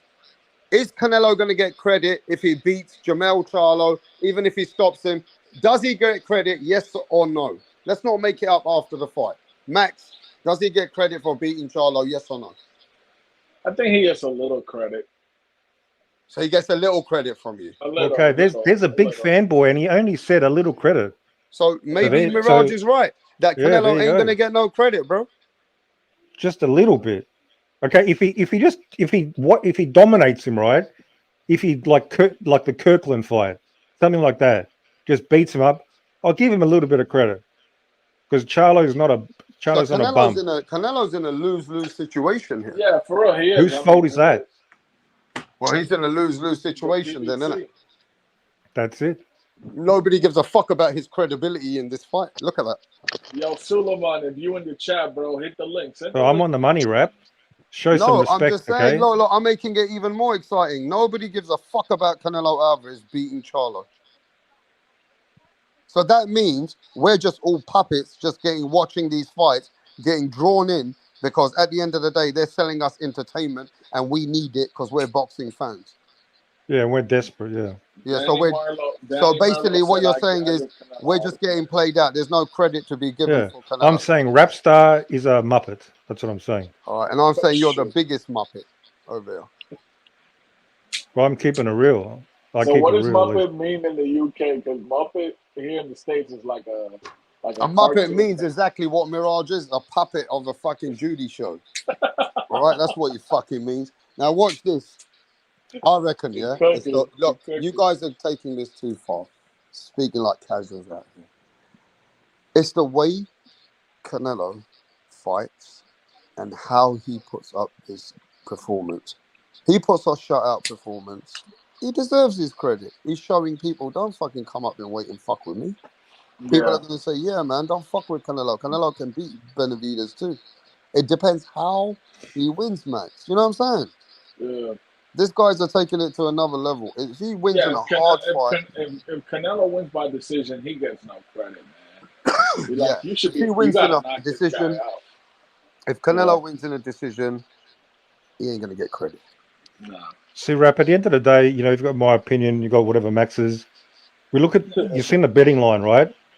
Charlo's a 3-1 underdog, and in terms of probability, Canelo's 81% chance to win. So how can you get a lot of credit when you're 81% favorite? That's the numbers. You know, that's the bottom line. I mean, you get credit when you're an underdog. When you're an underdog, that's greatness. Muhammad Ali, Foreman. He they thought he was going to get killed in the ring. I'm pretty sure he'll be the favorite, right? When Benavidez fights Google Andre, he'll be the favorite, but he's not going to. Probably it's not going to be 3-1. By a lot, you know, Marachi is probably going to be. It was like 2-1 versus plan. 2-1 versus plan. Yeah, it'd probably be 2-1 versus Andrade. It'll be 2-1, something like that. But I don't think David's going to get a whole heap of. I mean, a lot of people think, oh, Andrade sucks. He's never fought anybody. So I don't think he's. Some people give him credit, but a lot won't. So, you know. I mean, at this point, the way that the whole fans are and the way that the boxing has took the division of 168 to where it is today, I don't think Canelo's getting any credit until he fights David Benavidez. That's the truth. Nobody really in their heart is going to give Canelo that flowers and say, yeah, he's doing it, because I don't think people want to lie to themselves apart from the fanboys, right? I think they're going to enjoy the fight for what it is. Look, this is the most interesting fight that Canelo's fought, to me, since the Triple G. Even before Caleb Plant, I think Charlo's will make it a more exciting fight, sort of. He's the more aggressive fighter. Caleb Plant was never going to be an action fight. This has more of a chance to be more interesting, I think. All right, Lisa Snow said, shut up, Mirage. Read my... she didn't say shut up, so don't say nothing. She told me to read this. Rat. So it would be like Tank getting credit for knocking out Inoue. Yeah. Now look. She's right. If Tank knocked out Inoue, they would say, yeah, man, Inoue can't fuck with Tank in that division. So he would get some credit, a little bit of credit. But if Tank went distance, Lisa, then Tank would get no credit. Would Tank really get credit for knocking out Inoue? I think he would get a little bit of credit. Say, okay, Inoue can't fuck with him in that division. He knocked out the guy who knocks everyone else out at the other lower weights. Yeah, but how many divisions is that? 3? I think it'll give him a little bit, innit? 3 or 4 is 13 pounds. Did Lomachenko get credit for getting Rigodeau to quit? Lomachenko got credit for getting Rigodeau to quit. Yeah, but how much? He got credit making him quit. Nobody made him quit like that. So Yeah, so he got credit for that, Mirage. It Yeah, depends but on did he the move up? outlook. How many Mirage, divisions did that guy move up? look, Mirage, you got to be fair. Yeah, I know yeah, he was you like at don't like 118, came Canelo, up to 130, I but think. you got to have a civilized conversation to Oh wow. recognize that how the performance goes. Can you imagine if Canelo knocked him out in the third round? He'll get credit, Mirage. Yeah, he'll get some. Yeah, he'll get some. Yeah, he has to put on a showcase performance, and I give him a bit of credit. Like that's an official position. Exactly, and it's how you win. Now the question is, can Canelo dominate somebody like Charlo like that? We don't know what's going to turn up, do we? Do we know what kind of Charlo is even going to turn up? And then Tev Music says to you, Mirage, how the fuck you not get credit for beating a pound for pound fighter? Like I said, 2 divisions coming up. That changes everything. Inactive, coming off it. Remember Canelo had a hand injury? Well, he needs a tune-up. He needs a tune-up. But apparently Charlo just fuck the top guy. What happened to his tune-up? He doesn't need a tune-up. Canelo needs a tune-up for hand injury. Yep. I He mean, come from that Derrick James school of fighting, man. Just like Earl Spence Jr. They don't believe in tune-ups. They go right to the big fights. yeah. The only person that deserves credit for anything is Charlo. If he makes this a fucking close fight, let alone if he wins, of course. But even if it's close and competitive, he deserves credit. No, if Charlo makes this a fight which goes to decision, regardless, he loses, but he'll get a moral victory. Maybe. I mean, yeah, if it has to be competitive though. If you get beat up and go to distance, doesn't matter. But I reckon he's going to be moving early rounds, sticking and moving, picking his spots. Just depends, can he keep it up, etc. I don't think he can. I reckon he'll get caught a couple of times. No, But I think the thing is he'll be doing good, exactly like you said, but it's just Canelo's consistency of pushing forward will tire Charlo out at some point and corner him up and start landing shots on him at somewhere. I just feel like Charlo will do really well, but how long can that motor last for so it can be that consistent? Because this guy Canelo, he's very, very persistent, isn't he? He's very, very persistent. He's constant. methodical. He's methodical. Yeah. So I don't know how long do you think he keep it up for? Someone in No the chat idea, said man. Someone in the chat said people give Tank credit for beating a dehydrated Ryan Garcia. I mean, that's true. Yeah, but Garcia was at least a bigger guy essentially sort of coming down almost. So it's different to a guy coming up 2 divisions. Even though it was a lot of bullshit in that. Now, where can we have overlooked as fans that maybe we might have got it wrong somewhere? That Charlo's better than we think. Would it be in power? Would it be that we overlooked and underrated his power because we never could understand how he would look at 168? Because all those shots we're thinking that when he comes to the corner him off onto the ring, hit him to the body, and that Charlo might be able to block and counter punch him like Mayweather did, right? Constantly punch him when he's coming in, reset Canelo. Could he do something to just say, okay, we got this wrong. The speed is there and the power is there. I'm just saying. I mean, we're not saying overlooking. Logically, on paper, it looks like, yeah, Canelo's supposed to wear him down. But I'm just saying, right, there is in boxing. Where was more likely we're overlooking him? Is it his feet, his power, his stamina? What do you think we could be overlooking, though? I'm just trying to think. Where can Charlo prove us wrong? I mean, he's willing to throw down, bro. Like we saw with the Brian Castano fight, he's willing to go, toe to toe with a fighter, and I think Canelo is too. So, like that's what I'm saying. It could be very dangerous for him, man. It could be very dangerous because Canelo. When's the last? Well, I guess you could say Bivol had Canelo a little bit on the back foot, right? Like when do you really see Canelo on the back foot? I mean, come on, Lo, but let's be honest, though. Come on, guys. You think Canelo, if Charlo takes Canelo's power, then Canelo could be in for a long night, bro.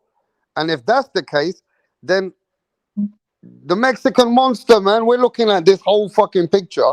We're not expecting Charlo to constantly be able to take Canelo shots. Am I right or wrong? I don't see how we can see. Yeah. You know what I mean? At some point, we're thinking Charlo's got to be backing off. But imagine if Charlo's taking his shots and coming with his own.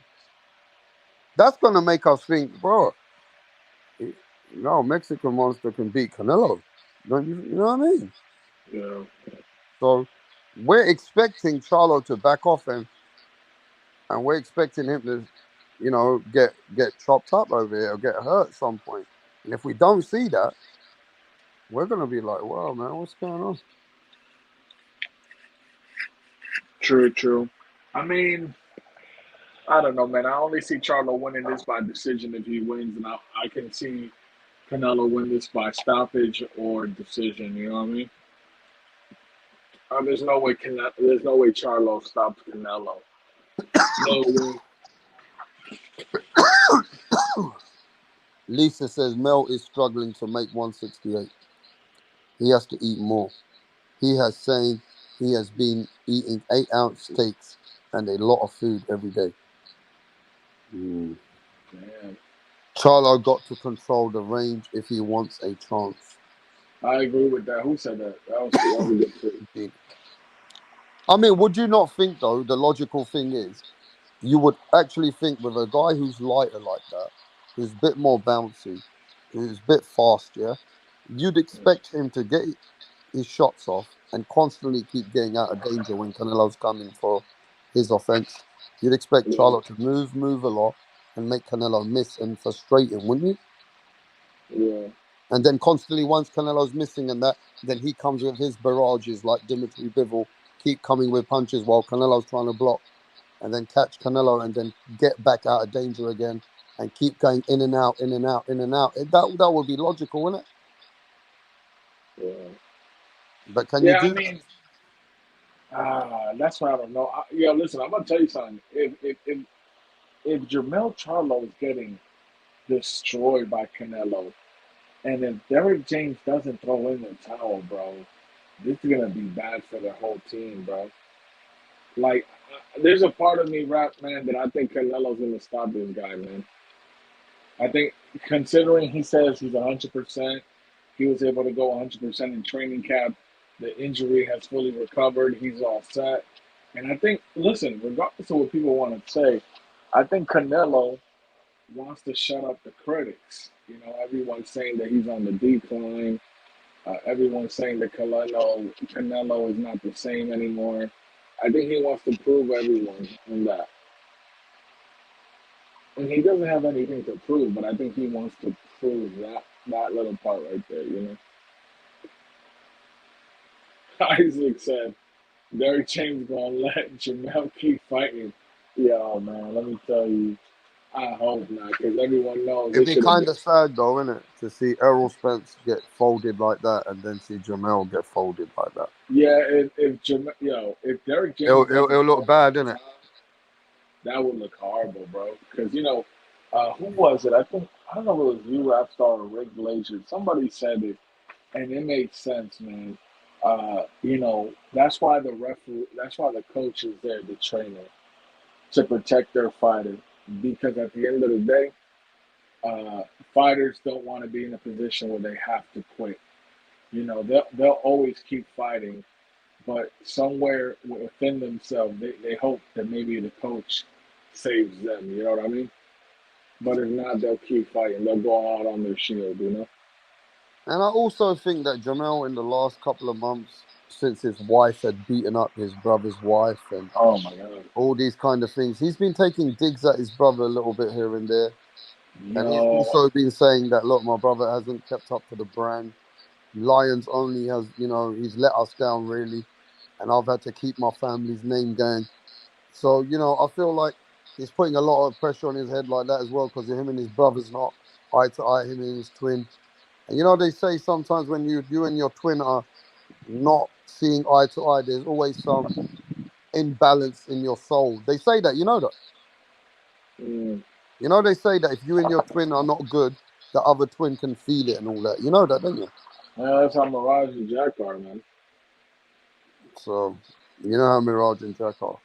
So Man, listen, once, yeah. why you ain't giving your boy no love, man? Man, listen, you keep talking about Sonny Edwards, got his picture, obsessed with him like you're fucking dying over him. Remember my words. If Sonny Edwards beats your boy Bam, you're gonna keep that picture for the rest of your life on this YouTube. Yo, bro, but Is why? that a Why bet though? aren't? Is that a bet though? You keep it for one more year, at least one more year if he wins.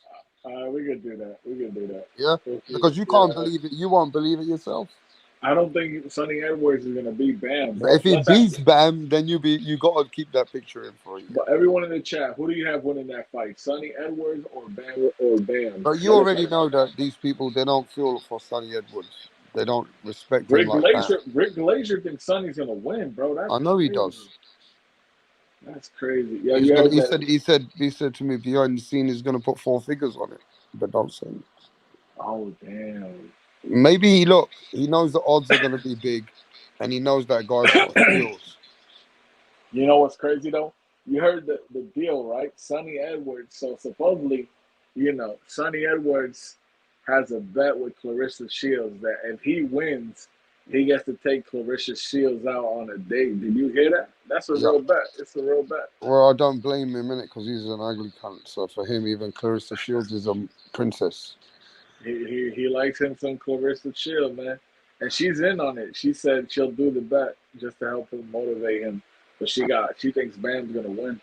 Yeah, she'll eat Sonny Edwards for breakfast afterwards as well. Yo, bro. But I just started like watching more Sonny Edwards, bro. Yo, that's a funny guy, bro. That's a funny son of a gun, bro. Little dude.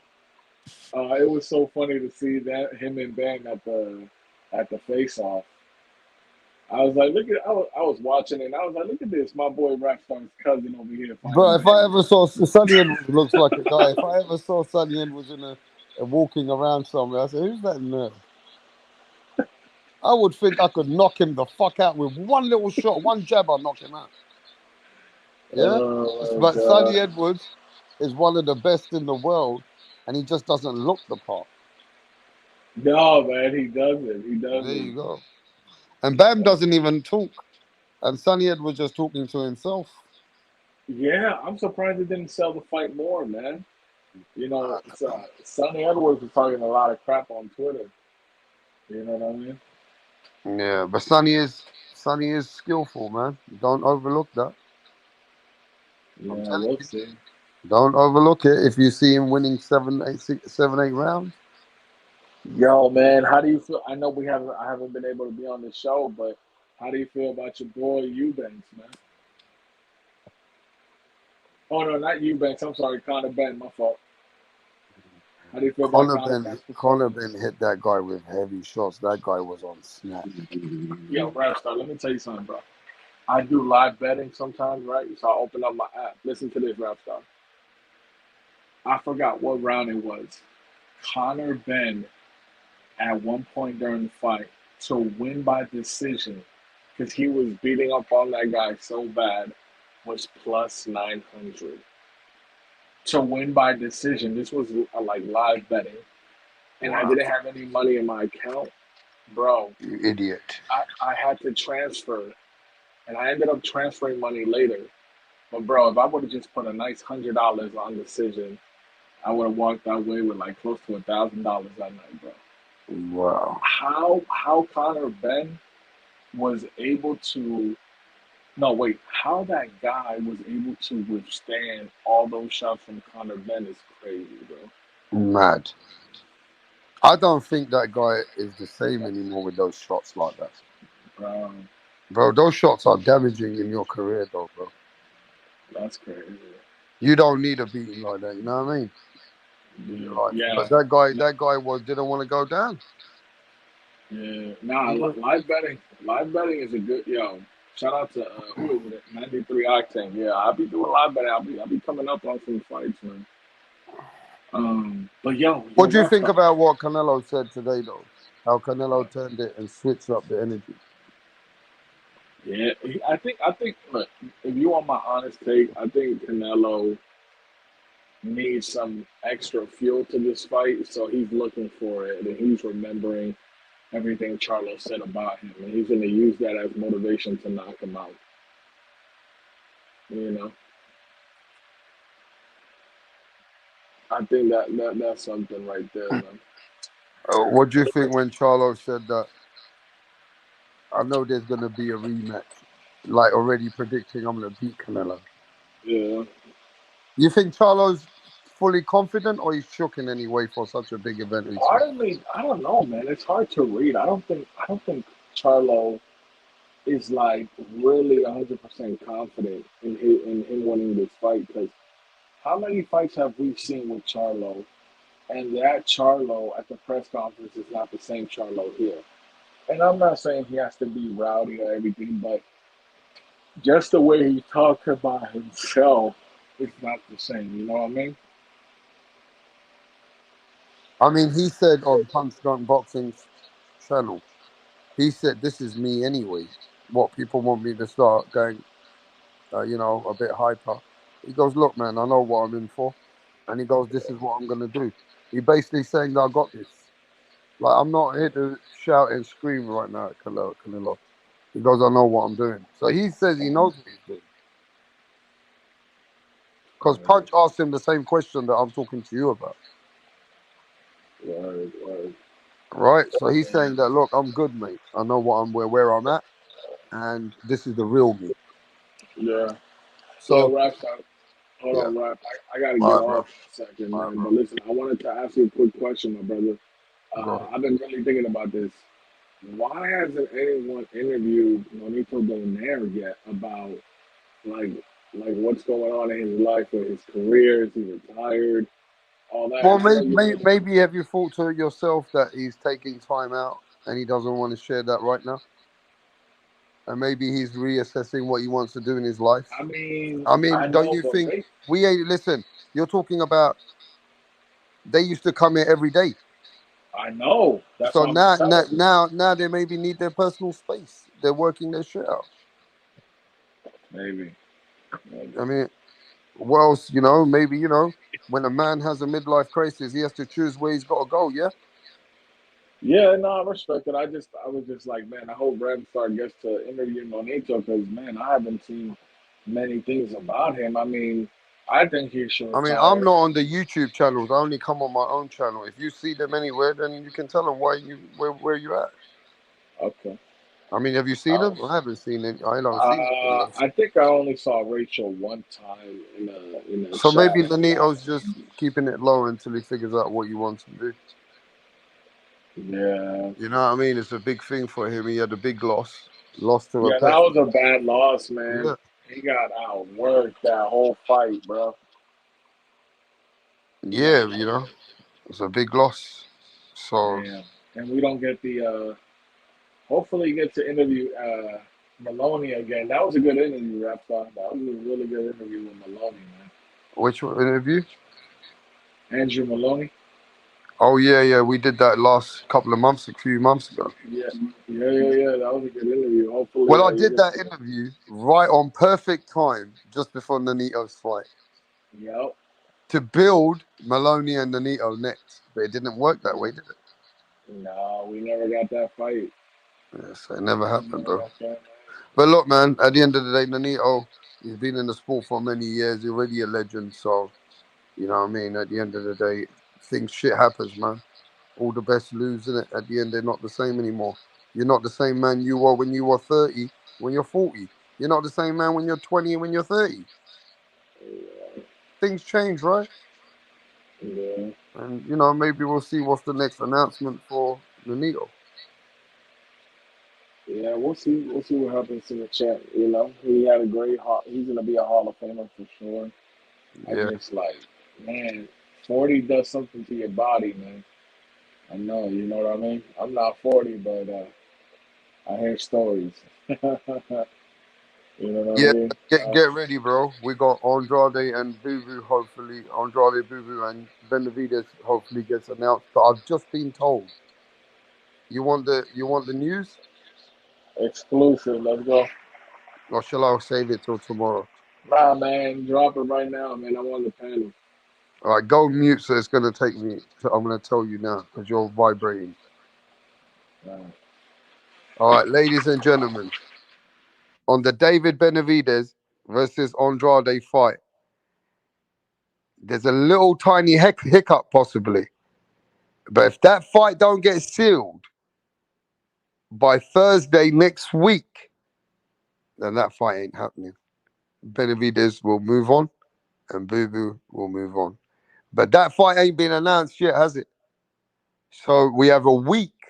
That fight don't get announced or sealed or signed, and everything gets agreed, venues, whatever it is, then that fight ain't happening, bro. That's what I say. So we'll get Benavidez over here, and he'll confirm it to you after Wednesday. So let's see what happens, because it hasn't been signed and sealed yet, from what I know. So it has to be done now, within the next few days. Well, that fight ain't happening, bro. So we'll see. Eric G says it's all cat. No, man, let's hope it happens. You get me? Let's hope that fight happens. But we got to find out. But look, guys, big fight Saturday night. Right? It's undisputed versus undisputed. Is Jamel Charlo ready for Canelo Alvarez, the 168-pound king, undisputed king? Canelo Alvarez nobody has ever beat Canelo at 168. And Charlo is coming to make a name. Is Charlo going to sink or is he going to swim? That's the question. Is Charlo going to shock the world and the big underdog takes over boxing and becomes a top G? Mate, you guys have got to wait till Saturday night, because Canelo Alvarez said that he's going to teach Charlo a lesson. Canelo Alvarez said he's going to teach Charlo a lesson, man. He said that I saw the disrespect that they've been talking about me back in the day, and I haven't forgotten that. And Charlo said he's made for this. So we'll see, and I can't wait. Is it going to be sink or is it going to be swim? Let's see what your predictions are. The fight's happening in a couple of days.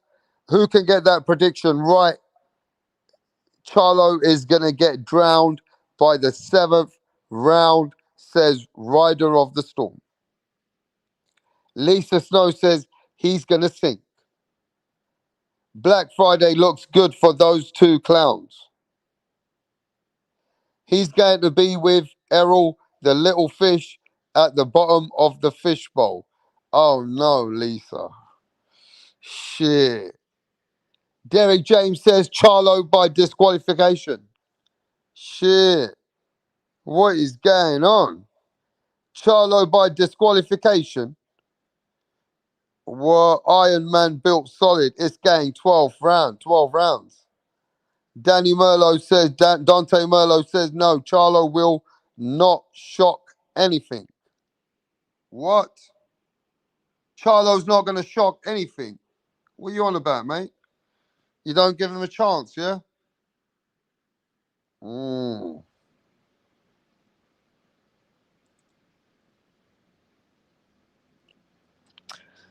know, the Canelo fans are coming strong. Canelo fans will be in that stadium strong. Yeah? Coming in like the cartels. The cartels are coming into Vegas. Vegas going to be packed with Canelo Alvarez fans, bro. Watch. The cartels are taking over Vegas, T-Mobile Arena. All right, mate? Nigga, we all know Canelo weaknesses. Wow, Derek James. 7-9 Canelo. If it gets to 10th, Derek throws in the towel. What? He will lose. Eric G says Canelo, baby. Mexico, Mexico, Mexico. USA versus Mexico, bro. Let's go. Where's the USA? You can see the USA hoodie.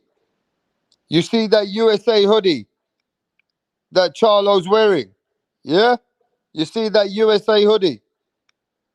USA, USA, America, land of freedom, yeah? Donald Trump. Where's the American fans, bro? Are you shook? Has Canelo got the American fans shook? You're not backing Charlo, yeah? Not backing Charlo. The Americans are not backing Charlo, bro, like that. They can't. They can't. Bacon and Egg says no chance. I'm eating taco truck on Saturday. You're eating a taco truck on Saturday. Okay.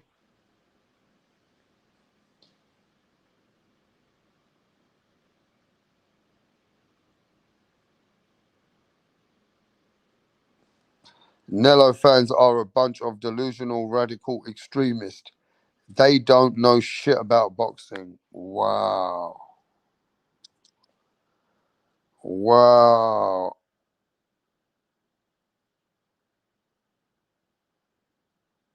Blood clot. Nello fans are delusional. Are a radical extremists.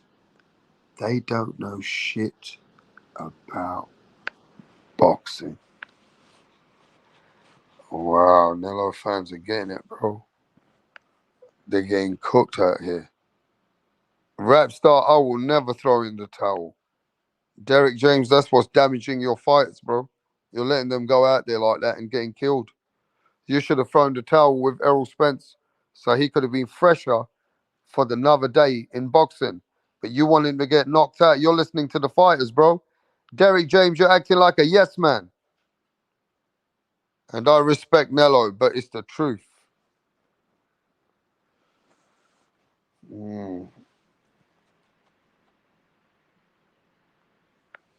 Rider of the Storm says, look, Mel is my second favorite fighter behind Canelo. He's fucking dog. Who don't give a fuck who he's fighting, but Canelo will be too much for Charlo, especially once he feels Canelo's body punch. Lisa says, I seen Canelo fan on Ellie Setback channel. He replaced Jesus' head with Canelo. Wow. That's mad radical fans, bro. Those fans are radical. Mel either fights like a warrior or quits boxing. That's crazy. I think at the end of the day, yeah, we got to give Mel his credit. And I think if Mel goes all 12 rounds, we got to give him more credit because, you know what I mean? People are expecting him to get stopped. So big up to Jamel Charlo, bro, for taking the fight and trying to prove to the fans and the world that he's better than what they think he is. You know, hopefully he'll give us a much better fight than you think he is. And that's all I can say, man. Apart from that, you know, the fans already made their mind up. The fans already made their mind up, bro. They got most of the fans already got Canelo winning, but I hope Mel puts on a much better fight, bro. The narrative of Charlo have fought in some timing, tuning me off. Some Mexican fans are fucking weird as fuck. They worship people. I don't give fuck with that. Rider of the Storm just keeps it to himself, bro. He's not radical. He doesn't follow the fans like that. He's not interested. We don't get carried away with that dumb shit. Know what I mean? But bro, man, Canelo's looking like he's want some smoke now. I'm feeling it. Canelo started putting on that heavy talk. Facts, I give Mel credit regardless. It's basically an exhibition. Everyone sees it as a one-sided fight. Charlo quits due to injury at the end of the 8th. Wow. Charlo quits due to injury at the end of the 8th. Rap, play the fuck Tupac video. Play that fucking Tupac video. Nah, man. Yeah. Here's Tupac. Tupac! Come over here, bro. Yo, Tupac. They want to hear you. What up? How are you? I'm great. Can we meet you? My name is Tunde Tupac, aka the Rap Killer, Tunde the Tupac. Rap Flexer, kill them all. Your Rappers. name, your name. Your name is Tunde Tunde. Tupac. Tunde Tupac. You can write the Rap Killer there. But Tunde is your It's name. okay. Yes. Okay. Thank you. Tunde, with your dressing, I know the kind of song that you're about to present. Yes. So you want to tell us about it? Just rap game. I kill the rap game because the haters want us down, but they're not gonna get us. You don't need Calm to down. tell us about the haters now. Rappers, right? You're a Yes. rapper. Rapper. Good. Let's hear you. Check it. Ha ha. Check it. Ha ha ha. Check it. Check it. Check it. I rule everywhere. I rule. They want to take me down, but they cannot take me down. Yeah. I rule New York. I rule Lagos to Atlanta.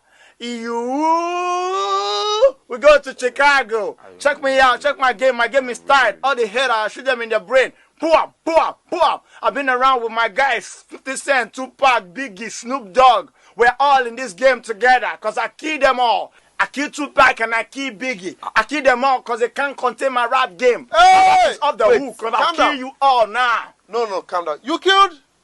You killed who? It's just a lyric. Don't fear. Lyric. Your lyric Hey. will put you in trouble. You have to be very careful. You don't just go about saying things that you don't know. It's a rap game. That's how it is. Oh, okay. How old are you? I've been in this game for more than 20 years. How old are you? What's it?